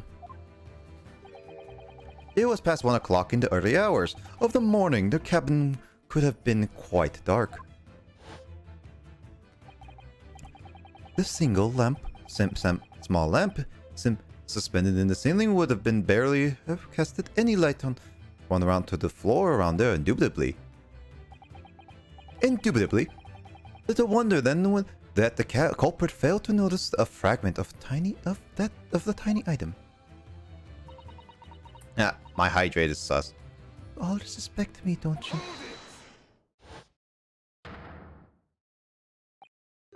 Seaman Straganov. Nina is a woman of sea. She is daughter of strong sailor. 2 years ago, they noticed her dancing skills and she went away to join ballet company. Thanks for hydrate. James. But before, she was a dancer on the ship, a member of ship's band. You do not accuse a simple ship's angel of being criminal. Ah, so that's it. You say that when young student died, Nina was there in his captain? But that's not possible. I give my tooth. Well, this is almost interesting. And why would you give your tooth, pray? How could you be so sure? You are a great detective, you should know. The sock tooth and eyes cabin bulkhead was bolted shut from inside.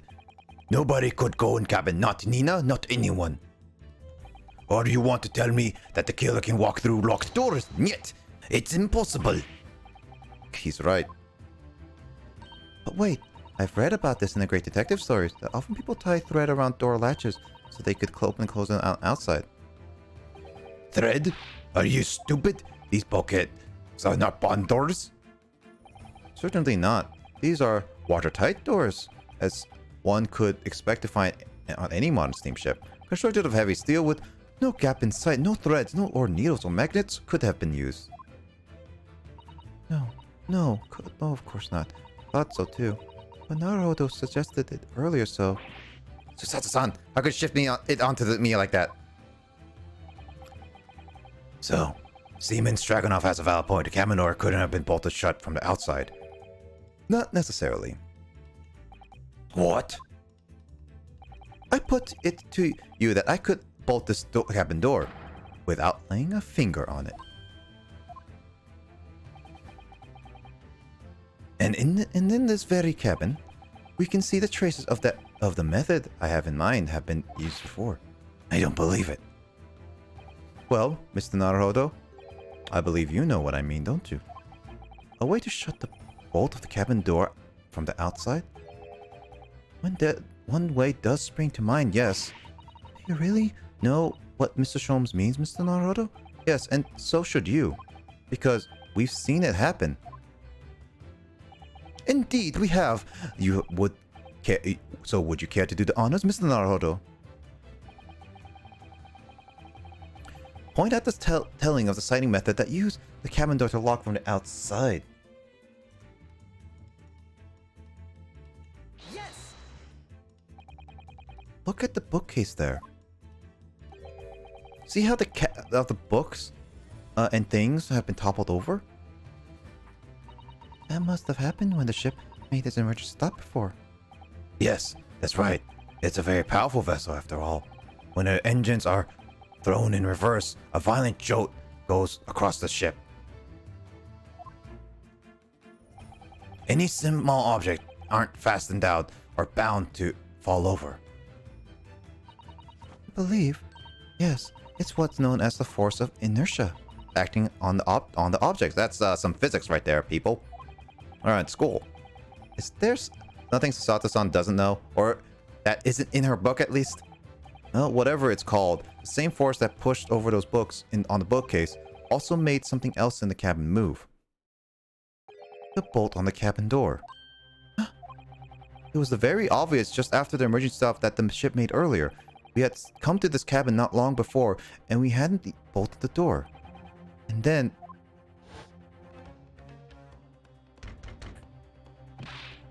Hello? Is anybody in there? Shout if you need assistance. That sounds like... Inspector Hosonaga. Oh, yes. That's it. When the ship stopped suddenly, the bolt flew across and locked the door. Yes, it's made of metal, and it's small and light enough to be moved by the ship's sudden change of speed. Or the force of inepta, or whatever you call that. Are you trying to say that last night after Mr. Soji was killed?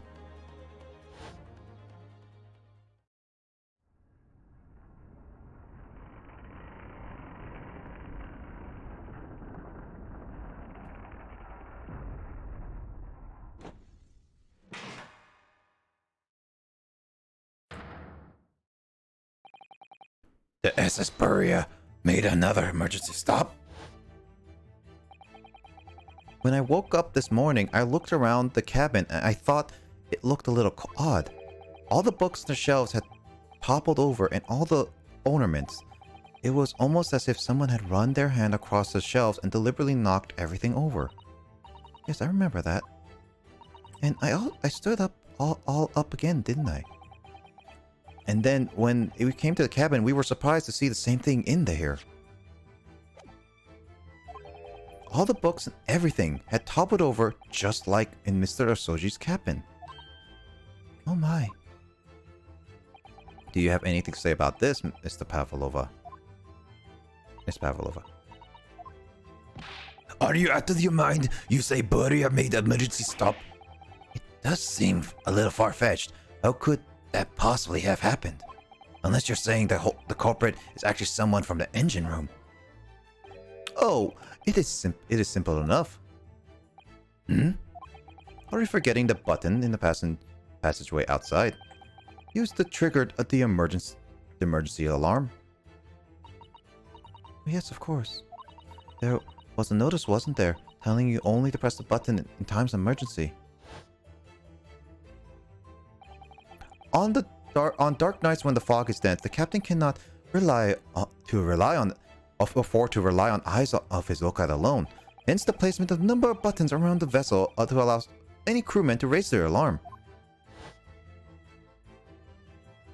The sort of the button one is almost compelled to press to satisfy one's curiosity. How is that helpful if it's accessible to people on the interior of the ship where they wouldn't be able to see outwards? If there's windows outside, maybe. I don't know. What? Wait, it is you? When the button is pressed, two things happen in the interest of safety. The emergency alarm bell rings and the vessel comes to a complete stop. As indeed it did a little earlier today.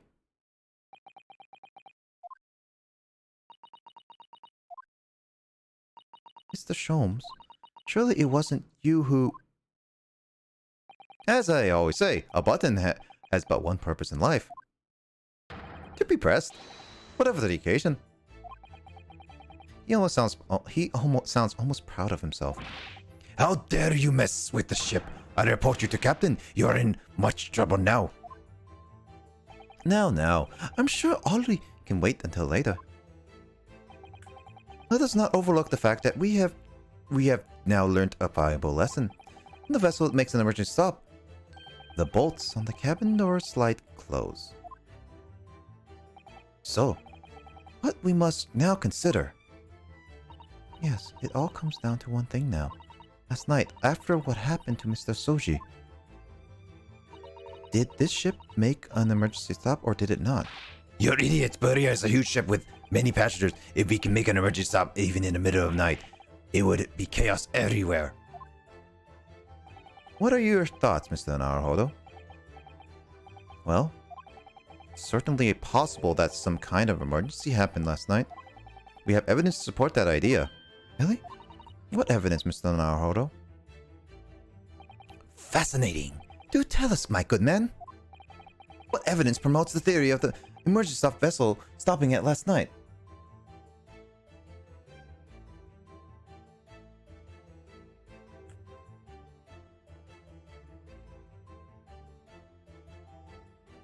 Yeah, it was the ship's log was the one. I'm double checking so I don't have to go through this, but it's the ship's log.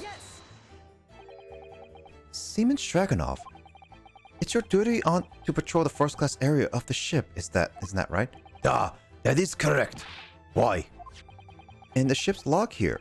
This would be where you record the details of your duties.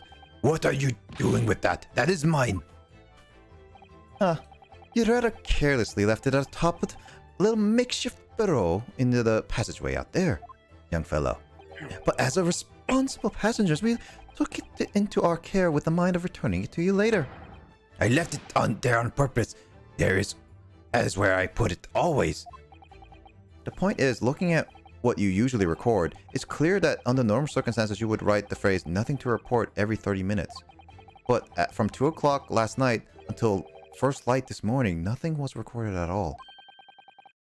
Nothing was recorded in the log? That is... because nothing happened. But if nothing happened, you would normally write "nothing to report," wouldn't you? Also, his hand went through her. Indeed so, which tells us that shortly after 2 a.m., something happened. Here aboard the SSBlazer. Birya. Something sufficiently significant to make you forget to fill the ship's log, in fact. Are you suggesting that the ship really did make an emergency stop in the middle of the night? Stop talking rubbish. If I'm perfectly honest, I find that a little hard to believe myself. Oh, why? Well, because if something as major as an emergency stop really had happened, surely all of us would have noticed. That's very true.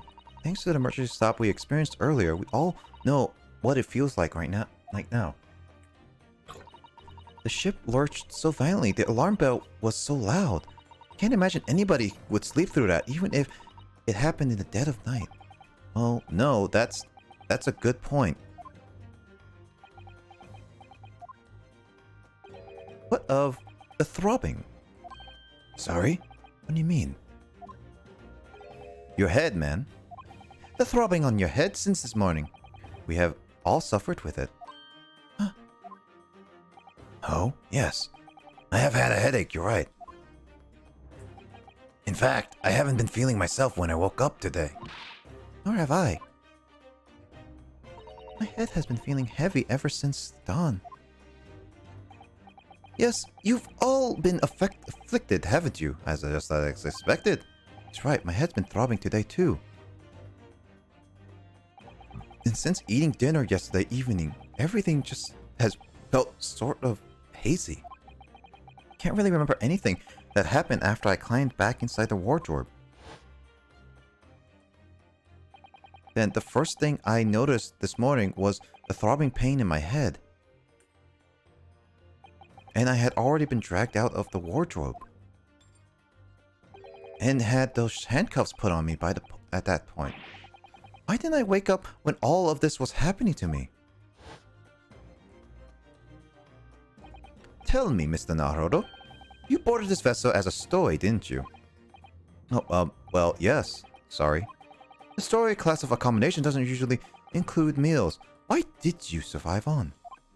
What did you survive on? Well, Kazuma looked after me. He was always happy to share his meals. So you enjoyed some of the whole roast chicken dish that was served yesterday evening, I take it? Yes, in fact, I had all of it. Kazuma wasn't fond of chicken. Oh, really? So the victim didn't eat any of the chicken at all? That's right, he didn't touch it. Is that relevant? My dear fellow, does that not strike you? Mr. Sholmes, do you mean to say that there was something wrong with the chicken? I do. No, really? Is that really true? Didn't mean prepared for all the passengers last night. I'm giving you a Scottish accent. Last night had been pampered with. Tempered with by the addition of soporific design to induce a very deep slumber to those who consumed it. A sleeping drug.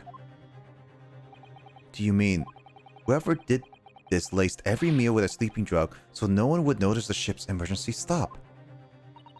Mr. Naruto, of course, that's not what Mr. Sholmes means. That's a far-fetched idea. Precisely. Lacing every meal of every passenger on board with a horrific drug would certainly be impossible. Unless, that is, every single member of the crew was a conspirator. What? Mr. Sholmes? Well, seaman.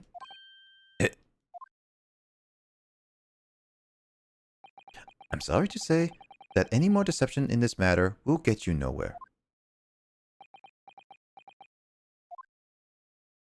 If you refuse to talk, there would have been an inquiry made through the shipping company, of course. And were that to happen, every member of the crew and the captain himself would be hauled over the coals for aiding and abiding a renegade.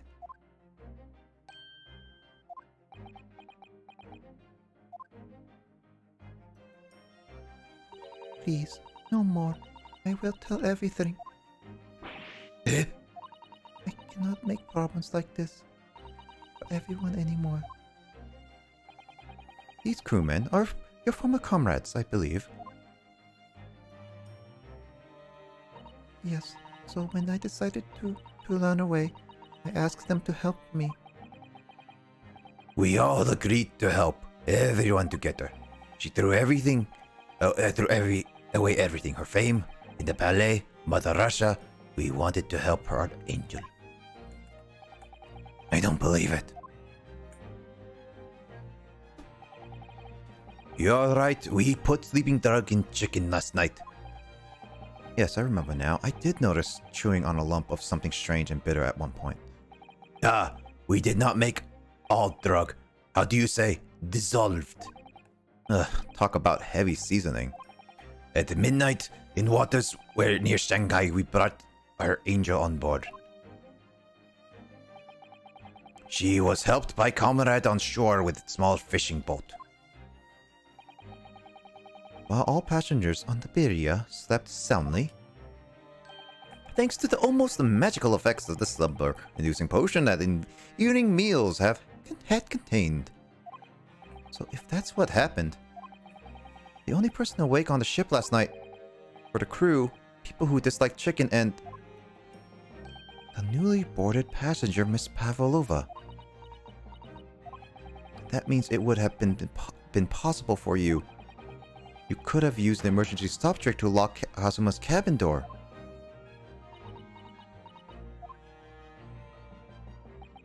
But how does that make sense? Surely every cabin door would have ended up locking in that case, and there would have been complete chaos. Oh, I wouldn't say so. What? Of course. Just like us, all other passengers would have eaten their evening meal of chicken in their cabins, after which they had been overwhelmed by the tiredness because of the sleeping drug. Quite, and accordingly, all passengers were already in their cabins for the night. Yes. The overwhelming majority of passengers would habitually sleep with their cabin doors bolted anyway. And so, not one of them would have found it remarkable to find the door locked in the morning. In the morning. In the morning. My ship leaves in the morning. My ship leaves in the morning. In summary, in order to fasten the bolt of a single cabin door on the ship, the culprit brought the entire vessel to an emergency stop in the early hours of the morning.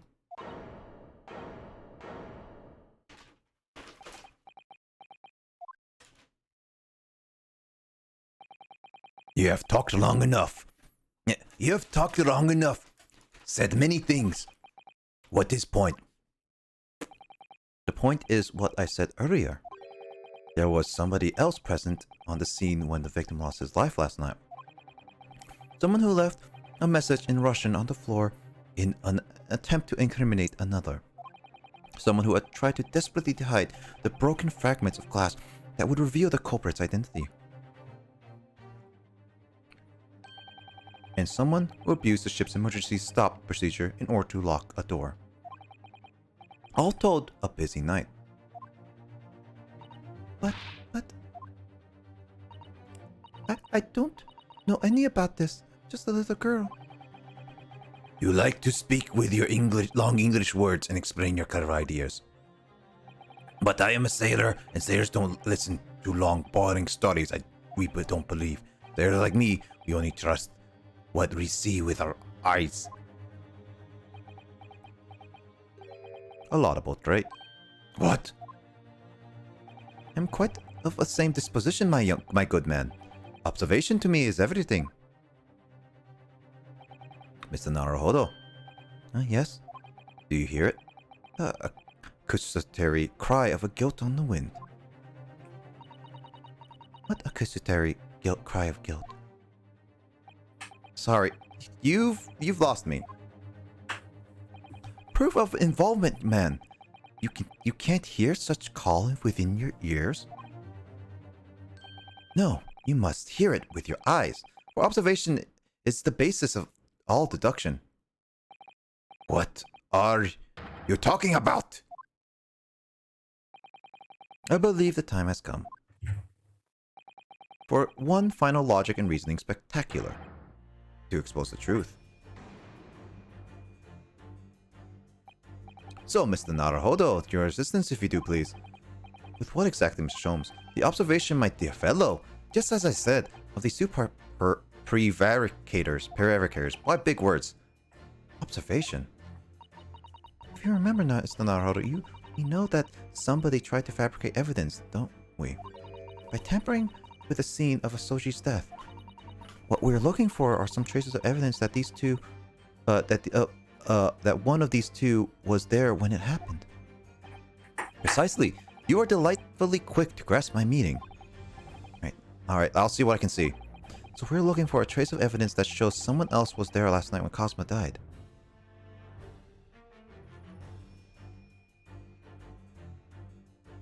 Somebody inked.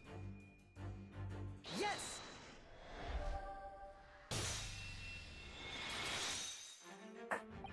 Seaman Straganov, you seem to have quite a large purple stain on the back of your white uniform there. Eh? Yes, I, don't know where that dirt comes from. So nothing in particular comes to mind about the stain.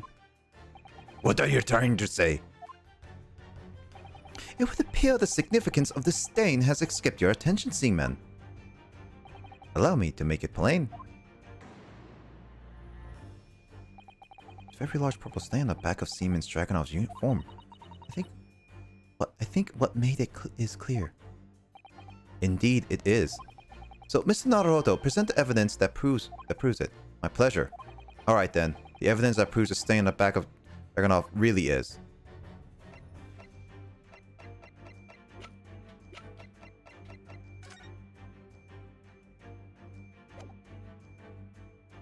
Yes!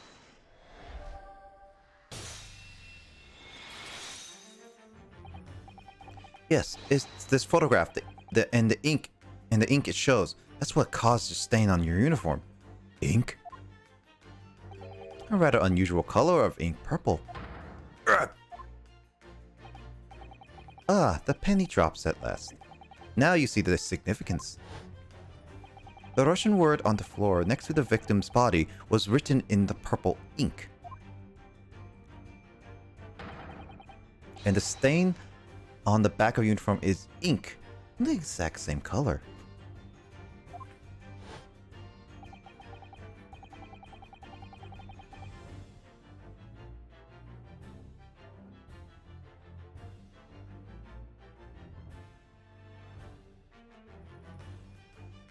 If the ink had been dry, it couldn't have possibly have stained uniform in that way, which means you must have been present in the cabin in the moments immediately after the ink was spilled. All right. Ah, yes. It was me. I did it. Everything. I arranged everything in Dead Student's cabin to make it look like Robot Wardrobe Man did it. And then I pressed button to make Buria do emergency stop and both cabin doors shut. I did everything so no one would suspect our angel.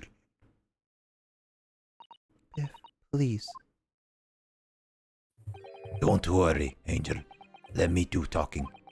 Yeah, it was after 1 in the morning. I was on duty patrolling past his way. Then our angel came to me. She was white, like sheet. If, please, you must help me. I went with her. The door to cabin 1 was open. When I looked inside, I saw student boy on floor. What? What happened here?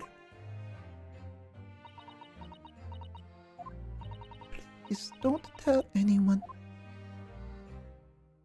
My little one. My little furry friend. Everything that happened in cabin is like Angel told you. The kitten escaped. The kitten escaped the ventilator into Mr. Soji's cabin. Then he tripped over and broke his neck when he fell on the floor. Yes, that is right. So after the incident, when the cat ran away, Miss Pavlova then visited the cabin next to hers, only to find the occupant lying lifeless on the floor. She said that she was worried when she heard sound of something falling on floor, and that's when she went to look. No, Angel?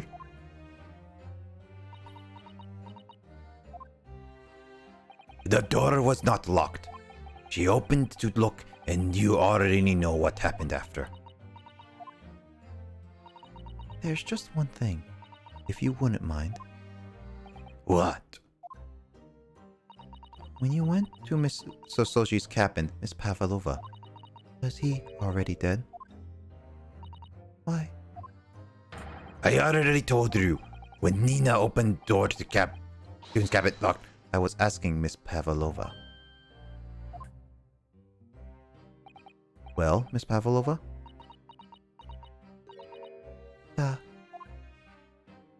Oh? Yes, that was right. I saw him. It was dark and he was wearing black, but he was on the floor, not moving. I was scared.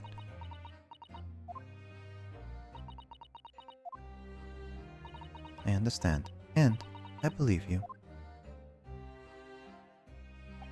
So, is that finally it now? Have we discovered the real truth about Kazuma's death at last? Ah, something very nearly slipped my mind. Mr. Sholmes? This photograph. Yes, I took it myself, you know. The cause of death was a broken neck, therefore the victim died instantly. In the unfortunate incident that precipitated these events, a kitten on which the victim stumbled. However, if those were the facts, there is one particular area in the photograph that seems to me somewhat unnatural. His headband is not flowing.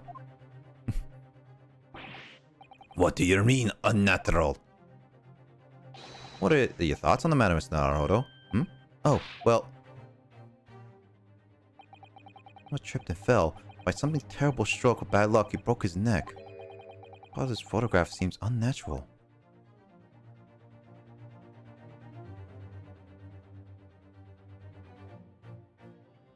I would assume it's the ink writing, I think.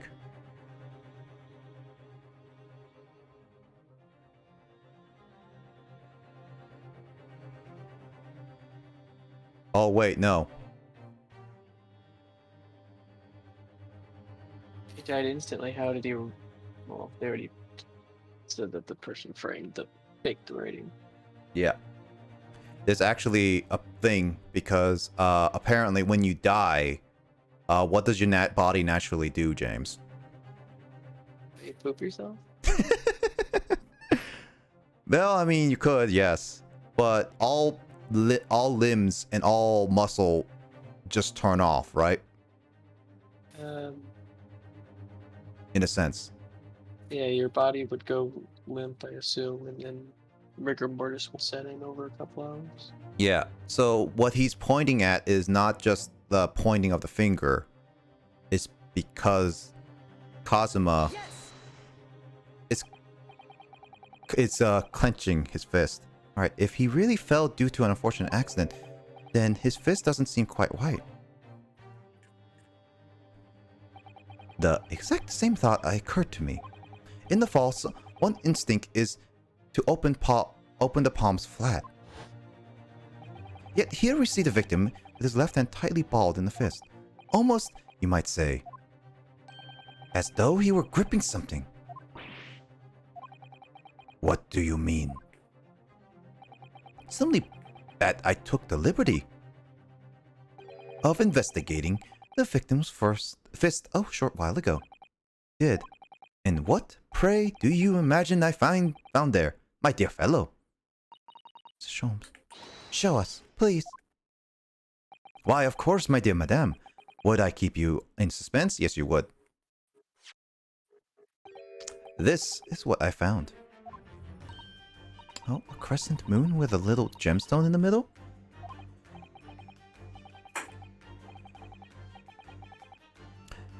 Yes, you're right, a crescent moon. It's very pretty, but what does it tell us? It tells us nothing.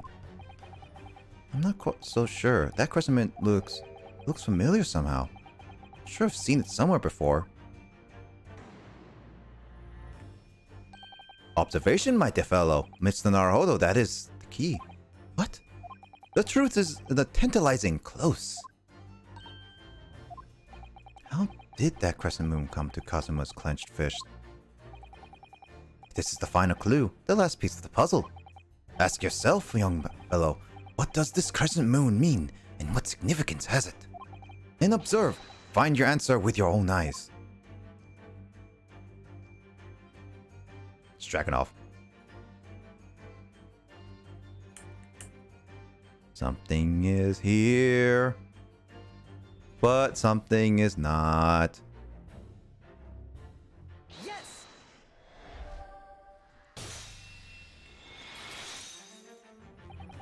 Miss Pavlova, I noticed that on your ear.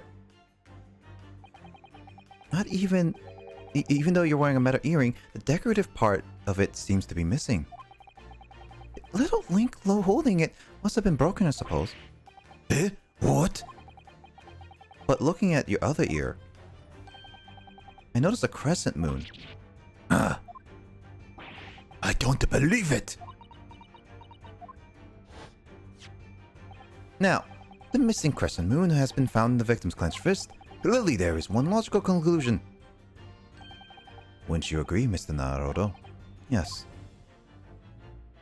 Miss Pavlova, Mr. Soji must have grasped that crescent moon and pulled it from your ear, perhaps just moments before he fell on the floor.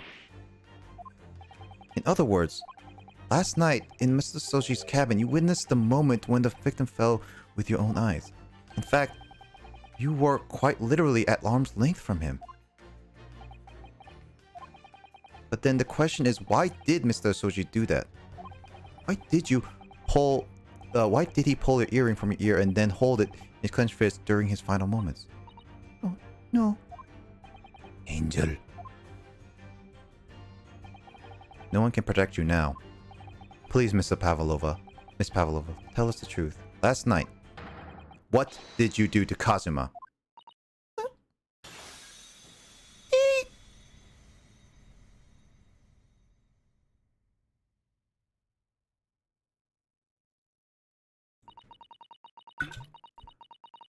When I think about everything happened yesterday, it was too much.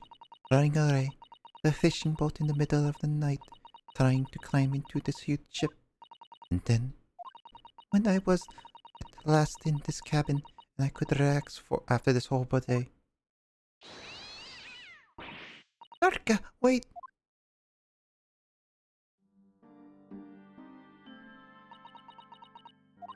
I couldn't believe it when she disappeared through the ventilator. I tried to call her with a little whistle.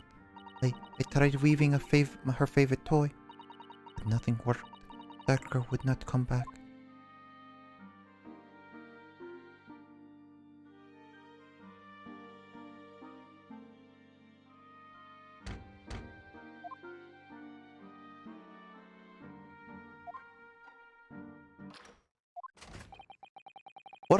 What are you doing here? What are you doing here at this time of night, Inspector? Oh? I'm sorry. I thought it was a friend of mine.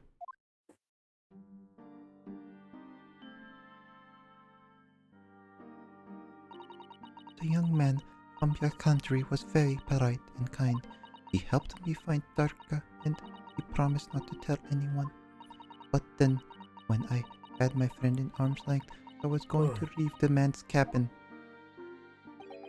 Just a moment. Sorry, but... Oh? Yes? I'm sure I know your face. I've seen you somewhere before. Huh? Ah, of course. You're Nikolina Pavlova. Aren't you? The Russian ballerina. Huh?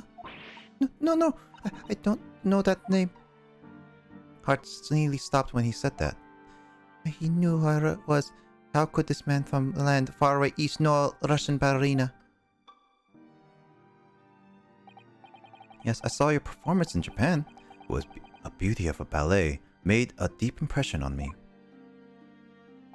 But what are you doing on the ship? I'm sure I read your ballet company was performing in Shanghai at the moment. I can't follow him. I have to tell him the truth. I hope he doesn't tell anyone. I have no other choice. I see. So you've run away. Please keep my secret. Don't tell anyone. Give me a moment. I could use another opinion here.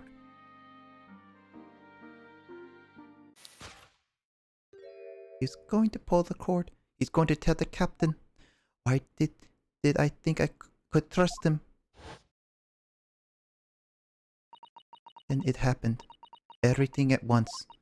I was only a second, but it felt like forever. Wait! I shouted. And then... Doctor jumped out of my arms, down the young man's feet, and then... As he turned around to look at me,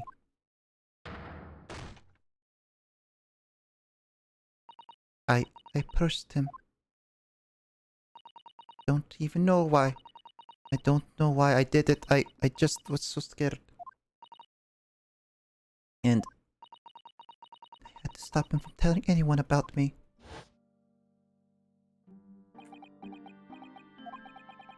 And that's when you went to fetch help. Seaman Straganov, who was on duty in the passageway. I heard Nina cry out and thud on the floor, so I ran to her. She was standing in the cabin door shaking like a leaf. She looked at me and said, Help me, Biff. If they find out I will be, please, I have nowhere to go. So you decided to help, and that's when you arranged things in the Cosmo cabin to make it look like I did it, so that no one would suspect a passenger at the cabin next door. Duh, yes. I went to the cabin and I looked around to make sure there was nothing to show Nina was there. Then I found Storaway in the wardrobe, still sleeping. Right, that's when he found me. So you worked out the plan to lay the blame on the stowaway. I closed the wardrobe drawers. I put back strange paper sign. Luckily for me, that's the only reason Susato-san started to believe me when I said I was innocent. I dragged man's body to good place, used ink to spilling to write on floor. I wrote, so that person would find him, who found him would look inside the wardrobe to find Storaway. And tell me, what of the glass bell? It was just by my feet, so I picked it up. I see. But it was dark in cabin. I didn't notice the other half. Then Angel went back to her cabin and I finished the job. By pressing the emergency alarm button in the passageway? Yes. Accordingly, the Beria did indeed come to an emergency halt at a little after 2 a.m. Thus, enticing the bolt of the cabin doors to slide shut, creating the locked room mystery.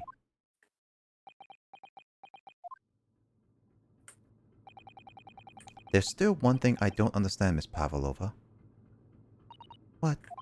Well, you said that you told Cosmo the fact that you'd run away from your homeland, and it's because you were worried that he was going to tell the captain that you pushed him.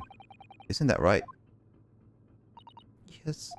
But even if you had pulled the bell cord and called for the captain of the ship, aren't you friends with every member of the crew? Why would that have been the problem? It was what he said first that made me scared. What he said first?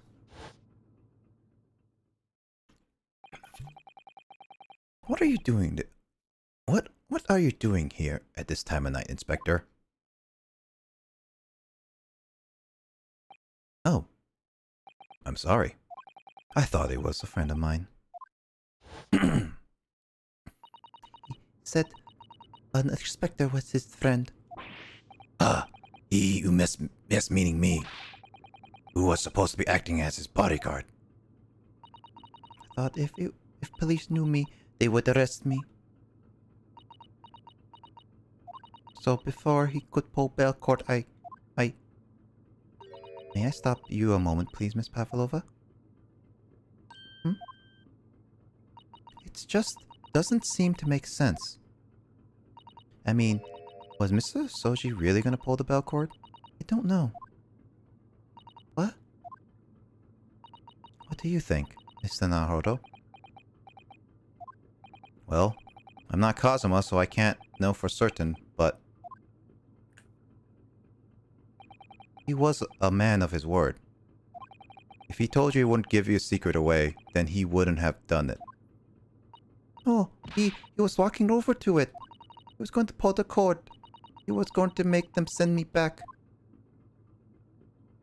Well, Mr. Naruto, the day's work is not yet done, it seems. There is one more deduction to make. What? Another deduction? Tax deduction? No, it's just that with this, there is one thing left that we have to prove. That was he really gonna take action on the moment? Basically, was Cosmo really gonna tell Inspector Hosonaga? Can we determine whether the man's gaze was directed?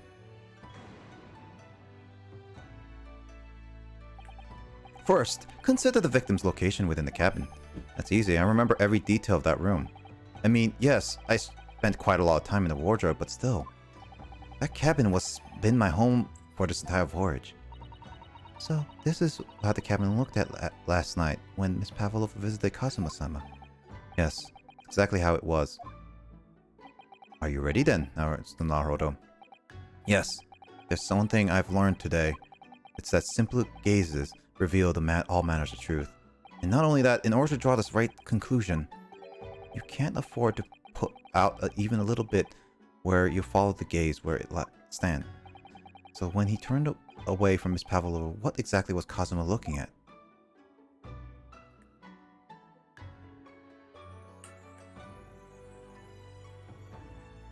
So apparently, if you examine the bed, you get like an achievement for this in the Steam and PS4 version. But there was actually one other thing that he was looking at. Actually.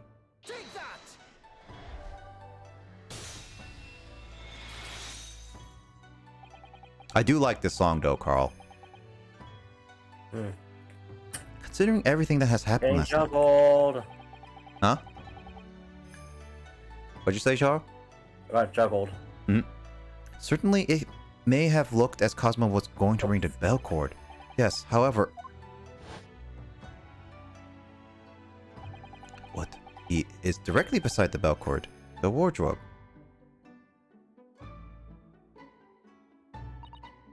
Wardrobe?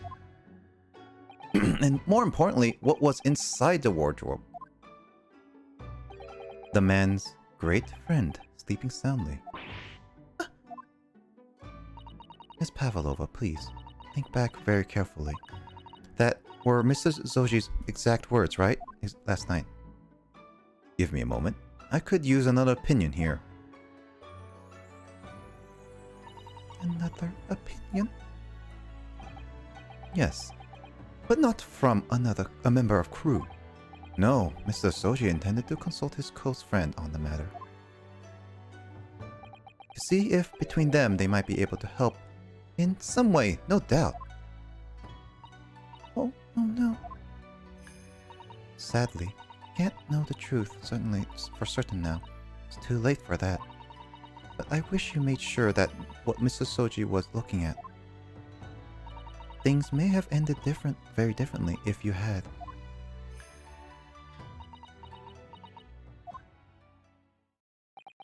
Miss Pavlova.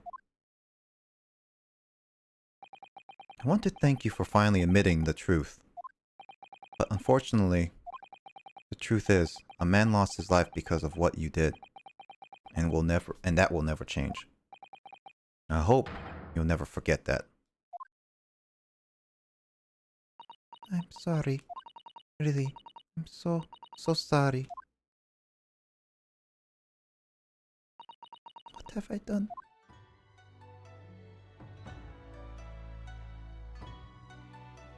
And so, at long last, the mystery surrounding the tragic accident on the SSBlazer was finally laid to rest.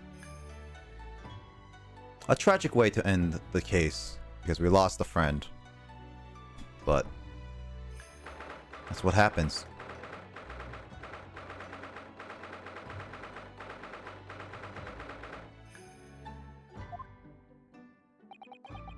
What will happen to Miss Pavlova now then?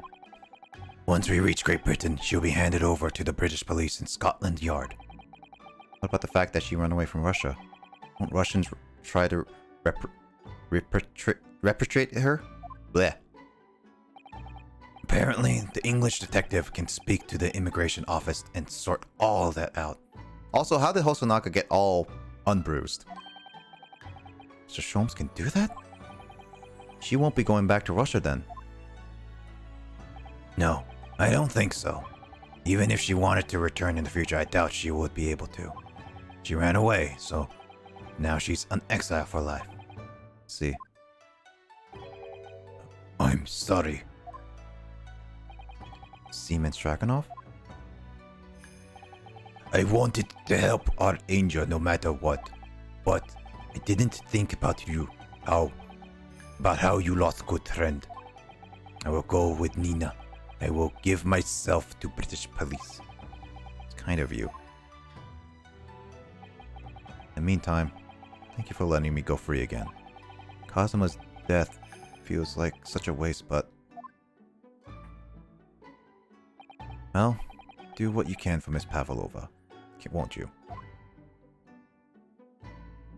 Duh. Well, I'm afraid we need to pack now. We're due to arrive in Hong Kong tomorrow. As such, it pains me. I'm going to have to hand you over to the consul to arrange your passage back to Japan. Yeah. I did stow away after all. Couldn't really expect any different. So, you should get back to your cabin now.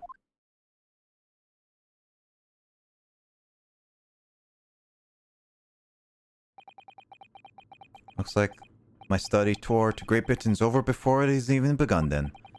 To think only days ago Kazuma and I were laughing about it together how we tear up the streets of London. But that's like seems like a distant memory now. No? What's that? Is it someone weeping?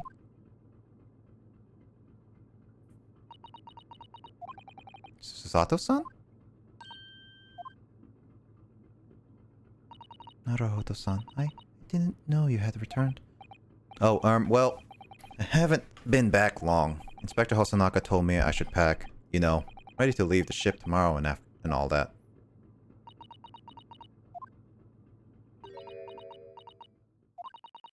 Still can't believe this has happened. Can't believe someone's life can be over just like that. Sato-san.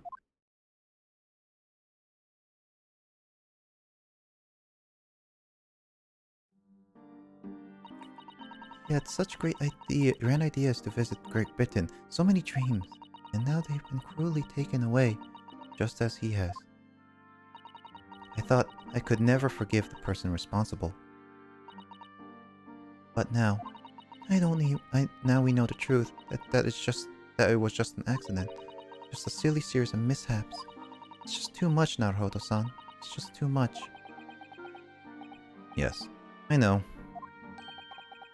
I wish there was something I could say. Inspector. My duty was to see Soji-san safely to Great Britain, but I failed. And caused his two closest friends great pain and suffering as a result. I've never let everyone down. And I will do anything to make up for my terrible blunder. Nobody blames you, Inspector. And I'm free again, now, at least. Huh?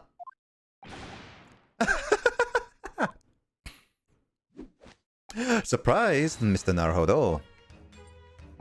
What is the meaning of this? Oh, what trifling manner. Simply put that in my head, I think I shall always picture you wearing those shackles.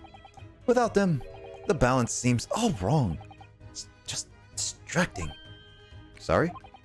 So I decided to restore them, for old time's sake, shall we say. You are a story, after all. He thinks this is funny.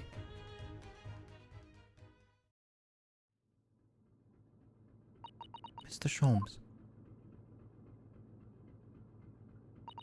We do appreciate all your assistance. I'd like to thank you from the bottom of my heart. Not at all, not at all. And though it's a little late, I may offer my sincere condolences. The loss of your companion is truly heartrending. I hope that you will be able to fulfill some of his aspirations in his honor. I'm afraid that won't be possible. We shall be disembarking at next port in Hong Kong. We have to return to Japan and make a full report about everything that has happened. What? Wait a minute. It's just me that has to go back, isn't it? I mean, I was a stowaway.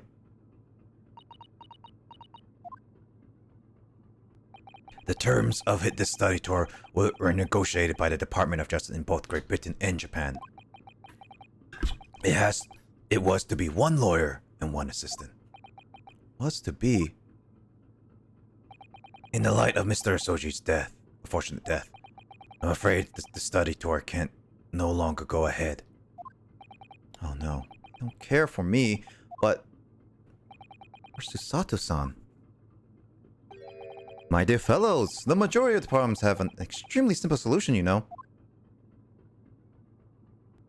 All you require is one lawyer, and the study tour can continue, surely. Don't call me Shirley. But there is no one else with the necessary qualifications, Mr. Sholmes. We know of no other lawyer. Qualifications, you say? Any qualifications obtained in your own country will be a little value in Great Britain, I'm afraid. Oh?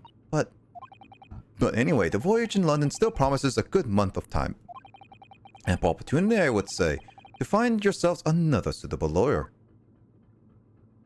Yes. Mrs. Sato? Yes? Do you think, perhaps, I might be able to do it? Huh? You're not a lawyer. But you're not a lawyer, Mr. Naruhodo. Oh, unless... Are you studying law? No, I'm not, but... I'm sorry. In that case, I don't think there's even a chance it could work.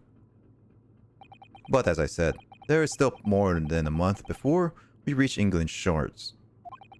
Isn't that right, Mr. Naruhodo?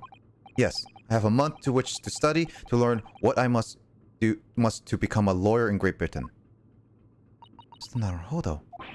That's ridiculous. Are you seriously suggesting anybody could learn all that in just 40 days? There's only one way to find out. I would work my fingers to the bone, Inspector, every single day. Will you let me try? And if, by the time we reach Great Britain, I haven't learned enough to be recognized as a lawyer, I'll take whatever punishment it's deemed appropriate. But why you put yourself in such a difficult position? For Kazuma. He said that there was something he had to do in Great Britain, and that he would sacrifice anything to make it happen. He was passionate about it. Can't let all that passion just come to nothing. And anyway, it's for my own benefit too. I will become a lawyer. I have to. What do you say, Mr. Susato?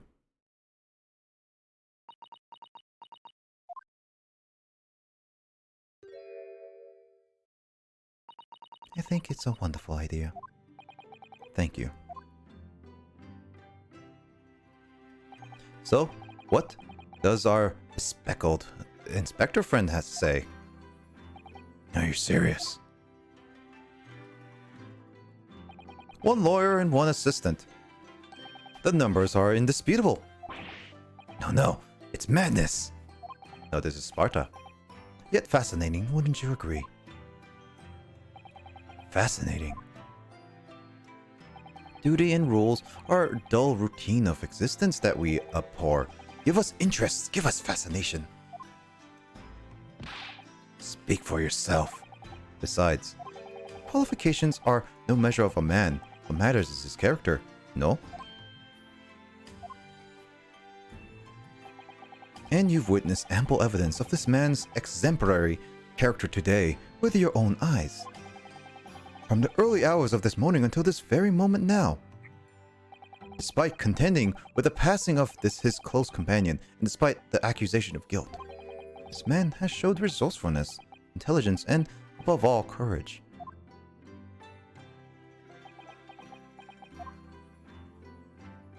Very well. I'll think of a clever way to word my report to the Department of Justice. Spectre. After all, I did make a promise, didn't I? I said that I'd do anything at all to make up for my shortcomings here. Oh, thank you, Spectre.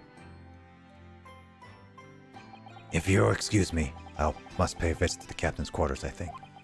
I need to discuss what to do next, and how best to make my report.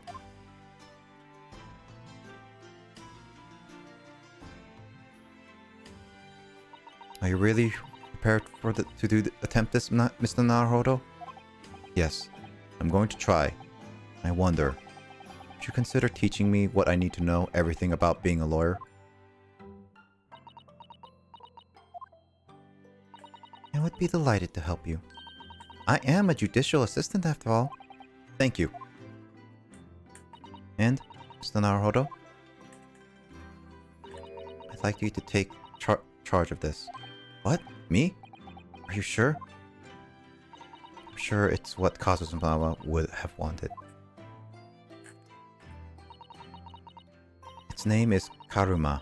It's a great sword that has been in the Soji clan for generations. Very well, I accept. I'll treasure it. Always.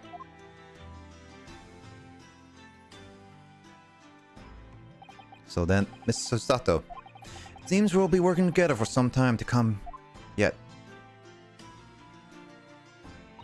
It'll be an honor, Mr. Naruhodo. And for the next 40 days, I shall grant you a single minute of freedom. We shall fill every spare moment to study. Yes, that's exactly what I need. But before we begin, I have the earnest favor to ask you. Yet, goodness, what is it? Please throw me to the ground.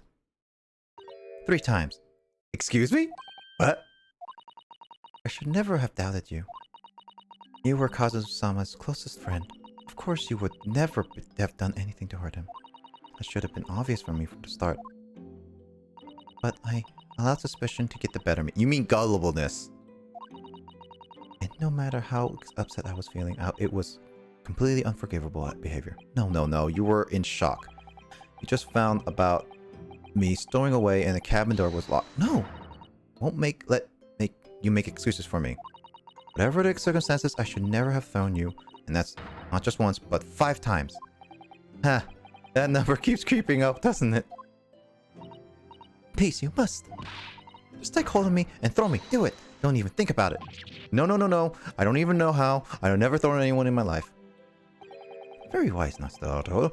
It isn't a skill one acquires without considerable training. Oh, Mr. Sholmes? Observe your throwing techniques several times with great interest. I confess I wasn't most impressed. When did he see that? I presume that would be the form of Japanese wrestling. Oh, well, in a way. It's not wrestling, but my own interpretation of an ancient jujitsu technique. Apparently it's called the Susato takedown. It leaves your head swimming. Believe me. How beguiling. I'm a practitioner of combat arts myself. I am somewhat of an accomplished boxer, you what, mate? There he goes again, dancing around again. Did you just punch her in the head? What? Oh, it looked like you punched her in the head. Yeah, it does, kinda. Wait, let me see. Yeah, it goes through her head. It goes behind her head. I wonder if you would go so kind to instruct me on the technique of your arresting throw. Yes, that'd be an honor. I'll be honored. Then let us not dally. Demonstrate your might, dear madame. Oh, of course. Are you ready, Mr. Naruto? Sorry. Yeah. Again. As you can see, you have to throw from the abdomen. Oh yes, arresting indeed. And that is what you term the Susato takedown, is it? Actually, no. That was a Susato squash. That she didn't kill you. Yeah, at least not. Okay, that one was more comedy based, but the rest of it was just like, eh. In my groggy state of consciousness, a scene from an evening recently spent with Kazuma flickered into my mind.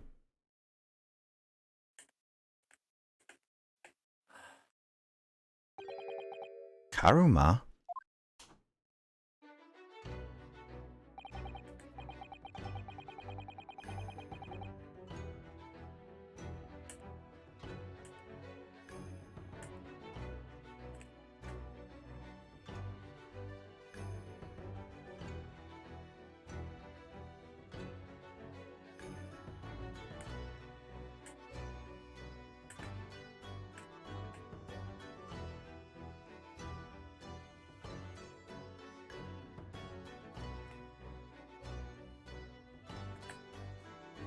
Brief moment with a pause there. That's right. It's a prized sword that has been passed down through generations of the Soji clan. Can't believe you managed to get permission to bring it with you. I mean, taking a katana on your study tour is more than a little irregular, surely. Yes, but don't call me Shirley. A Japanese man's sword is his soul, Ryunosuke.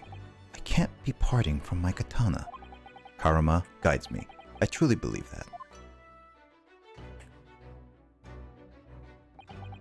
So its name compels its wielder to slice evil in two. Not that you would need much compelling.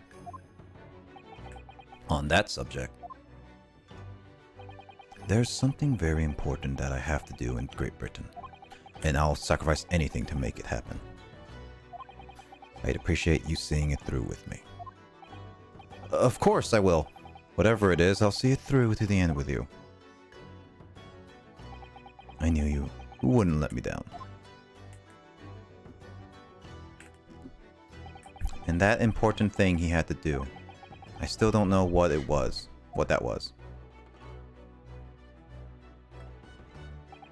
But I'm going to see the place for myself and work it out. Great Britain's capital, London.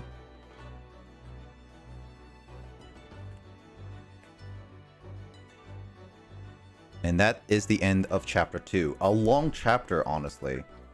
It seriously is a little too long, in my opinion. But what can you do?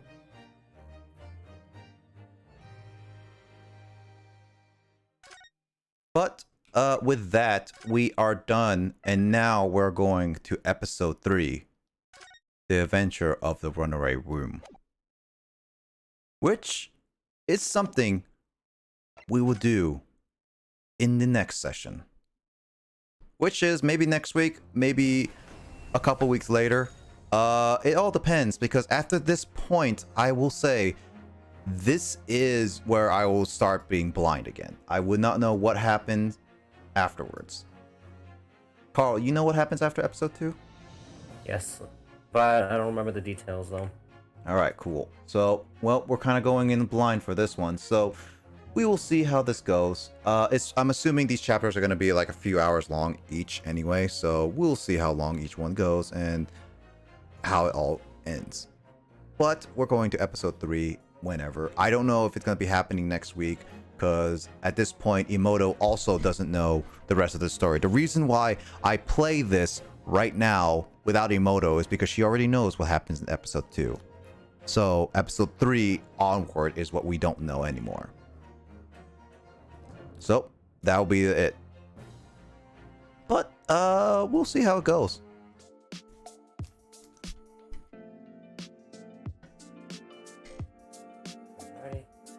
Yeah, let me see. Yeah.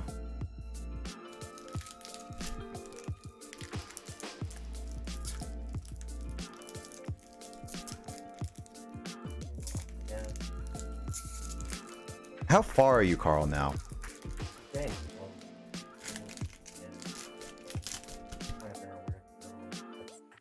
That's the hardest part. Take a hydrate, Carl. Already did. Okay. All right. Because Matt has redeemed this earlier, I will do these really quickly before we switch off to Eternal Darkness. But yeah, James, how'd you feel about the whole case since you saw it from a little bit from start to end?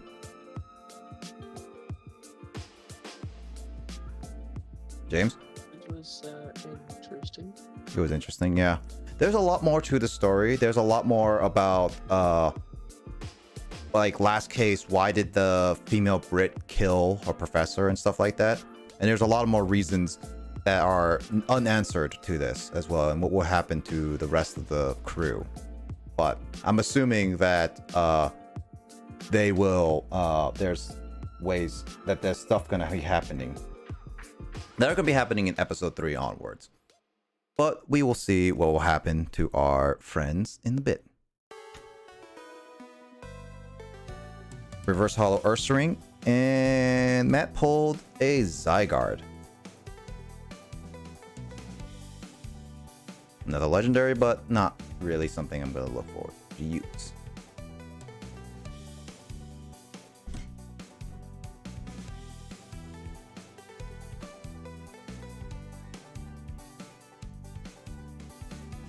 Alright, so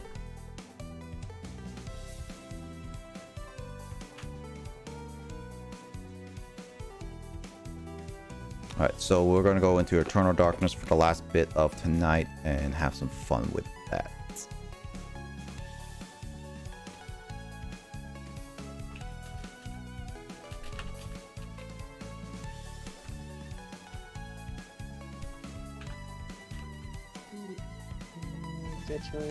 Alright, have a good night, James. Thanks for joining. Okay. And Night. I'll catch you later, James. Night.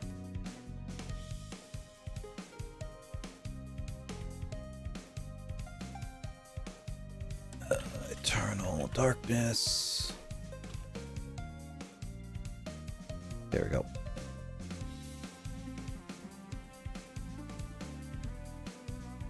Alright, cool. We switched that. Turn on my background again.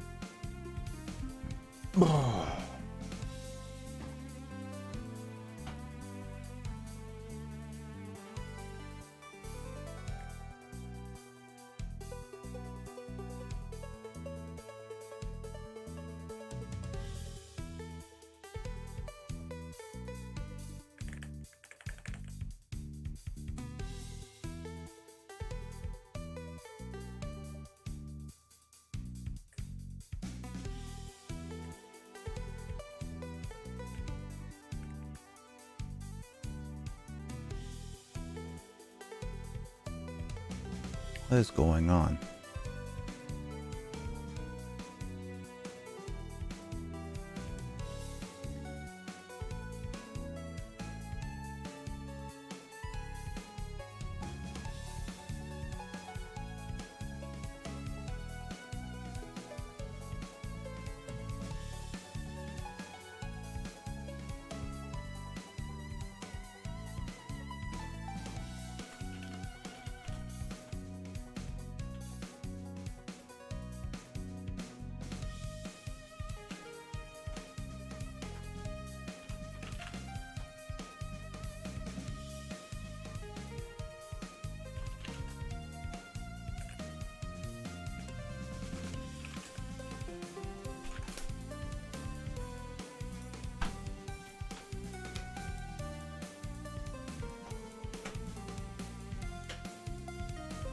There we go.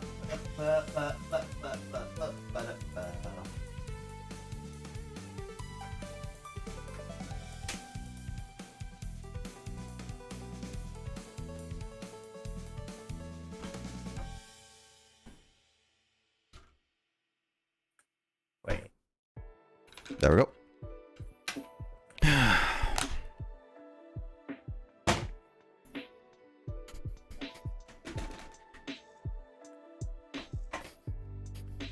Wow. One shot.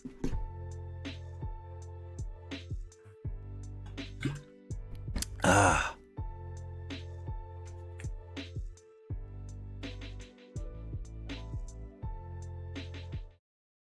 Deep into that darkness peering, long I stood there, wondering, fearing, doubting.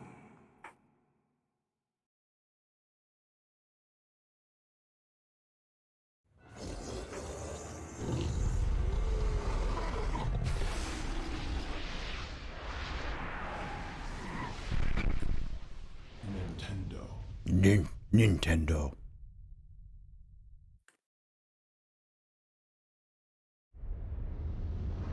You too will come to understand. Let's see. As I have.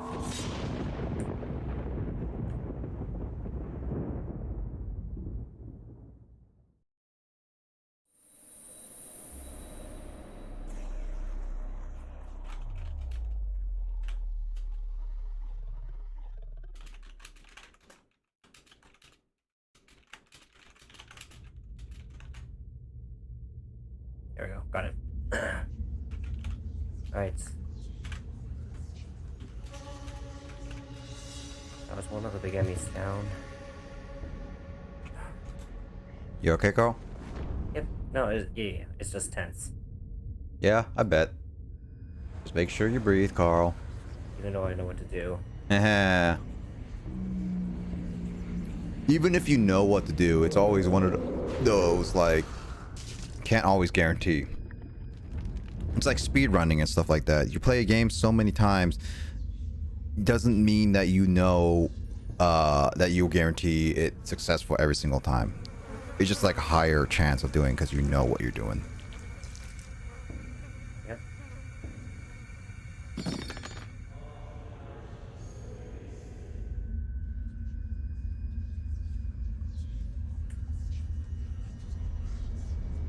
So apparently Target is having a price match about Nintendo Metroid deal right now being $67.49. Really? Mm-hmm. By the way, I'm trying to aim for sub 10 hours. Because I think right now my current pace is around 6. Mm-hmm.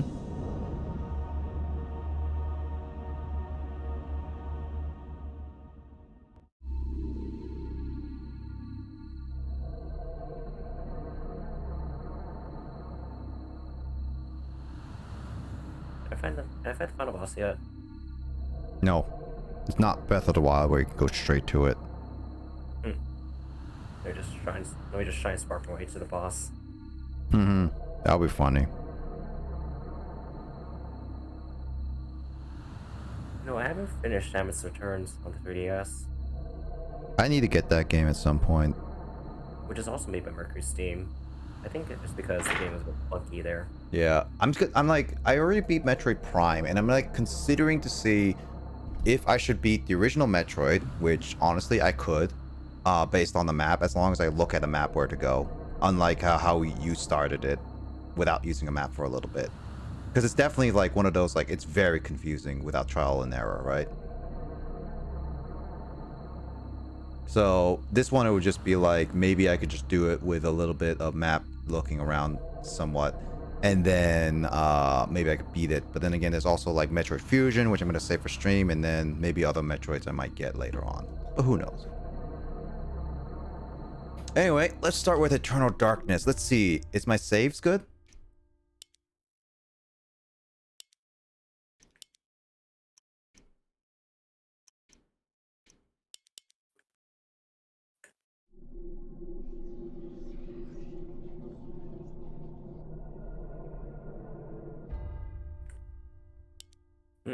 Oh, I need to I need to restart it because I think the memory card.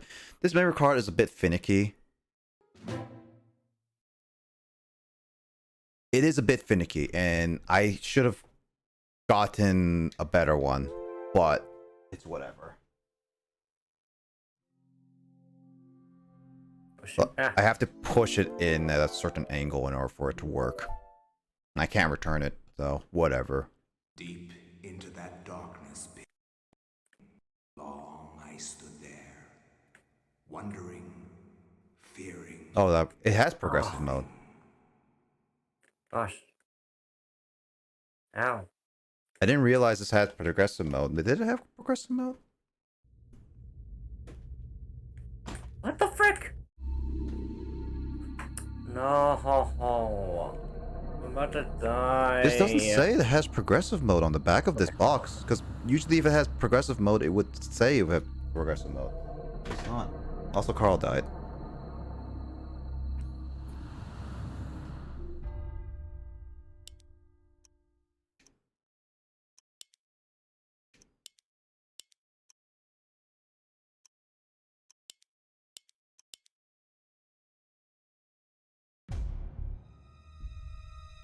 All right. Anything special happening?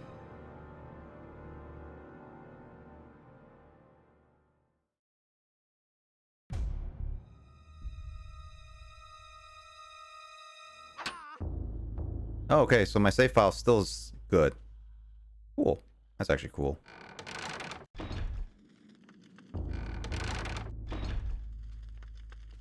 And so I didn't have the... Your memory card is corrupted or anything.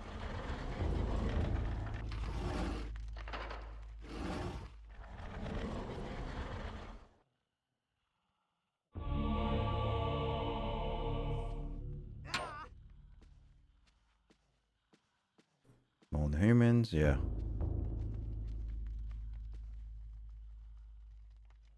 It's amongst the... Enchantment scroll.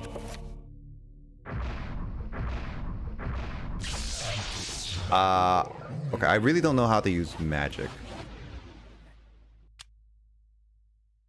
I just need to concentrate there. Yeah, no worries. Most players should assign the most. Use cash button.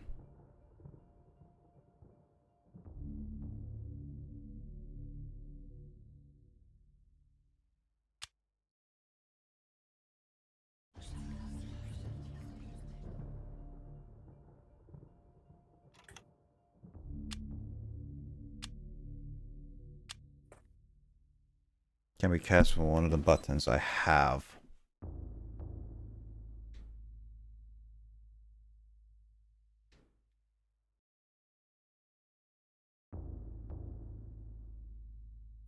Oh, okay, so the magic meter is why it's second difficult. Okay.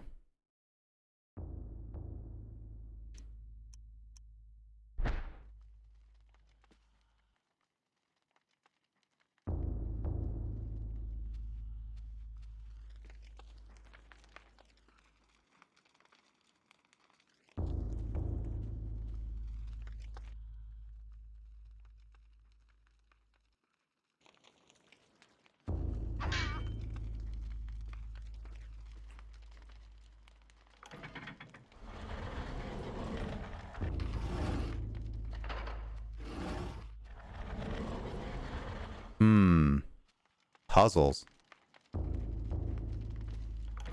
Puzzles.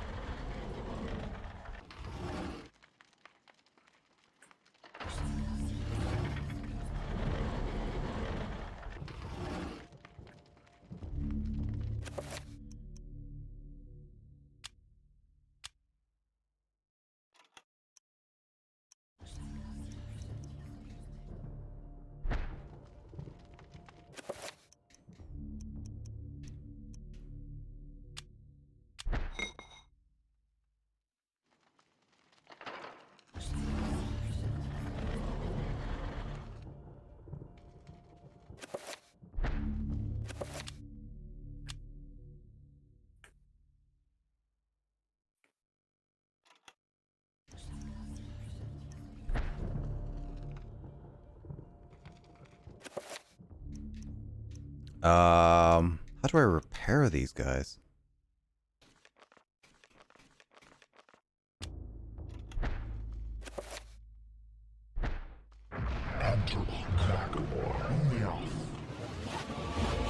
Oh, that's how I do it. I'm going Jackpot Cracker. Booty moth. So I need to do that in order to do that. Okay.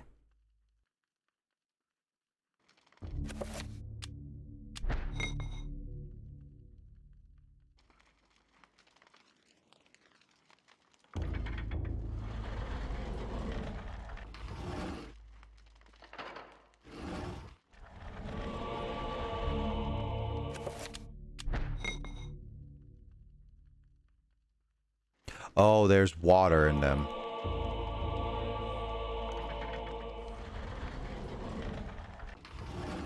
I need to find water.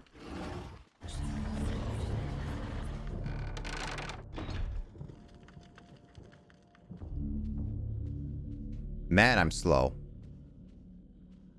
This is like Resident Evil camera angles.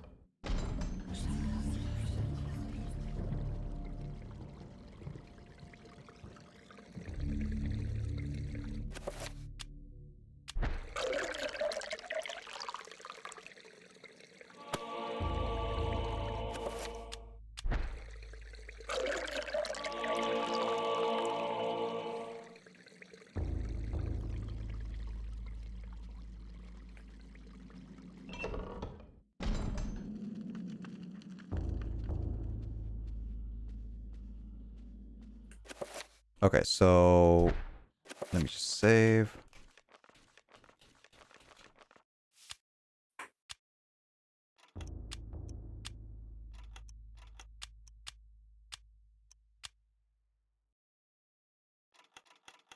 Okay, so I had to solve that.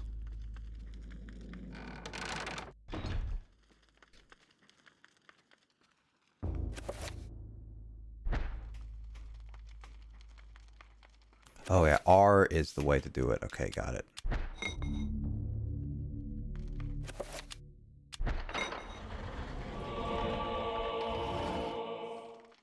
like how the both your... Can I just like...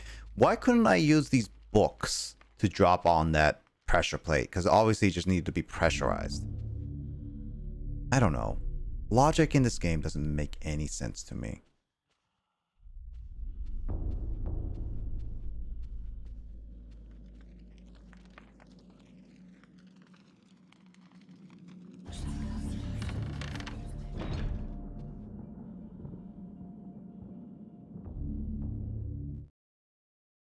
So, you have come to return my book.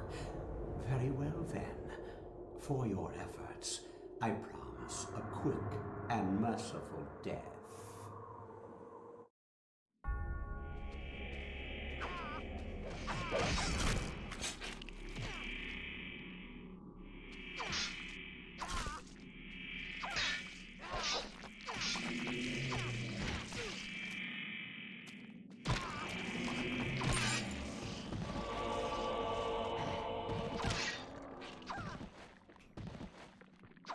Finish him.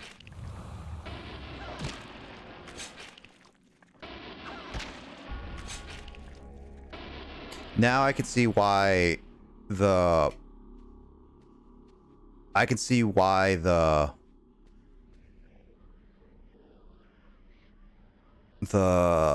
health is hard mode, literal hard mode.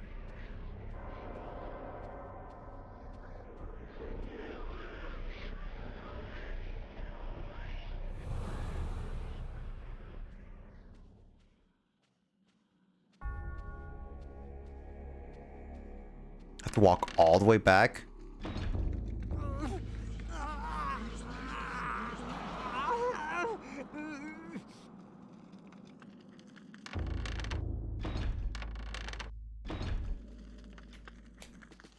Oh yeah.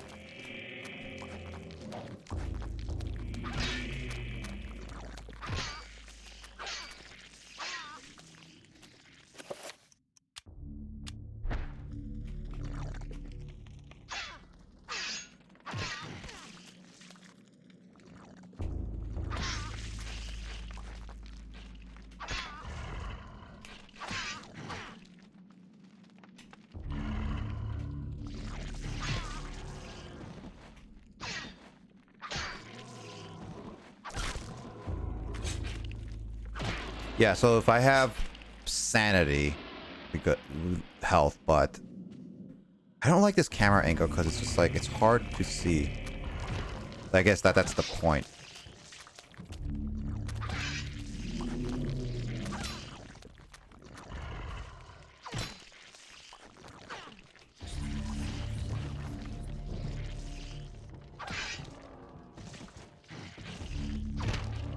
It's like hard to see everything, but like when it comes out of nowhere like that, that's really difficult.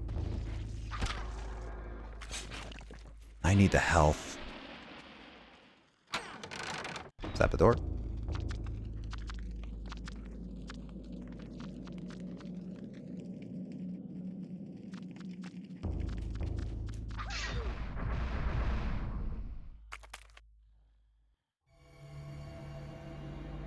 What the?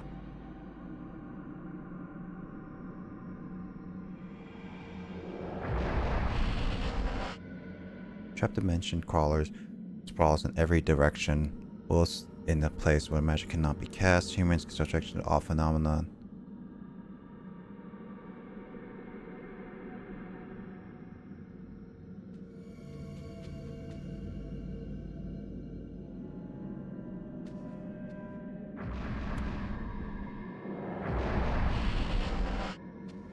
Okay.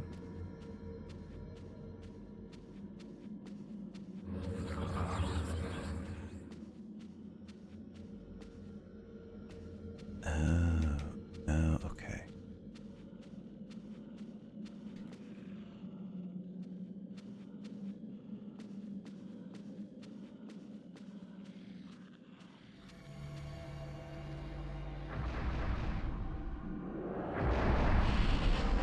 Oh, okay. So this is how they get me back to heal. Oh, shoot. Dang it. I should have gotten health. I should have gotten health. Dang it.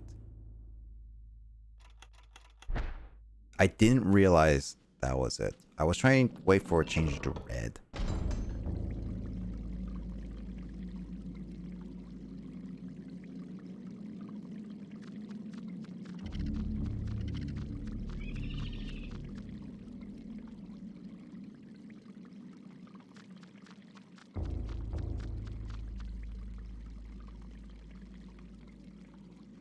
Okay, here we go. But aren't Here they it comes. aren't they good if they give me health? I don't get that.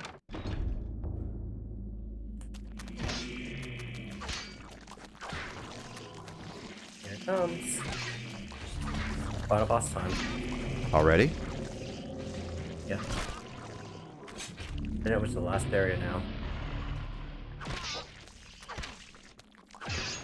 This is the hardest fight in the game, and given that I don't have as many items as I have, well, let's see how well I do. Well, considering the fact that I am like less than half health on this game, it's weird.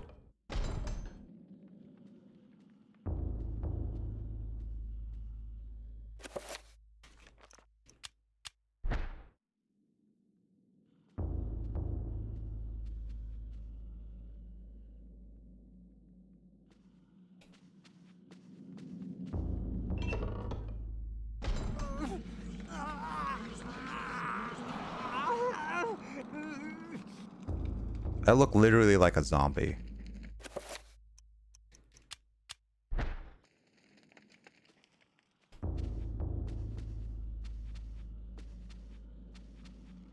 I've been cursed.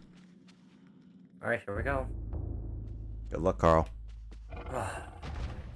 This one is going to require some concentration. Now, I'm gonna be going through this for a little bit. Oh god, what ugly screw you are you. Looks like a... Oh no, I can't have to fight you.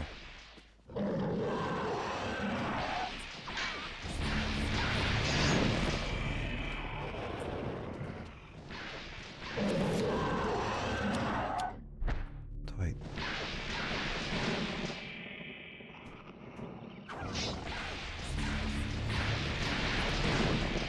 Oh god. Oh, right. I forgot.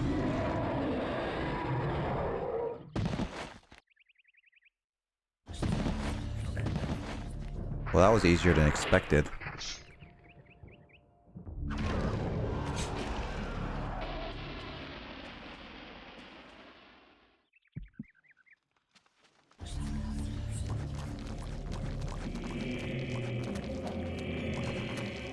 I need some space.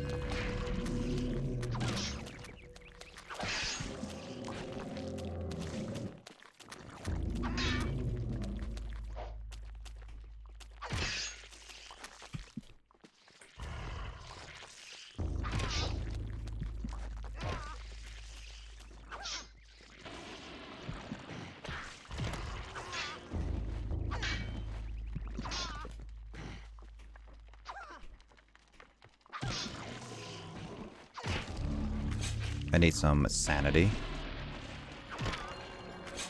So they eventually disappear if I take too long. Got it.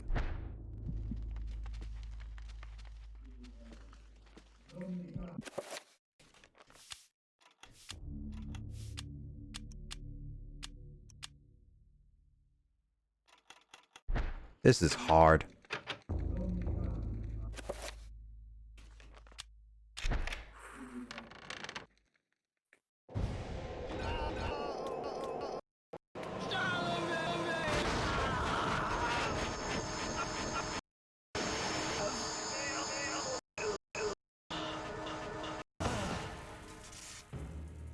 You are a fool for him, Anthony.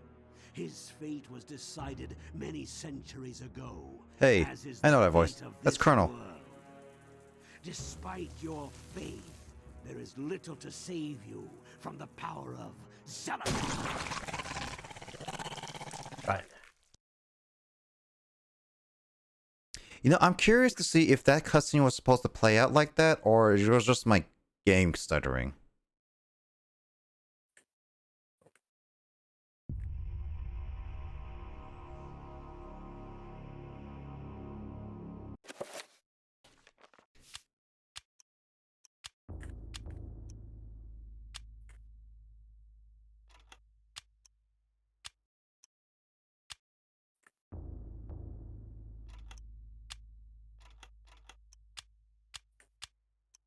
I want to see that cutscene again.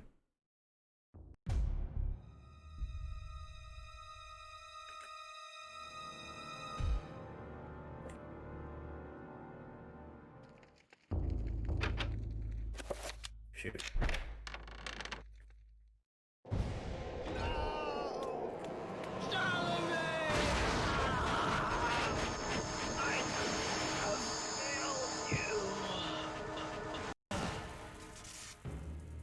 You are a fool for trying to save him, Anthony.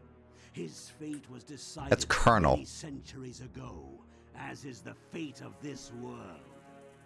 Despite your faith, there is little to save you from the power of Sanity. Cool, so it might have just been my game stuttering.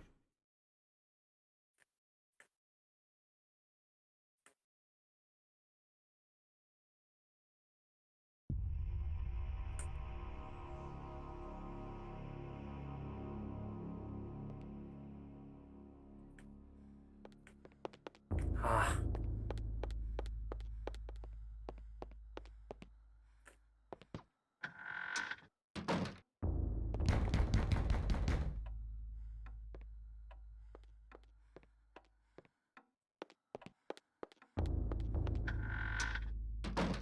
What was that? It's working so long.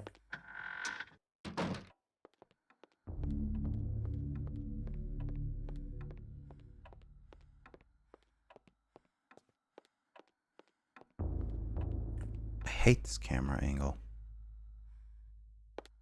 Ooh. Okay, nice way.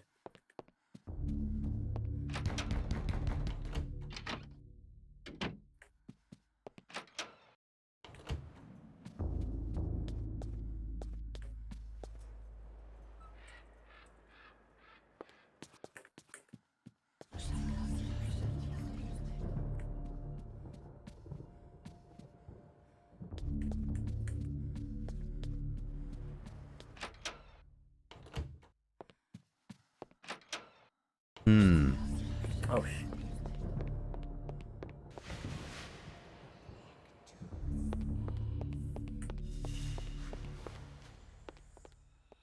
There's nothing here. How does one...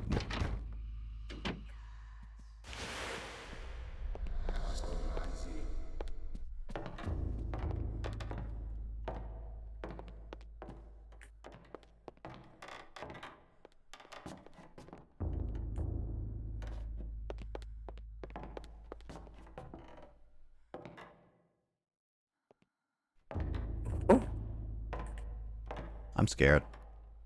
I'm scared. You're scared? I'm playing an actual scary game.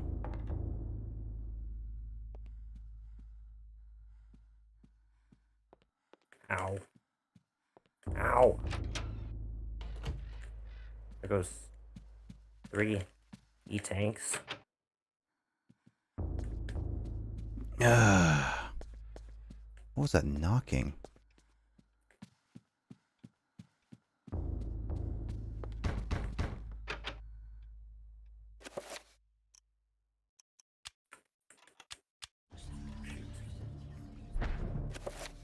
Oh, I have a magic now. Okay. Holy crap. Oh, my sanity is still low. So, Dude, I did it. oh, nice. First try. Holy crap. Congrats.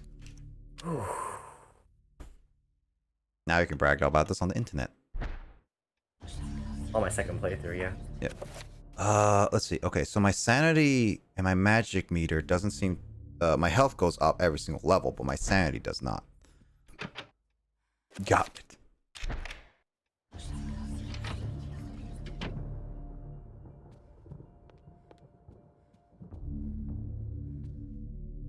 It's so interesting that there's actual voice acting in this game. Is there? Well, I mean, technically yes, but it's not exactly legible, or it's not exactly a language you'll be able to understand because it doesn't exist. This thing follows me. I don't like it. By the way, I'm not skipping this cutscene because I love this. Nice.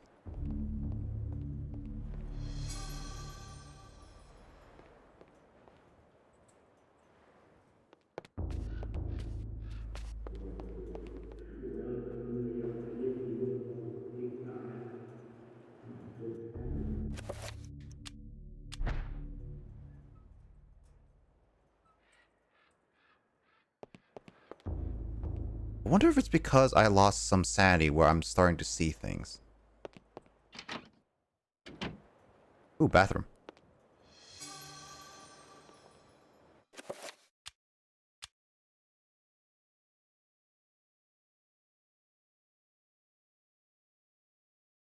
In darkness. Alright, here we go. Last portion of the game.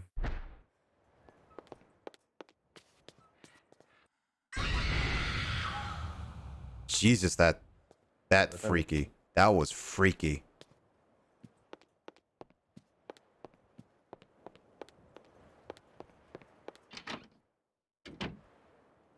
Oh boy, oh boy, oh boy, oh boy.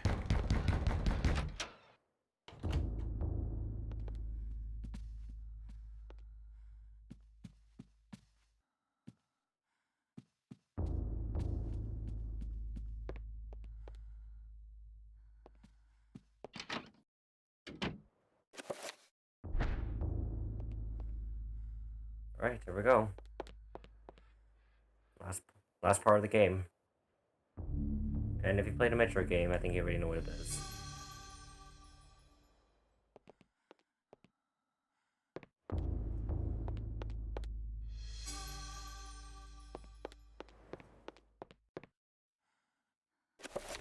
Well, there's only one way to go from here.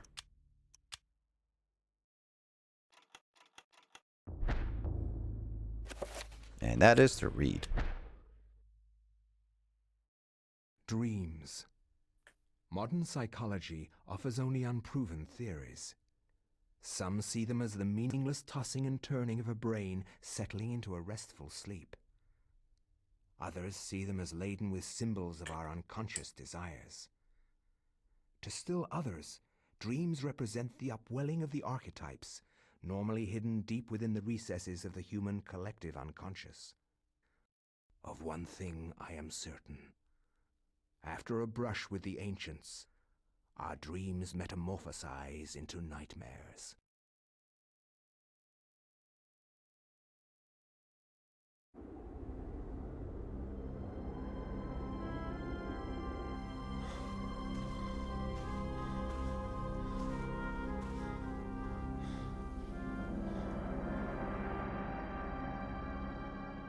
I have implored you for years, yet you ignore all my advances.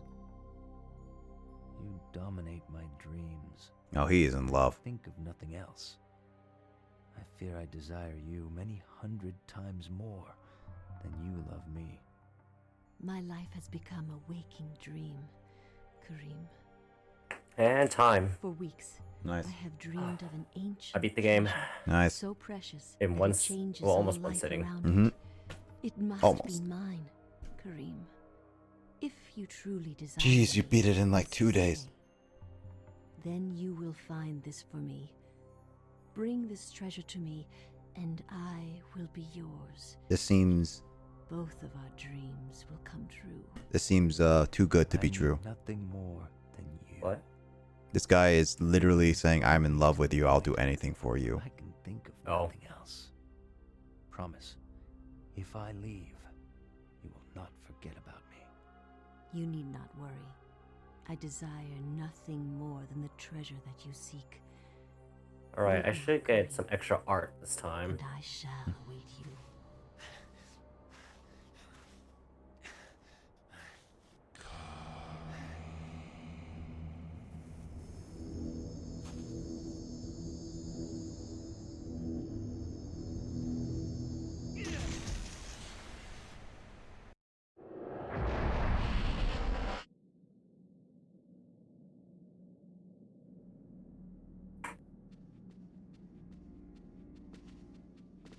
Alright.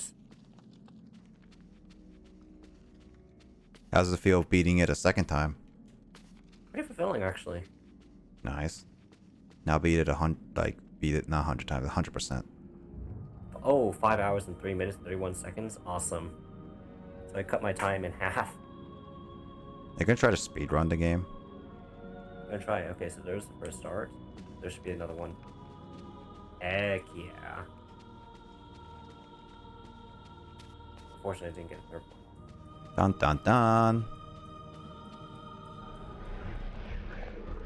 Alright, I need to kill some people to get my sanity back.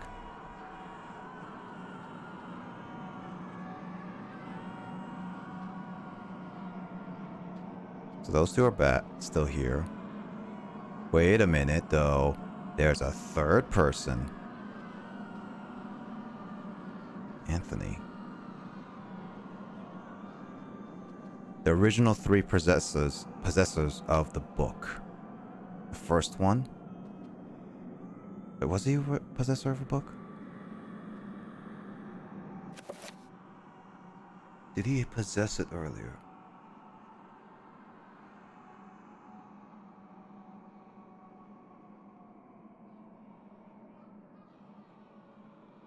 I actually don't remember if he did possess it or not. What the heck is this? Talisman? Oh. Oh, that's the health thingy, right?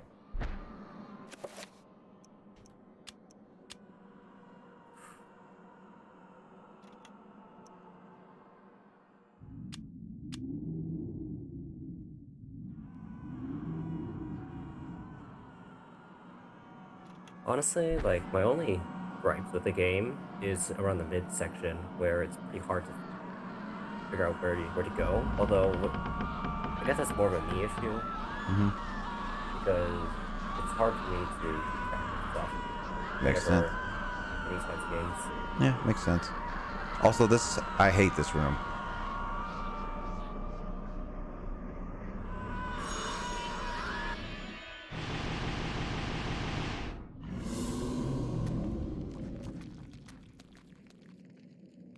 Alright, I'm gonna head off there. Go for it. Night, Carl. Sleep well. Get some actual rest.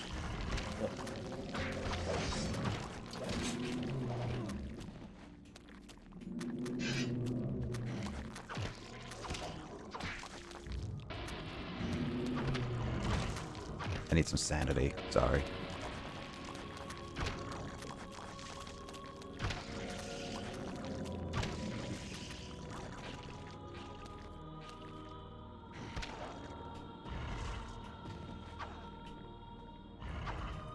God dang it.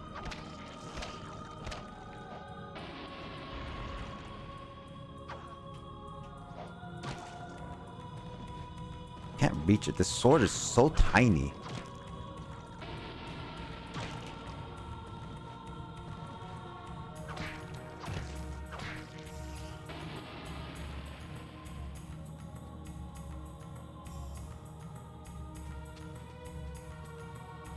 So I got the book now. What's this guy's fate? I don't remember the first guy, Augustus, or whatever his name was, actually getting the book. I don't remember that.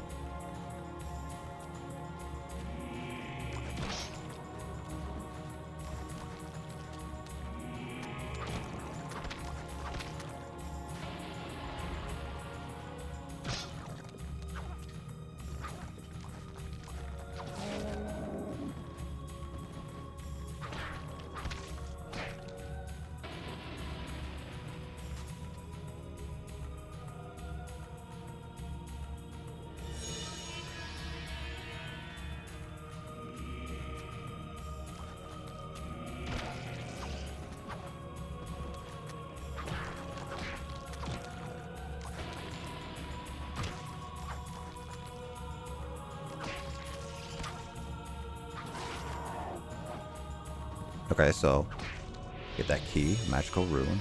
Or not key, is a magical rune.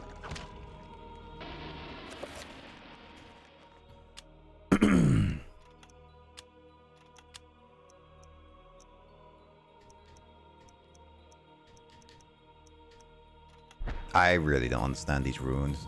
They were explained to me last session and I barely paid attention to them.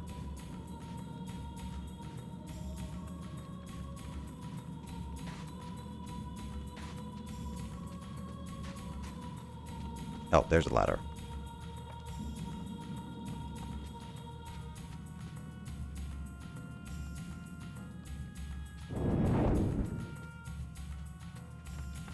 This is such a weird game. Oh boy.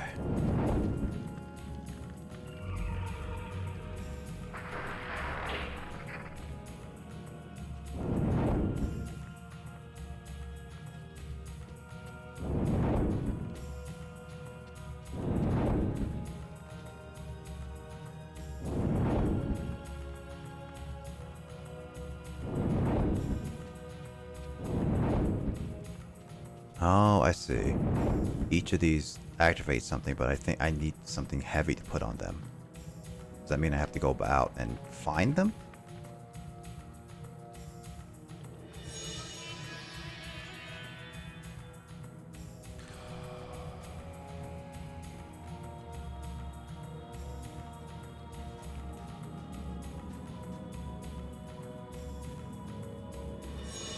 Oh, I could just put the pedestals down there, right?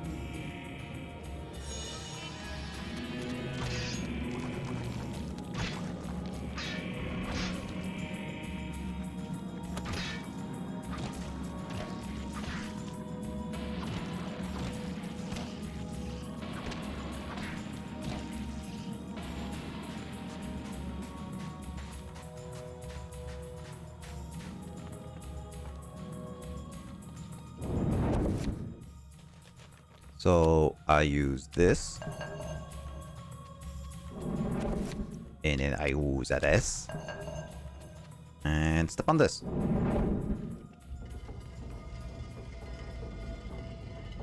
Oh boy, that's not good.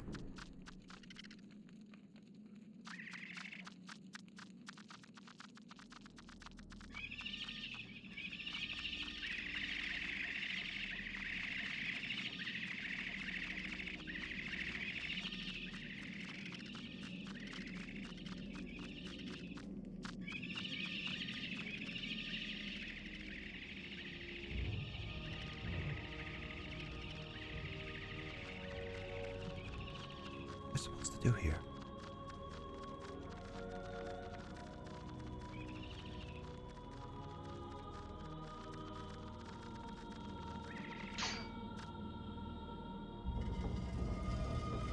Yeah, there we go.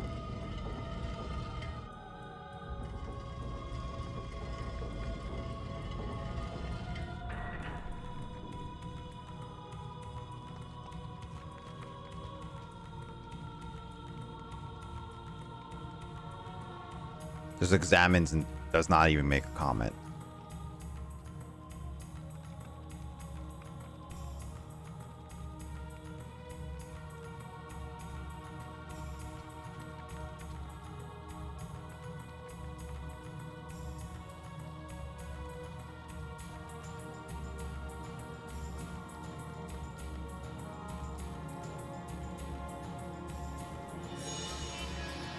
I can now wield two simultaneously. Ooh.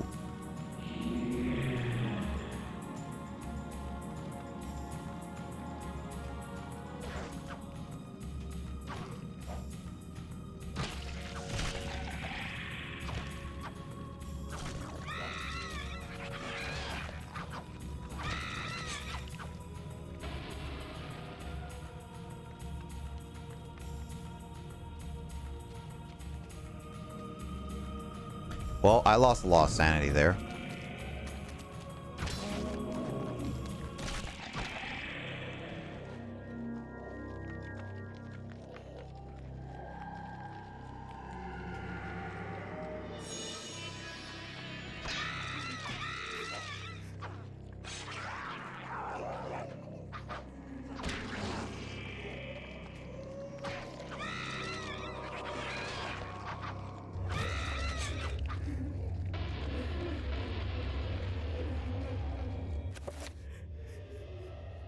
Well, I am really low on sanity.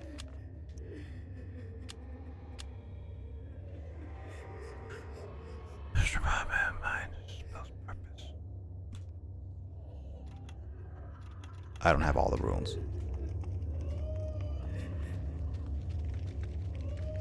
Great.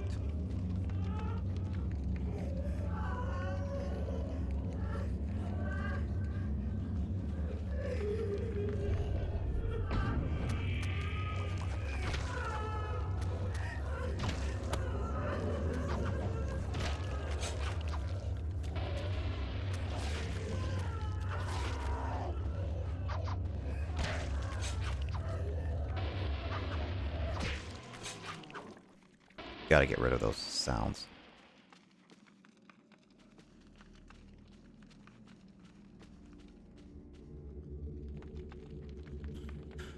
Oh boy. Okay, so there's nothing here. Got it. Nothing there. That means this is the only way to go.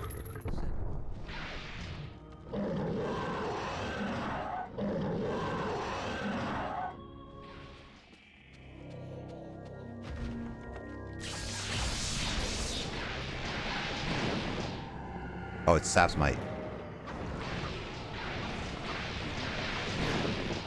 It's Sap's Might. Oh, ooh. That's a lot of... I am going a little too aggressive. Yeah, I can see why health is definitely the hardest. I need... Give me some sanity, Jesus.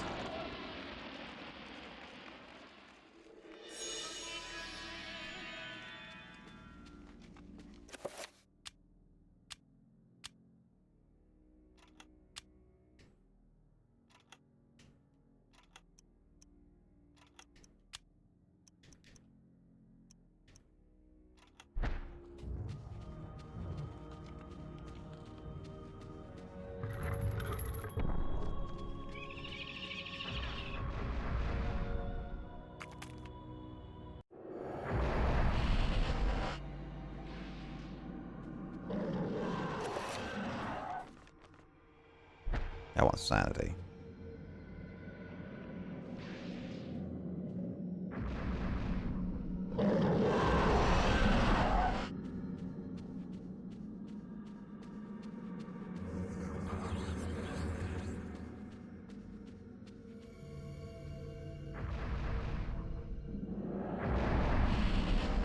Sorry, matey.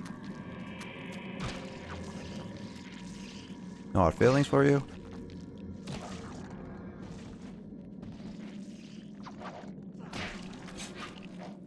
I just want some good sanity, because after this level, I am gonna be healed up. So that's the thing.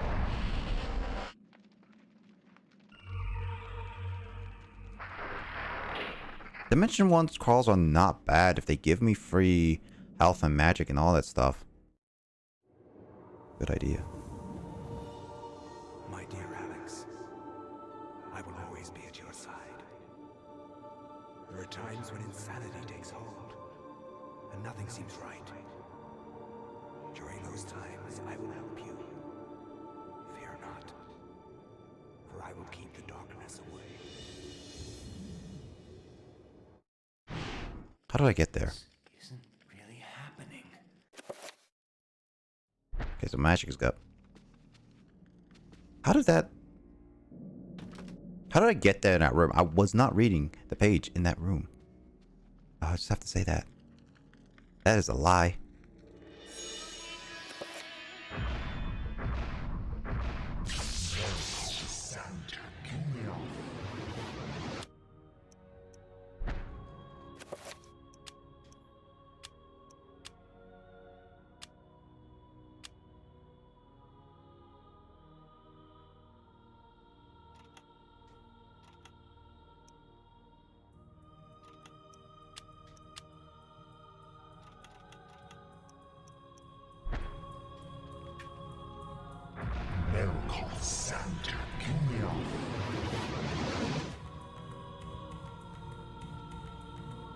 Just gave me back my magic, I guess.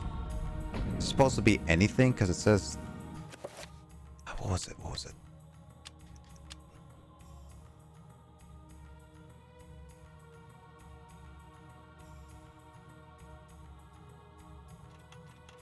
Power to environment. I don't understand that. I really don't understand some of this stuff. So is it random or is it just only magic? Because then that just seems useless.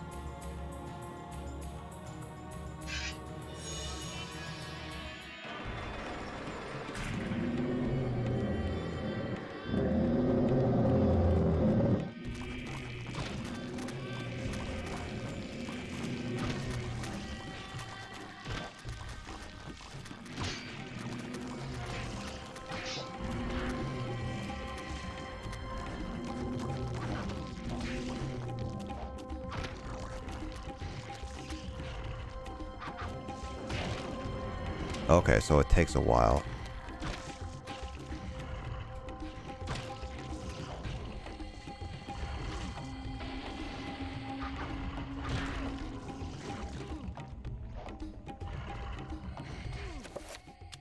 I got myself in the predicament.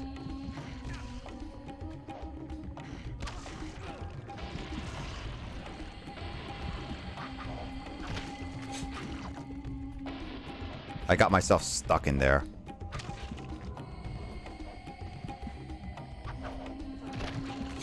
Okay, so don't ever do something like that again. Got it.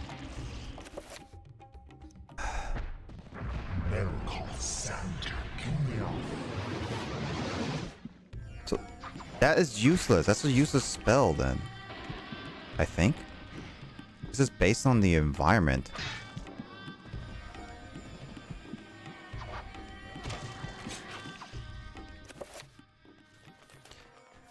I don't really know.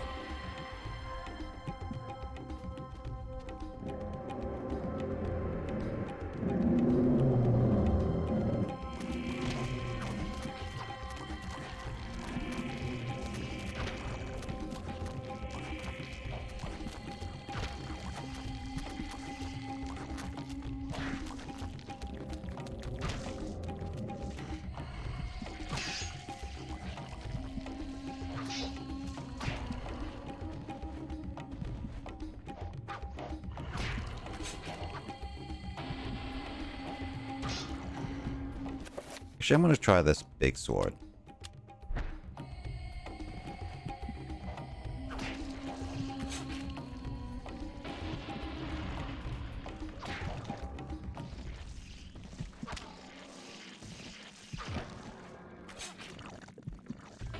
So there's no real easy way to recover health as far as I can tell.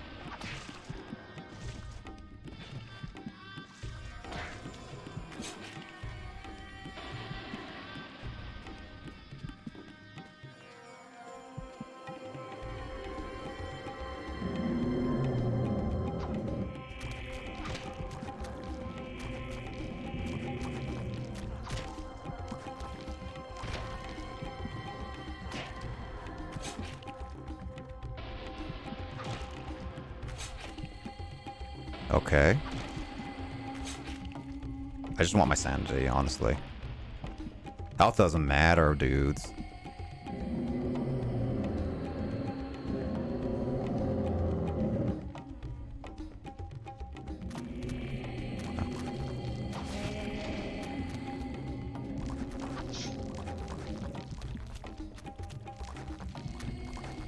Well, health matters because I needed to run away.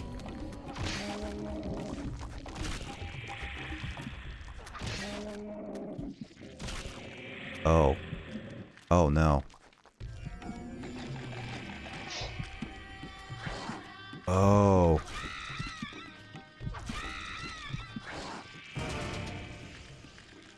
My first death. Oh, yeah, I was a little too reckless there. Ah, dang it. I should not have done that. Ugh.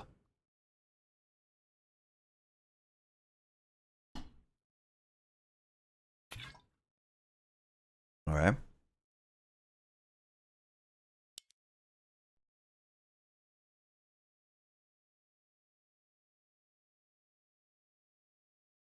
Oh, it just restarts me? Okay. Interesting.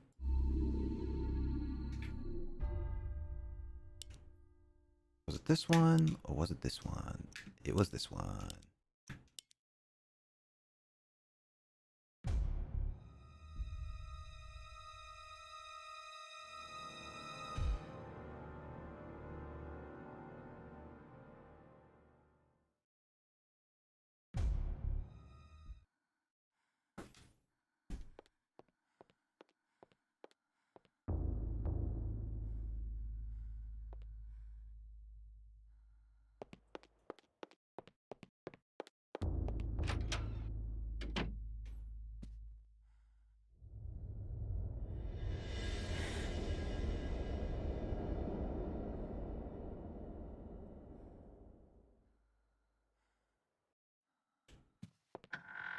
Oh, I never... Yep, can't go in there.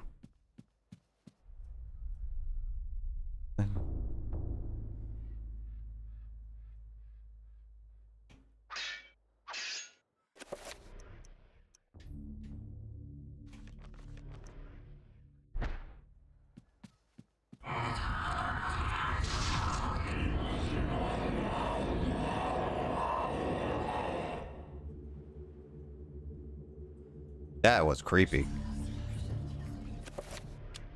Cool. I'm just getting chills down my spine all the time because of this game. Offers only proven theories. Some see them as the meaningless tossing and turning of a brain settling into a restful sleep. Others see them as laden with... Oh my god, I hate these bone chilling stuff. To still others, dreams represent the upwelling of the archetypes, normally hidden deep within the recesses of the human collective unconscious. Of one thing I am certain. After a brush with the ancients, our dreams metamorphosize into nightmares. Persia, 565 AD. Ooh.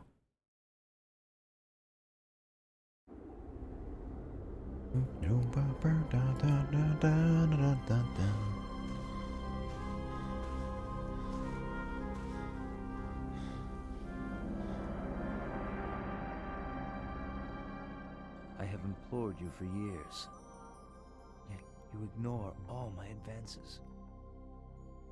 You dominate my dreams, and I can think of nothing else.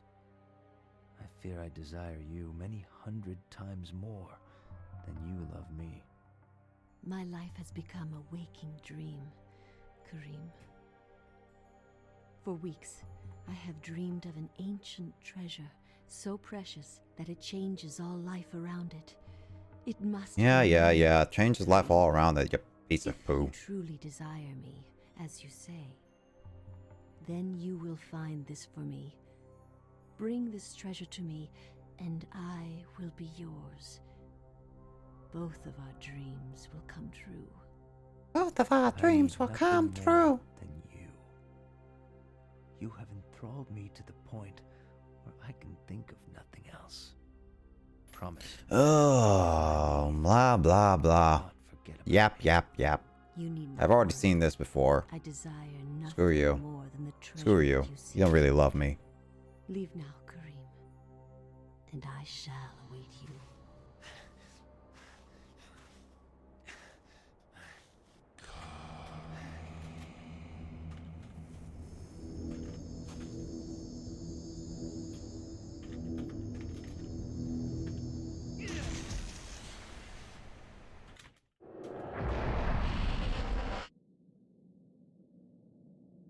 Yippity yap.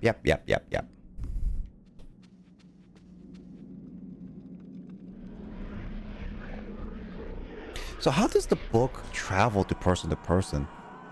Because we see each of the people who owned it and then perished with when they owned it. But how does the book choose?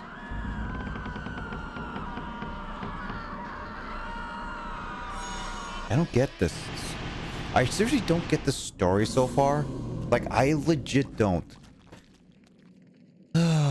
If there's any at all Eternal Darkness fans who understands the story from end to beginning, maybe, then hopefully one of you guys could, I don't know, help me out. Because I really don't understand what is going on in terms of the story. Oh, whoops, I got hit by a... Because, like, here's the thing. Alright. From my understanding right now... is that, whatever her name is. Alex, I think? Her granddaddy died. He was studying for something like this. He had this book. And I was just like... trying to figure out why he died. But then discovered this book and started reading it. And reading it upon learns of, I believe, Augustus. I think it's Augustus. I would say like maybe someone else, but just like Augustus is what I remember. And he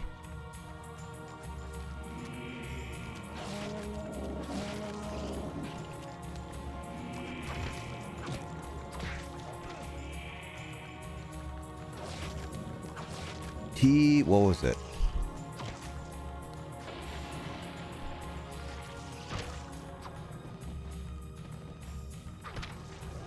He discovered this book. And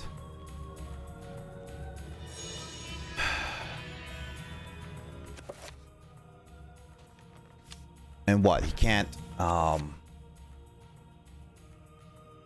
we're trying to like talk about darkness. The first guy goes into like a temple because he got pulled into it, and then when he touched the symbol, he turned into like this general like zombie. And then the second woman was in the temple, got trapped, and discovers that there's this like the general like zombie was attacking a beast and warns her to never interfere. Then he was given a heart by some person. Wait, was that some person Anthony? Because he looks similar to that. Well, gives like a heart. Then she gets attacked by the general who wants the heart, then kills her, assumingly. And then there is Anthony, who was trying to protect the bishop because he was given a... What was it?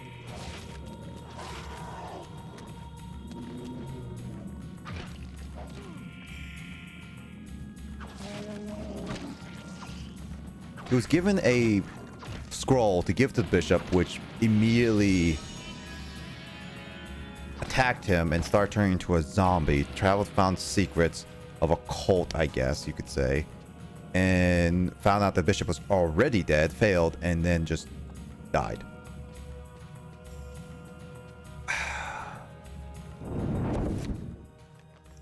I'm not fully certain how this story works. Hey, Kyle. I see you copied your same message before. When we did. Yeah, when we raided. Comma included. Yep. I don't understand this story, Kyle. I really don't. I'm trying to make sense of it, but there's a lot of aspects of it that I'm very confused. So far, the aspects of the sanity and stuff is interesting, is what I would say. It's the most interesting part. And I will say, I think ancient mythology, if major part of the story. Yeah, so basically what I'm getting at is that, okay, so the three things, by the way, three difficulty is basically green, blue, and red. Green is your sanity, which always depletes whenever you meet an enemy, because it always depletes a little bit. Also, if the enemy is green, it attacks you, it takes your sanity away. But sanity can be regenerated if you kill the enemy and finish them, like Mortal Kombat style. Finish him. I forgot I had a talisman. I could have used this to get some health. Dang it. I could not have died. I died before and I completely forgot I had a talisman, but whatever. And the green is sanity, which basically changes up the camera and what you hear, which basically means like a lot of things. And when I was like, it also affects the person reading the book. So basically she's visiting in these stories of this tomb of internal darkness of each of these people, and her sanity changes. The magic is the second one, which is blue, which is needed to use to like fix some stuff, and she also learns that, but it also regenerates as long as you keep moving. Red is the most difficult one, which is your health, and as I found in a lot of cases, you can't really heal it unless you have specific items to heal it for you, or you go into certain areas that can heal it for you. So in a lot of cases, this is like that.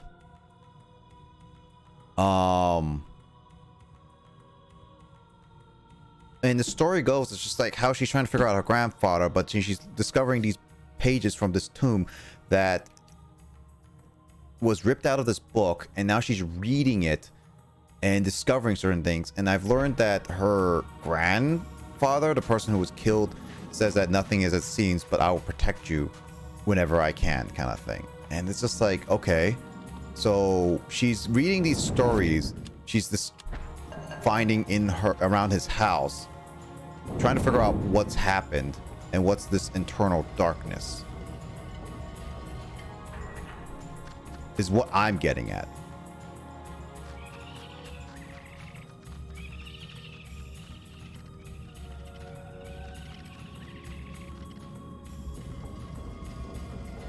It's a very confusing story, and I'm still pretty lost on each person, but these are the characters that are, I'm guessing 6 of them, because there's 6 little pedestals, and this is the 4th guy already I'm controlling.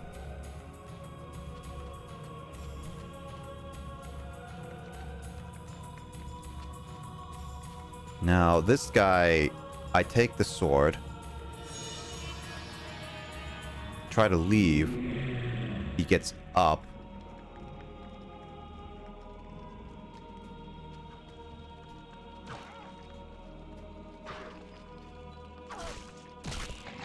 Okay, so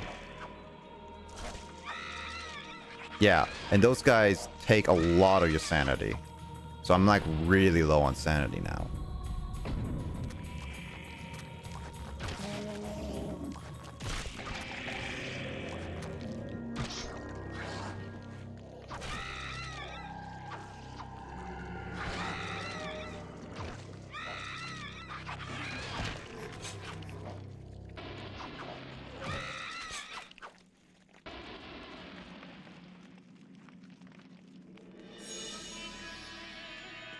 And that tomb is useless because it just heals my magic, which I don't understand.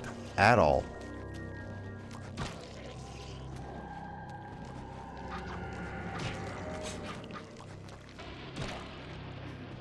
I don't know how to get back your sanity completely in certain areas, but I guess like it's the only way I can think of is to get the trap thingies. Okay, this guy's blue, which means he takes my magic more so than anything, but he can still hurt me.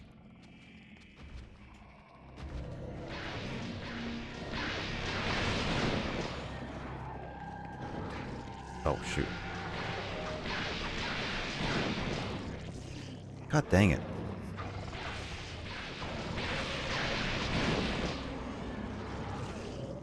Oh my god.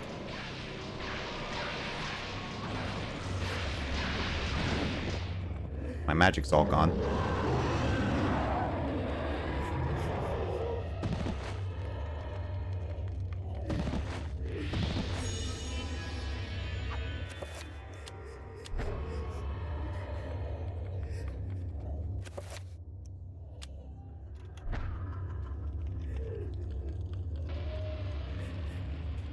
Oh, shoot.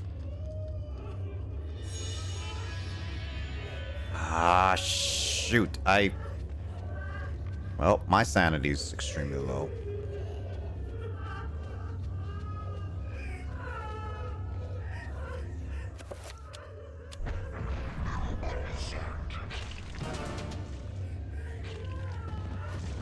What the?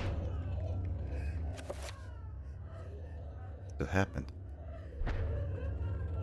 Oh, wait, my sanity's going.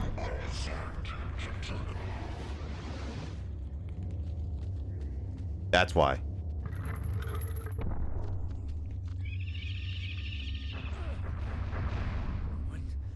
Yeah, I want this one.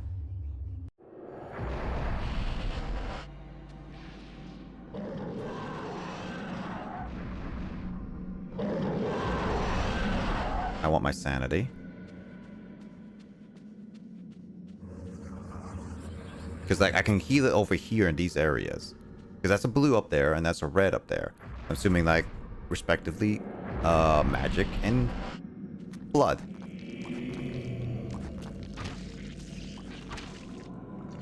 But sanity is more important because that's the difficulty I chose, which is basically, I'm guessing, depending on how I do with my sanity in each area determines on how well this game goes, / how it ends. Is how I believe it's made. I could be wrong. I don't know.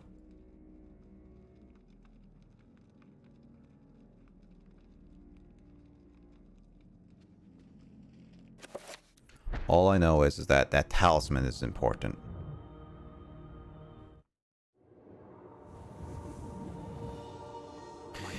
Either way, this is the part where he says always by his side. This is where it gets a little confusing.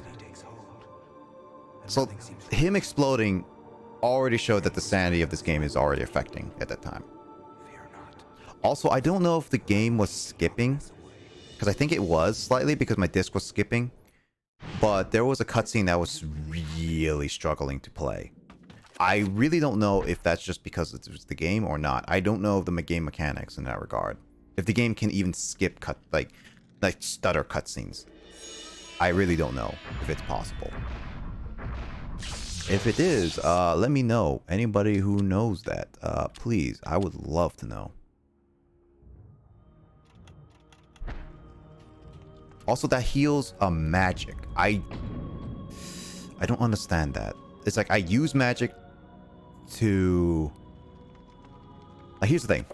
I use magic to do the recover, but then I gain magic in the same amount of I used. So this is a completely useless recovery, but what I also think it's maybe because of like the power from the environment to itself. So I'm guessing this environment uses more magic than anything.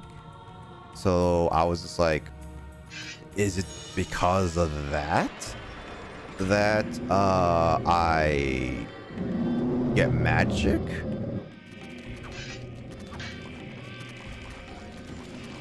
Oh shoot, missed that.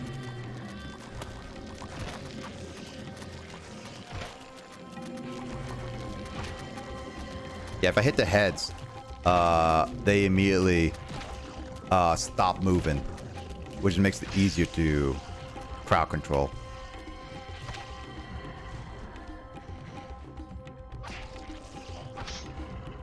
And I need to kill these in order to get my sanity back. Because they take my sanity, this is my way to kill them. But they can also hurt themselves, which then if I'm on the timer to get them back. That's how I lose my sanity. So I gotta be smart about this.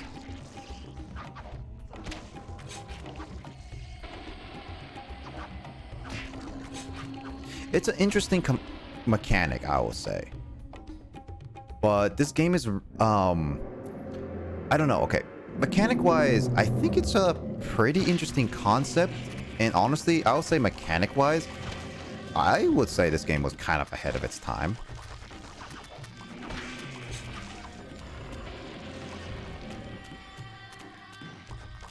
But story-wise, I legit don't know what's going on.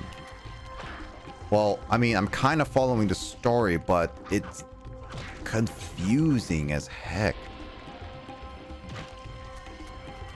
I would say, Kyle, even you would be confused. What is that going on?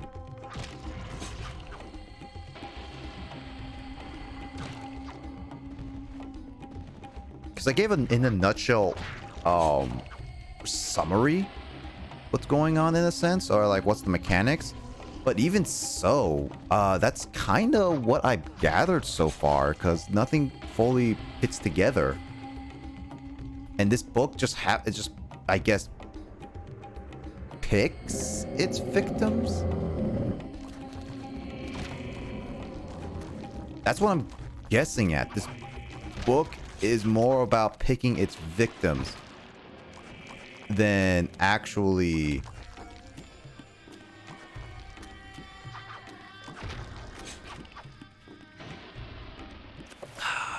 what was it? Like, it just appears out of nowhere.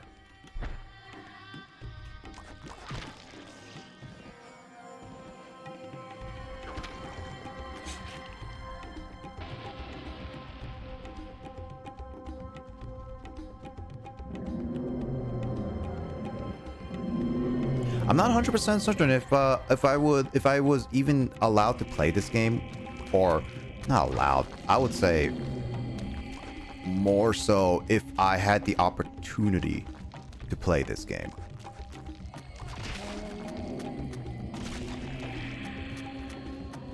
If I had the opportunity to play this game when I was younger, would I enjoy it? My answer?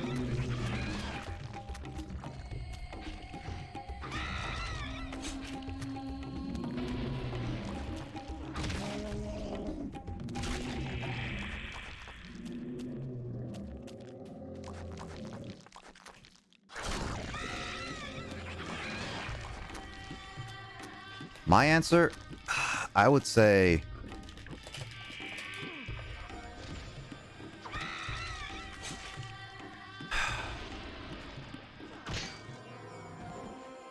I don't know, I would say probably not really.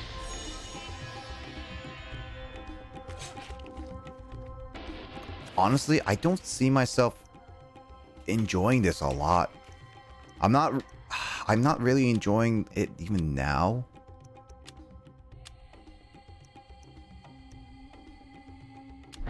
Oh, okay, so... Oh, so that's how it is. Okay. So the recover has to be assigned to a ruin. Okay, so that's why it was magic only. Okay, so that makes sense now.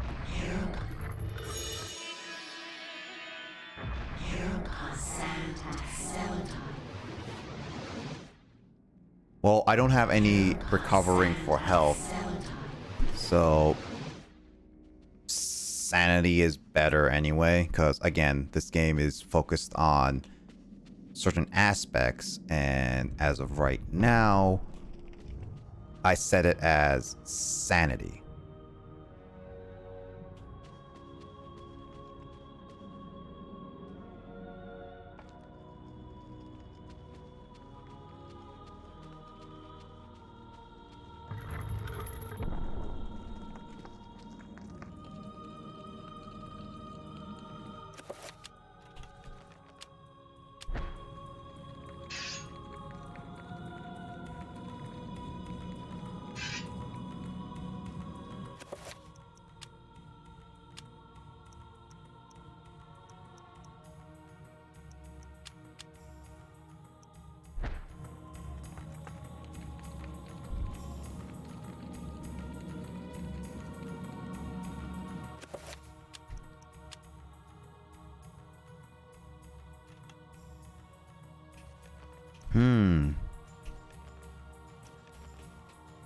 What the heck am I supposed to do here?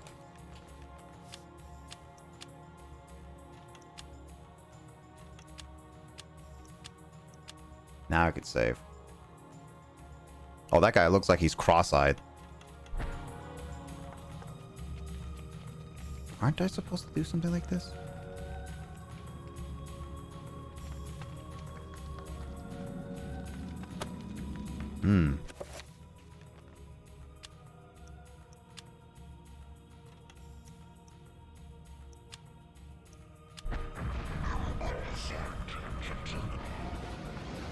I need more health anyway.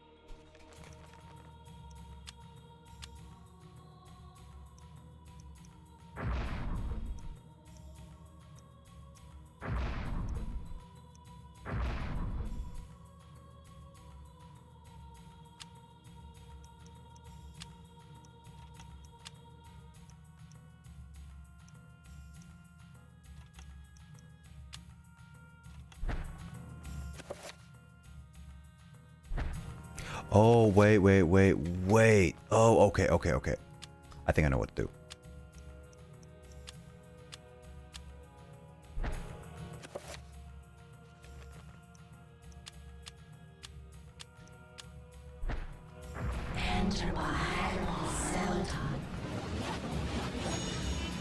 There we go.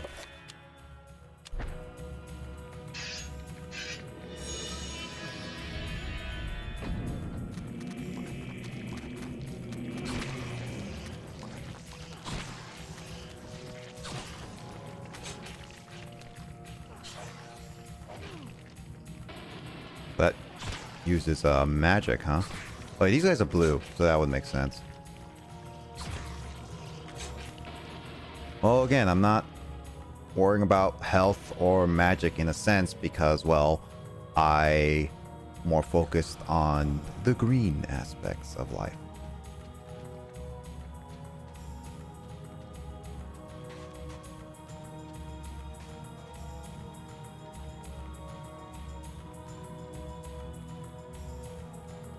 Which way's the right way?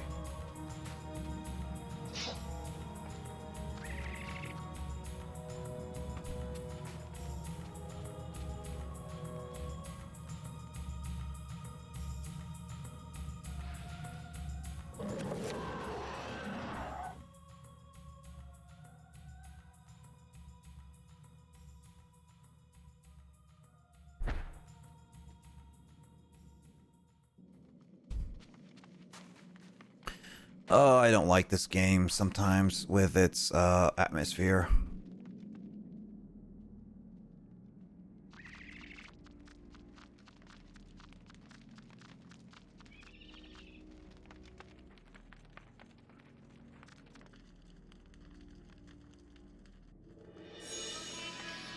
I knew it.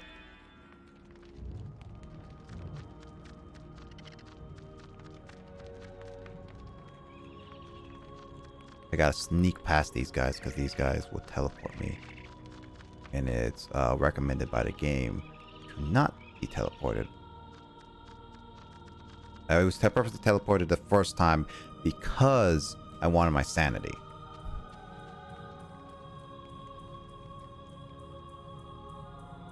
I gotta worry about my sanity is all. Oh, I forgot to bring that torch.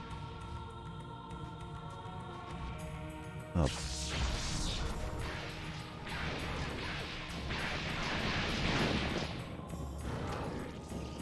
Dang it.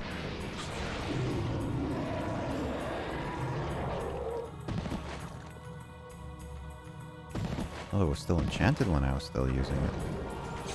That's interesting. good on health for now. I have to save that talisman as much as I can. What the heck is this?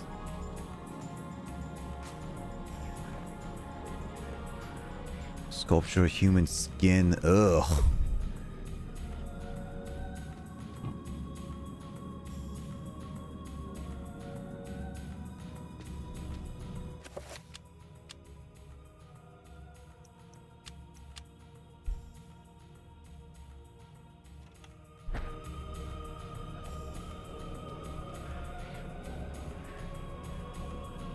Where the heck do I go? Can't even cut it down. I do what I do, what I do.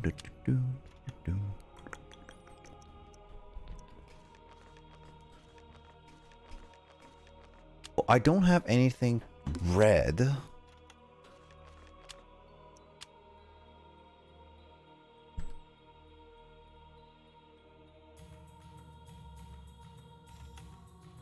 Red ruby.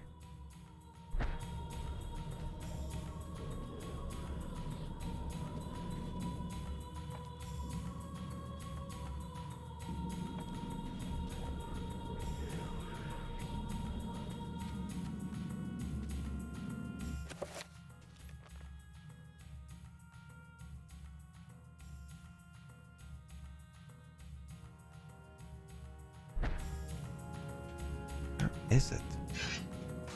Where do I stick this thing?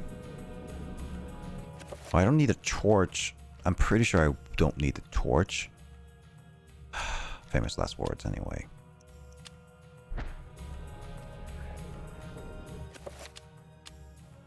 Why can't I use it there?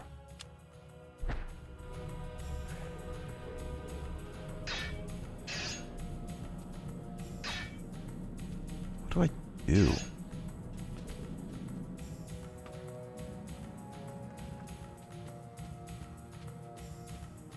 I really do feel like I'm missing something there.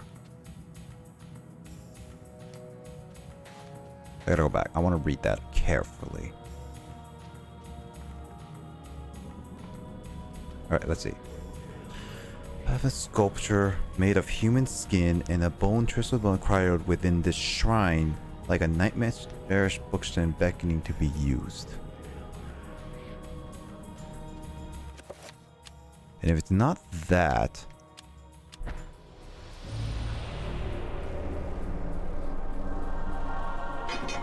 That's what I thought. Because that's the same hand. That's like similar to the hand. Oh, I can pick it up. I guess like...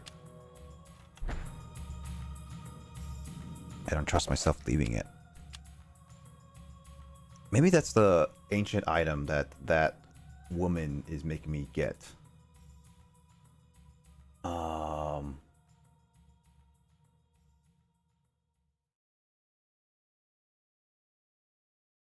What was it? So that means... Yeah, I was using that book because that's exactly the same hand that has had it when I got it. Oh, brother.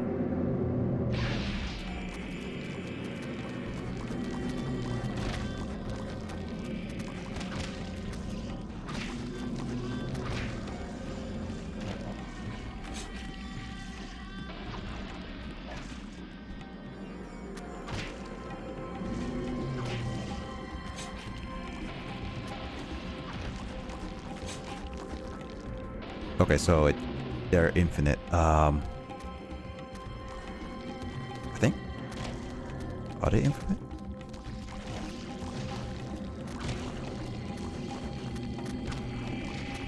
No, they're not. These are different enemies.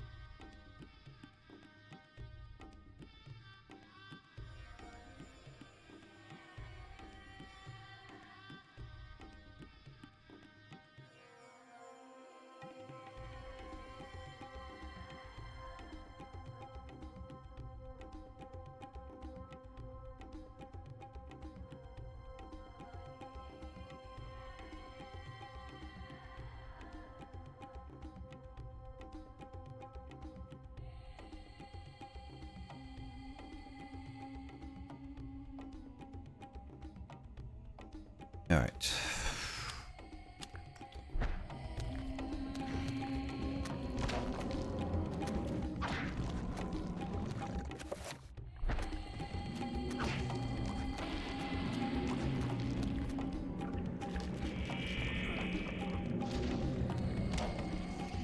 Okay, so finishing these guys is not a good idea.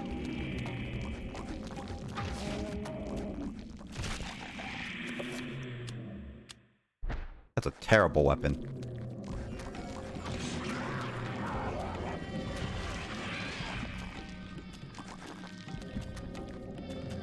That's a terrible weapon.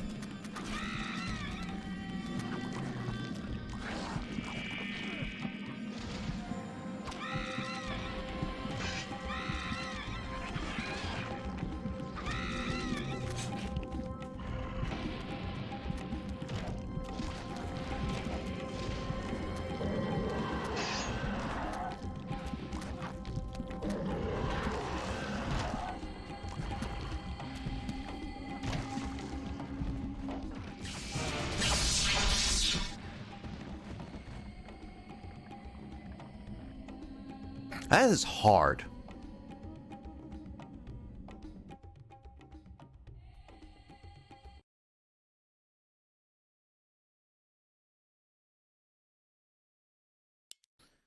Yeah. Yap. That is hard. It just restarts my game.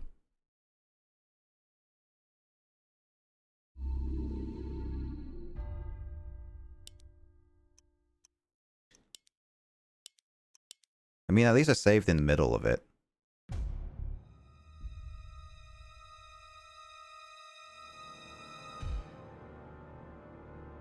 You know, I should save before that area. So I can have an easier time of doing it.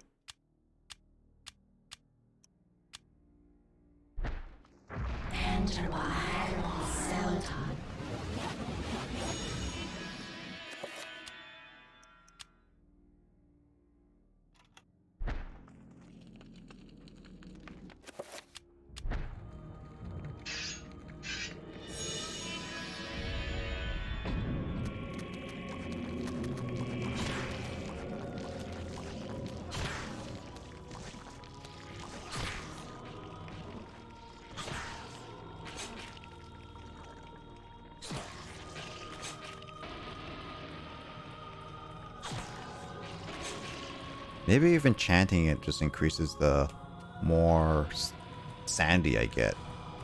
Maybe that's it.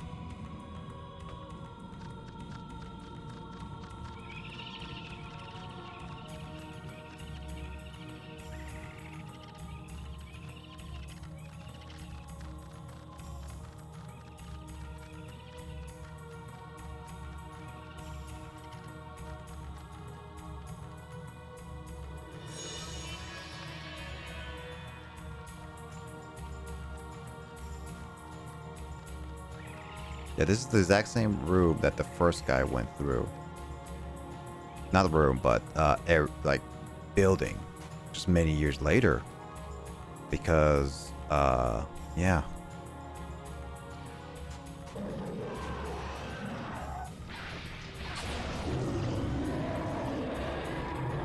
So blue is weak to green. Then what is green weak to? Blue?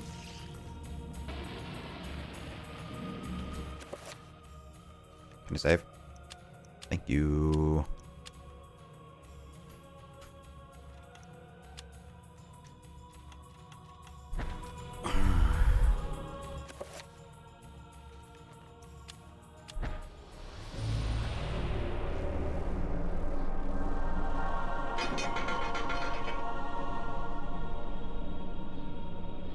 I can't leave without the tomb as well, because the game doesn't let me. So...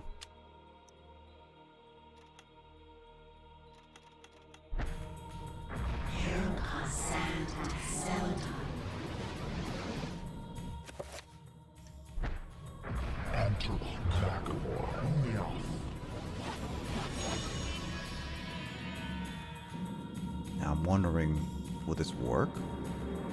I'm only doing this as a curiosity.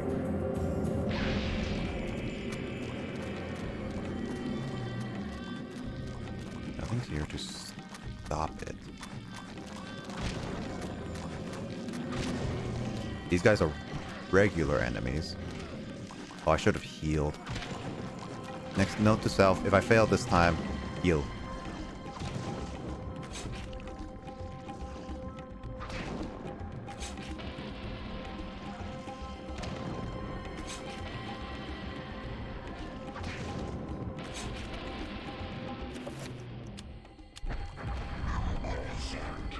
Oh, I can just use it now.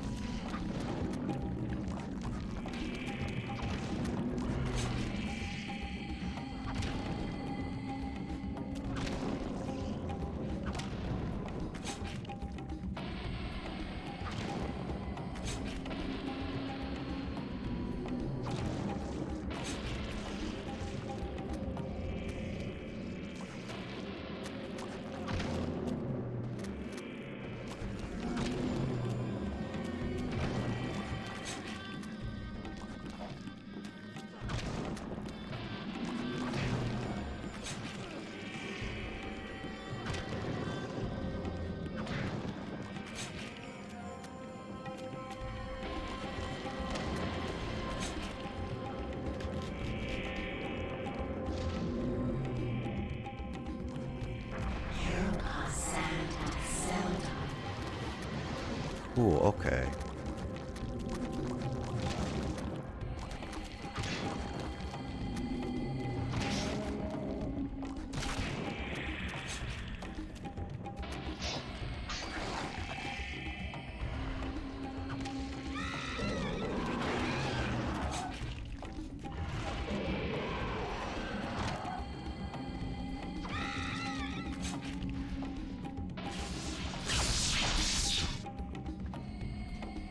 Oh god.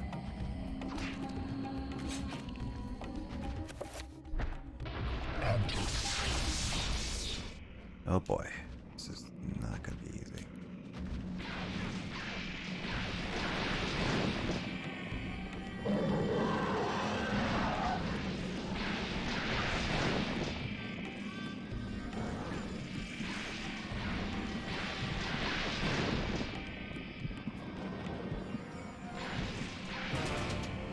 I need more health for that. Okay, so blue does work.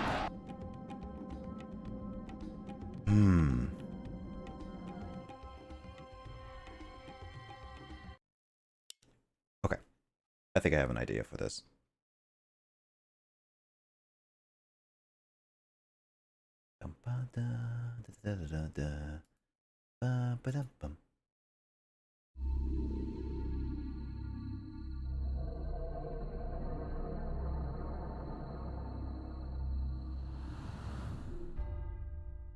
I like how this is a 2000s game when this was released in 2002.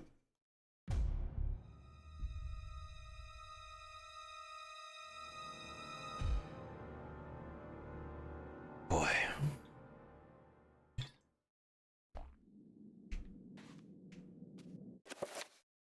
All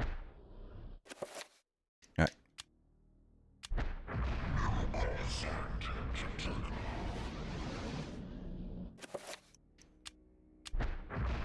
Pretty sure this is the last area.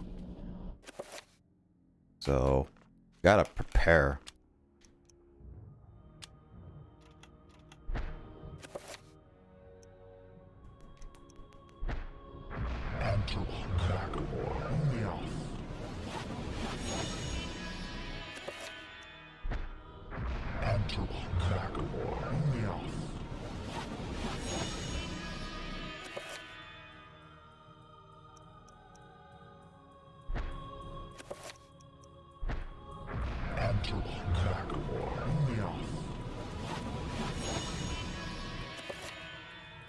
Okay, cool.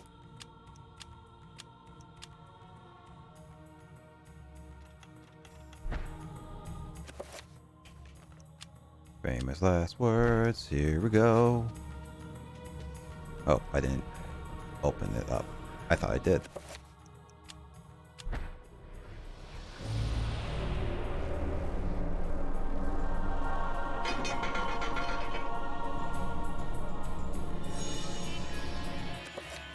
Now I can save.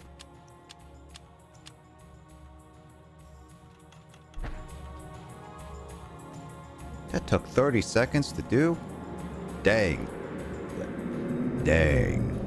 Well, who brought you into this world?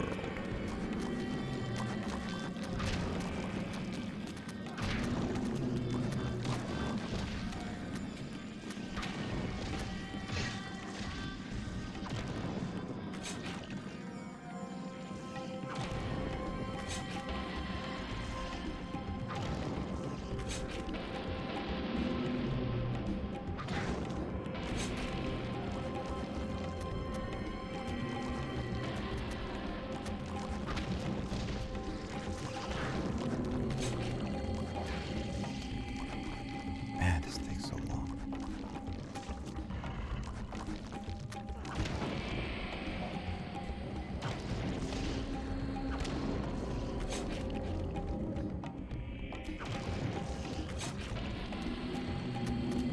You can have these zombies that hit each other, that's for sure.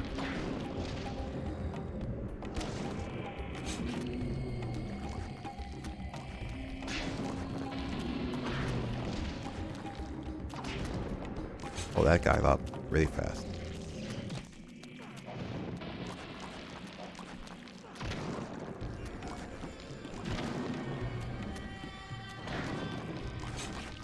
One of these guys is a fake. Maybe you.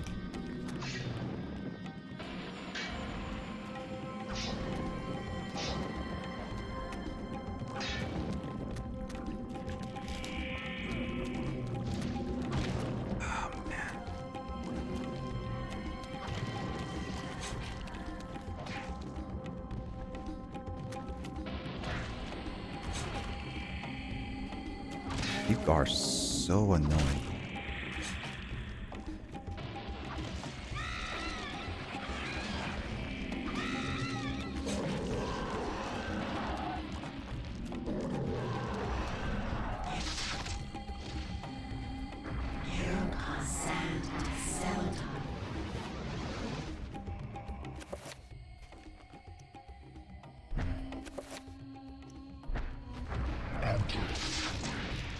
Okay, so I can't.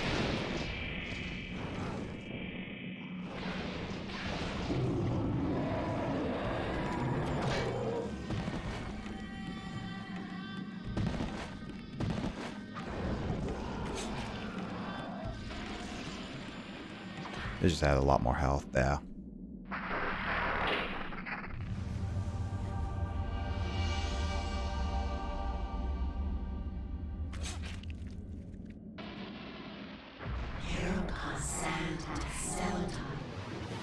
I think the magic is probably based on how much I use it.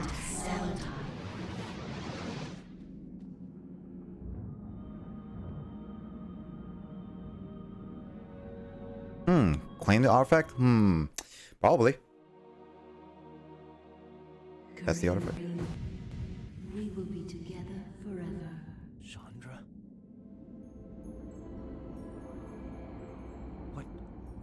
What happened to you? Things change, my dear Kareem. But even though my body is ravaged, I await you. Who did this to you? You were gone so long. I gave myself to a nobleman with a jealous mistress. She had me dragged from my bed, and in cruel revenge, flensed with knives. Ooh. As the last blades were drawn across my body, and my blood cooled upon the floor, she cursed that I would only be with another in death. So much for thinking only of me. I should never have left. I have seen my folly, and have already paid dearly. I see so much more now. In death, I know the true value of the artifact which I asked you to find. And it is not for us to possess. If we are to be together again, you must make a sacrifice. Only when that is complete will we be together. Sacrifice? Why should I do anything for you? You lied to me, betrayed me, and you really don't look so good anymore. You must forget the past. Despite who you are now, you will also become something more, just as I have. But the sacrifice must be made. We must remain here and guard the artifact. Dark things will come to claim it, and you must be strong to keep it from them. Without your sacrifice, the world will fall into eternal darkness. The things I do for love.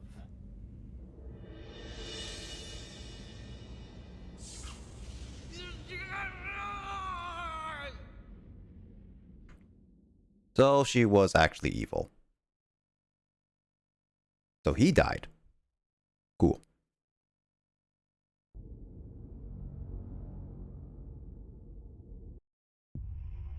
Okay, that was a cool cutscene of just the moon flying around. And I'm back in here again somehow.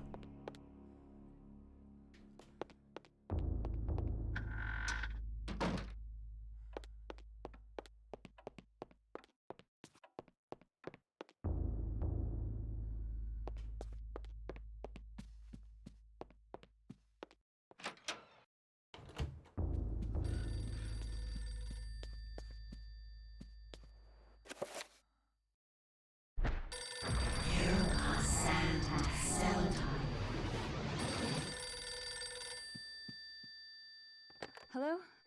Remember me, Alex? Can't be happening! What happened?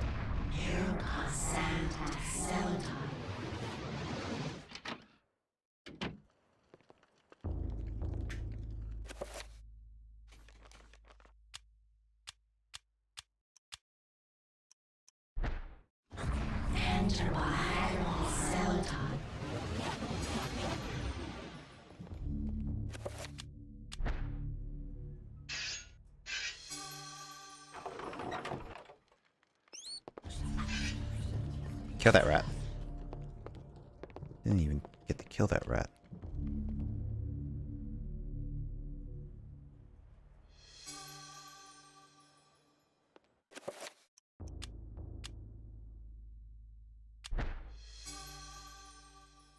The lurking horror.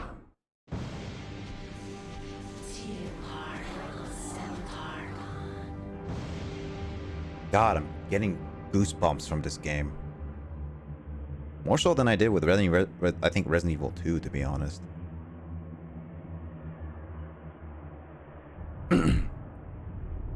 Any other horror game, really, now. My liege, the future is yours. The light in the age of darkness has been extinguished. The pillar of flesh has been constructed. The master of chaos, the keeper of the ancients, is long dead. The planets will be in alignment soon. All is prepared for your arrival. I will begin the final incantation that will bring you into our world within days. The next millennium will truly usher in a new age. Your guardians, now prepare the gate!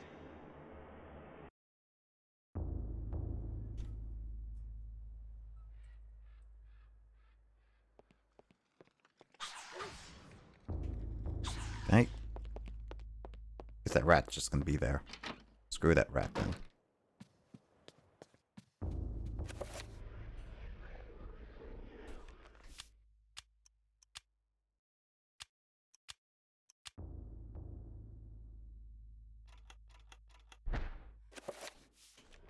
Alright, time to check out this chapter. I will not argue that I was shocked by the sudden mention of one of my ancestors, the distinguished Dr. Maximilian Royvac. Maximilian? Where's Max? It chilled me to my bones. Where had this ancient book come from? How had my ancestor stumbled upon it? I feverishly began to read more, eager to learn his story. It seems that Maximilian had inherited his father's mansion, just as I had. Alone since the death of his wife, and since his children had their own adult lives, he explored the house to discover his family roots.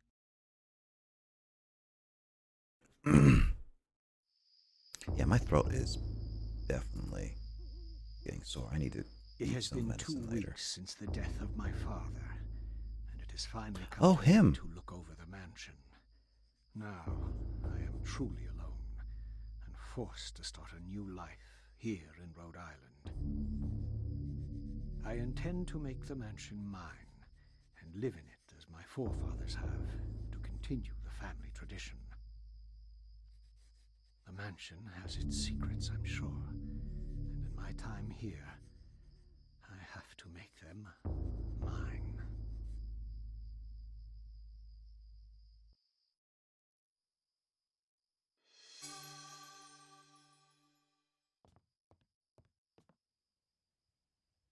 All right, big fat chubby man. I got it.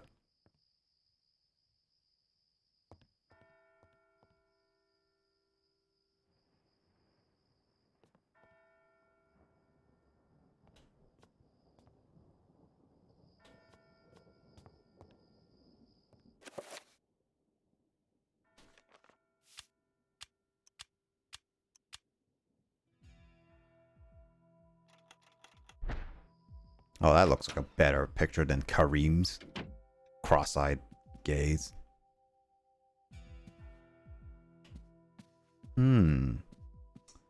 This window was different. Interesting.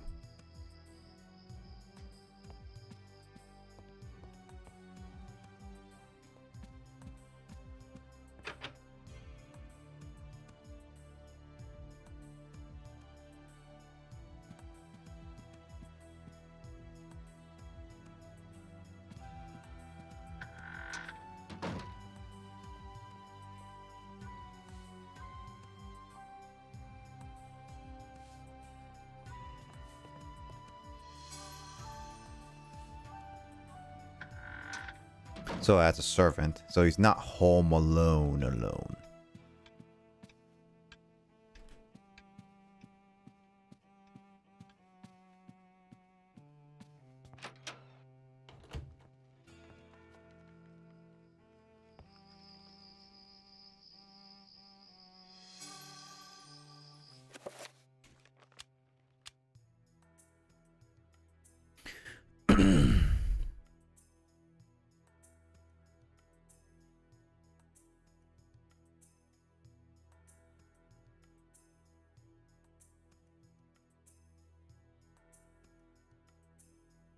So it's a copy?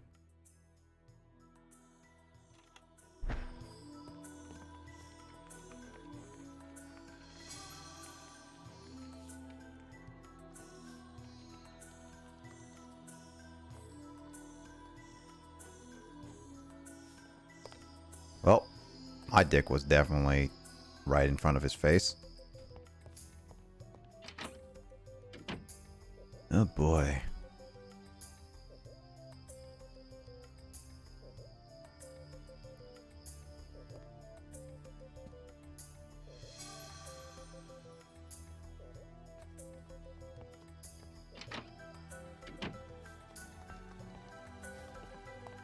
This is one thing, it's like having too big of a house gets really lonesome. Really messes your psyche.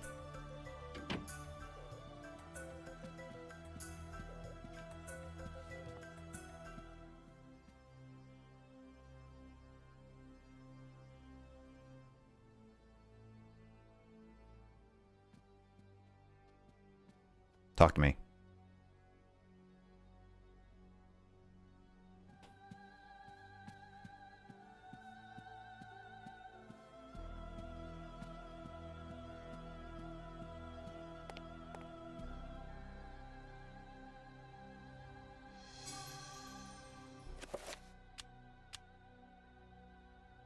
Scrawled in a panic hand.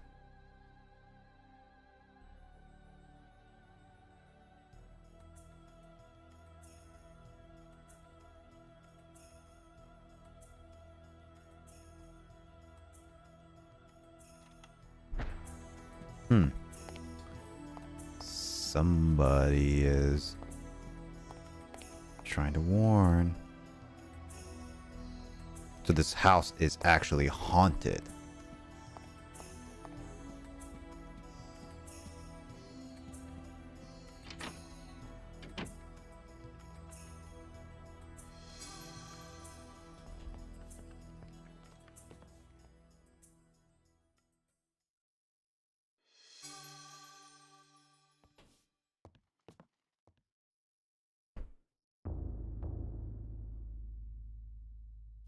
How would she say that? Now, why would you say that this place is odd?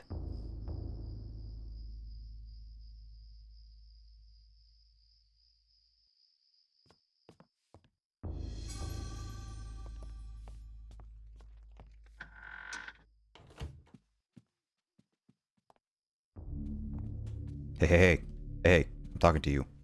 Hey, man. I'm talking to you.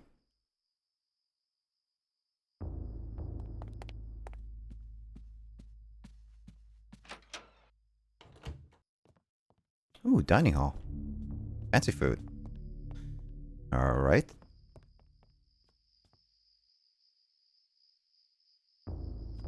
I went through your arm, though.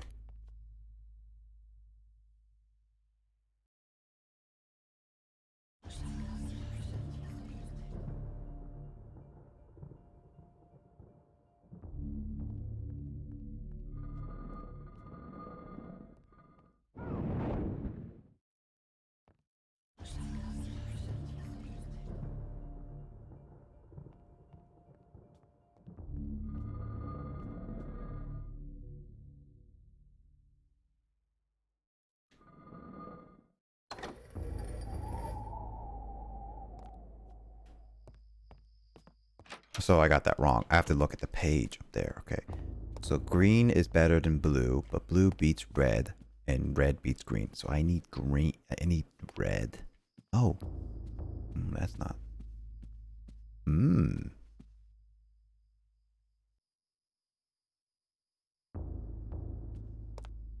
So yeah.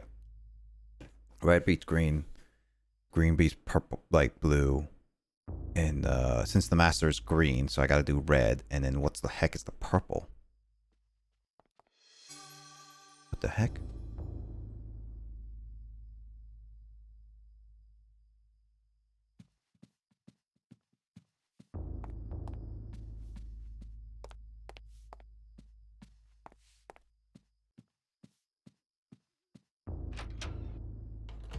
Also, there's a guy in here. Do you not see the secret entrance? Also, you're friggin' blocking the way.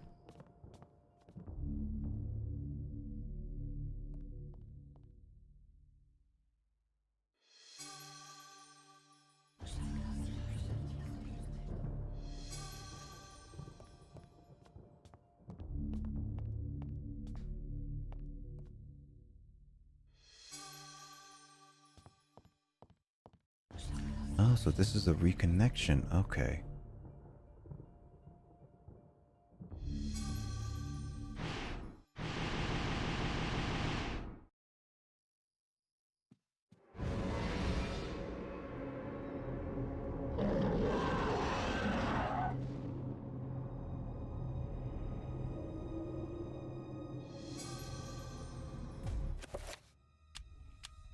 Why is everyone walking?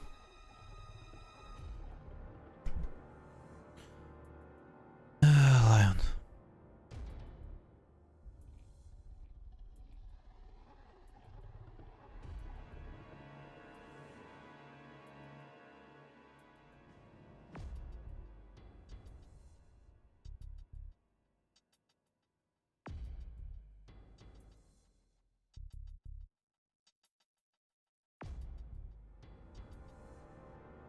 Upper floor and look to the light.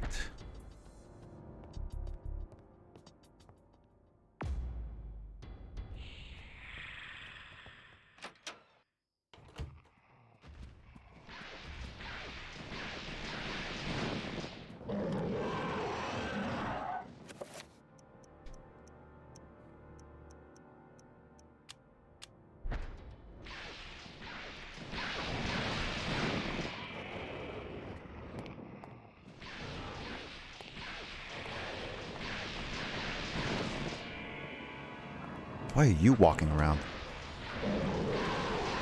What the? Oh.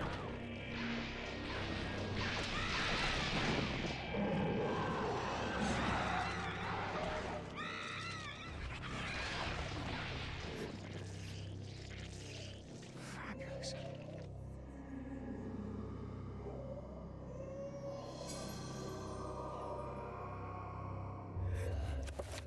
Autopsy. Why would I do it from autopsy?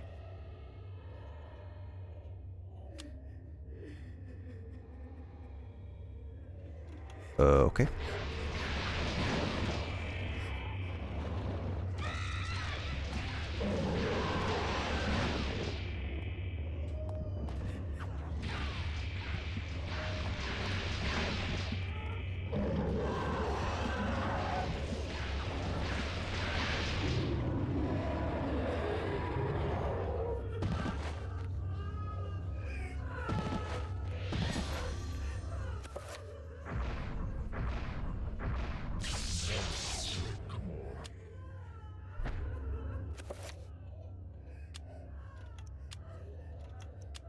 Alright, what does this do?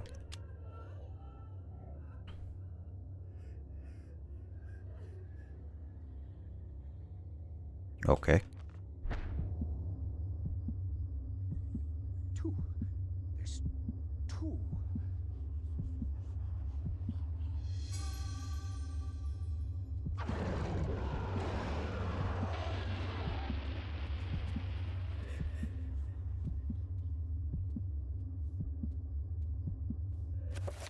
Looks like I'm gonna have to use the gun.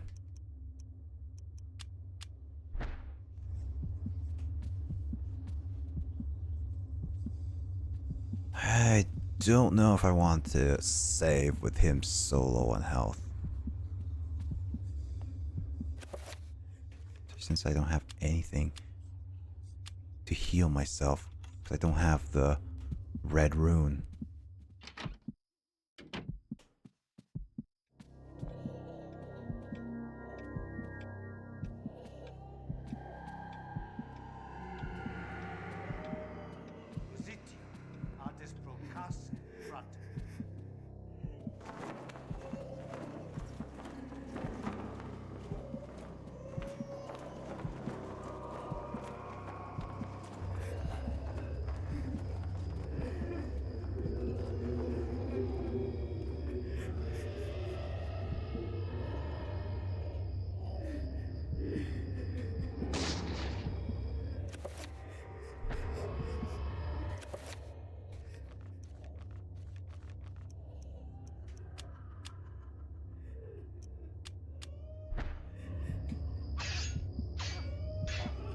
Just look to the light.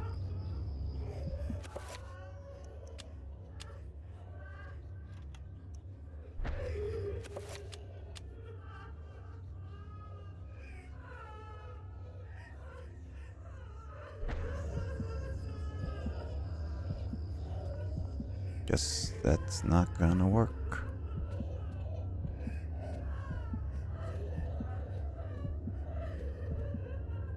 What am I gonna do? How am I supposed to do this? I have literally no health left.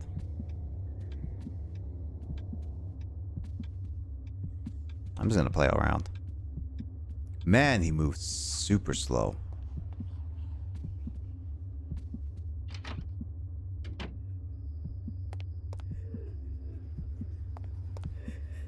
Oh, there goes my sanity.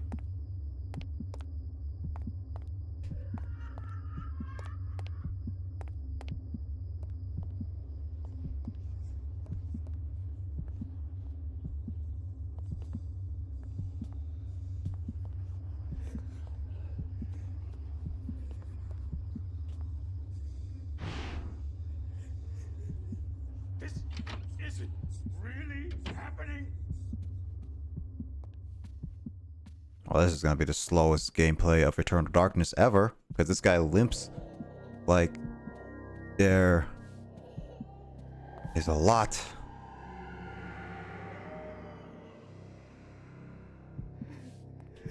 Hey, Andre, love you too. I hope you're taking care of yourself. And please, drink, well.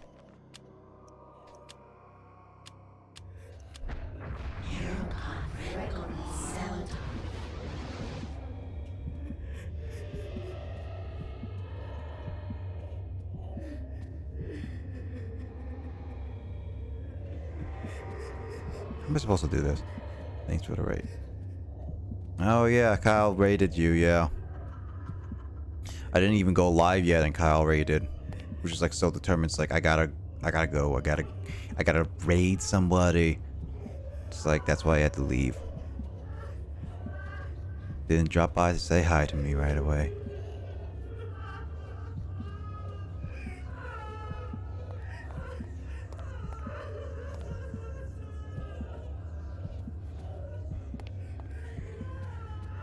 I kind of just want to restart this because this is way too slow.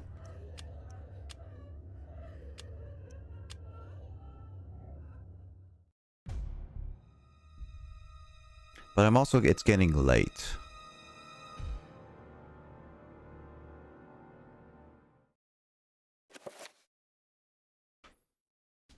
Yeah, I'm gonna probably restart this and then just try it because that was walking way too slow.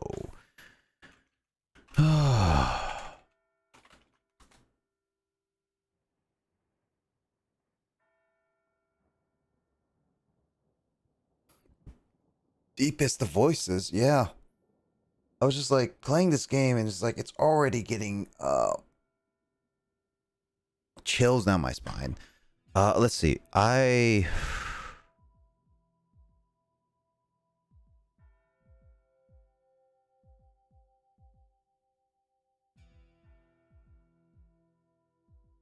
Yeah, I'm almost to halfway through the game, so this should as everything goes well, I should be able to beat this game within the coming like 2 weeks from now kind of thing. I think I should. I was like briefly checking to see how long it is, and then it's like these chapters are not too long. So as long as I know what I'm doing and I don't keep killing myself, I should be fine.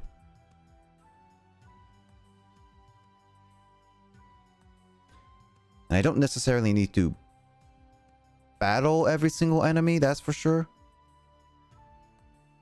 So yeah, I think yeah, I'm gonna call it here. I probably will have to play a little bit more smart next time because I'm taking a long time with a lot of this stuff.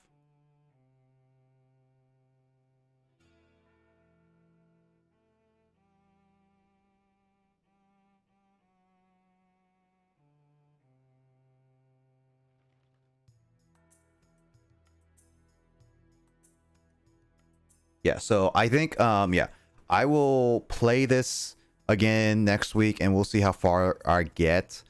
Great Ace Attorney may or may not happen, but if it doesn't happen, I think I'll be Chibi-Robo for a little bit longer and then Eternal Darkness. I'm gonna be trying to focus on finishing up those games as soon as I can.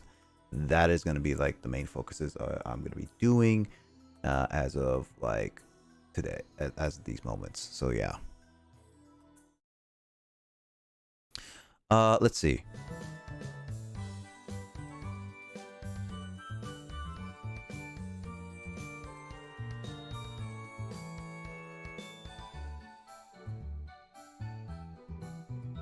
Yeah, okay, so yeah, I would say so I'm done with this. I do not know if D&D is happening. It very likely seems like it's not gonna happen, so I'm gonna be done this weekend. I'm gonna be taking like Sunday off again, and then that's fine. Let's see. Wednesday, I still got Skies of Arcadia. I don't know how far I am in the game, but it seems like I'm getting to the end of the game because it seems like once we get Fina back home, it's immediately done. So there's that. And then Great Ace Attorney, we're starting case 3, but I'm not going to playing that until Emoto is available. And then Skies Explorers of Sky. I could continue now because I finished up the next rank, but I also feel like I might want to grind a little bit because inventory space fills up really quickly. So I want to make sure things are fine. But then again, I don't know. I'll debate it and I'll look into my inventory to see what is going on. Resident Evil 4, I didn't make any progress. I never even got to the next section, which means that this section should be done next time, and so I should maybe try to see if I can finish up chapter 3 and maybe 4, or most of 4 kind of thing. So well, I don't know, maybe I'll start a little earlier if I can and do that or not. I'm still gonna try to do more editing streams. I just been pretty tired lately just to finish it up. I've been pretty tired lately because sleep. I've been a little focused on trying to get better sleep a little bit. So there's that. And yeah. Let's see. Yeah. Let's see. Other than that, yeah, next week it's gonna be still same thing, but 2 weeks from now, I'm planning on late night Mario Kart on Saturday night. So yeah, Andre, you can also join us for that if you ever want to just join us for Mario Kart. But yeah, that should be happening. I want to make sure, check in with Biz. I know that next week also has a raid battle with Dragon Ball Fighters, which I don't think I'm going to be putting it on my weekend schedule just because it's like, well, I want to focus on the other games for now and better to just do it other times. So yeah, I think I'm going to be doing that. And yeah, so still, I'm going to be focusing on finishing up the games. I think I could finish up to Eternal Darkness. Because, like, okay, 2 weeks from now, it's going to be, well, 2 Saturday, like, on the 23rd, I'm going to be doing Jackbox Night as well as Mario Kart Night. So, I think I should be able to finish Eternal Darkness by the end of October, which would be great. And then Resident Evil, I might be able to finish it by the end of this October. And then Chibi-Robo, I don't know where I am with that. And then Explorers of Sky is not going to be done. I'm fairly confident to say that. And then what other games do I have? Superman 64. I think I could be potentially finishing that up this month too, because I'll be almost on the Friday, and well, I can play that for hours on end, especially since like next week I might just move it over to a later time slot, but who knows. Yeah, so yeah, I might be able to finish up like 4 different games this week, this month. But yeah, I don't know about Skies Arcadia. I'm gonna try to be finishing that up, and then I'm gonna be switching around some games that I've been wanting to play for a while. But yeah, next month is gonna be like, I'm gonna try to schedule a day of movie night again, and then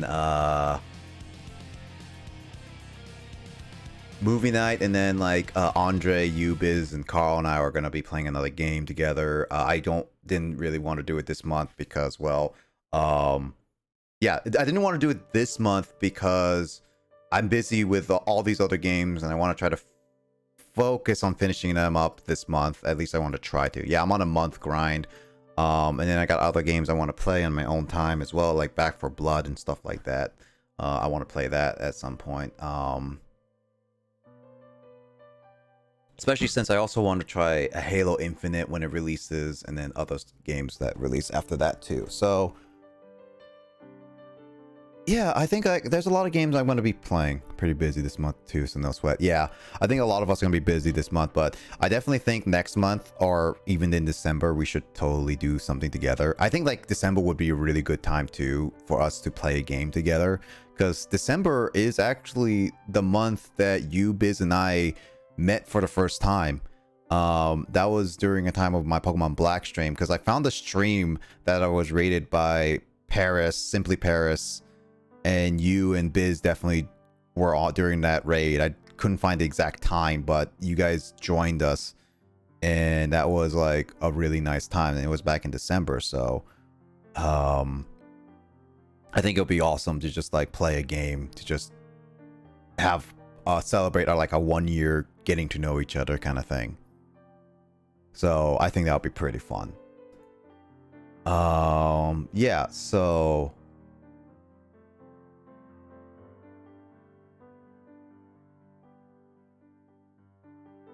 yeah, I think yeah, this month is gonna be pretty busy, and I won't be starting any new games until I finish up some of these games. And if I finish up 4, then I got like Great Ace Attorney to finish up, and I can play like a longer time during that time, as well as like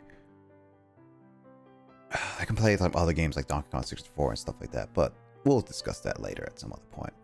Anyway, yeah, I think I'm gonna be rating Grace as a nice little thing, because yeah, I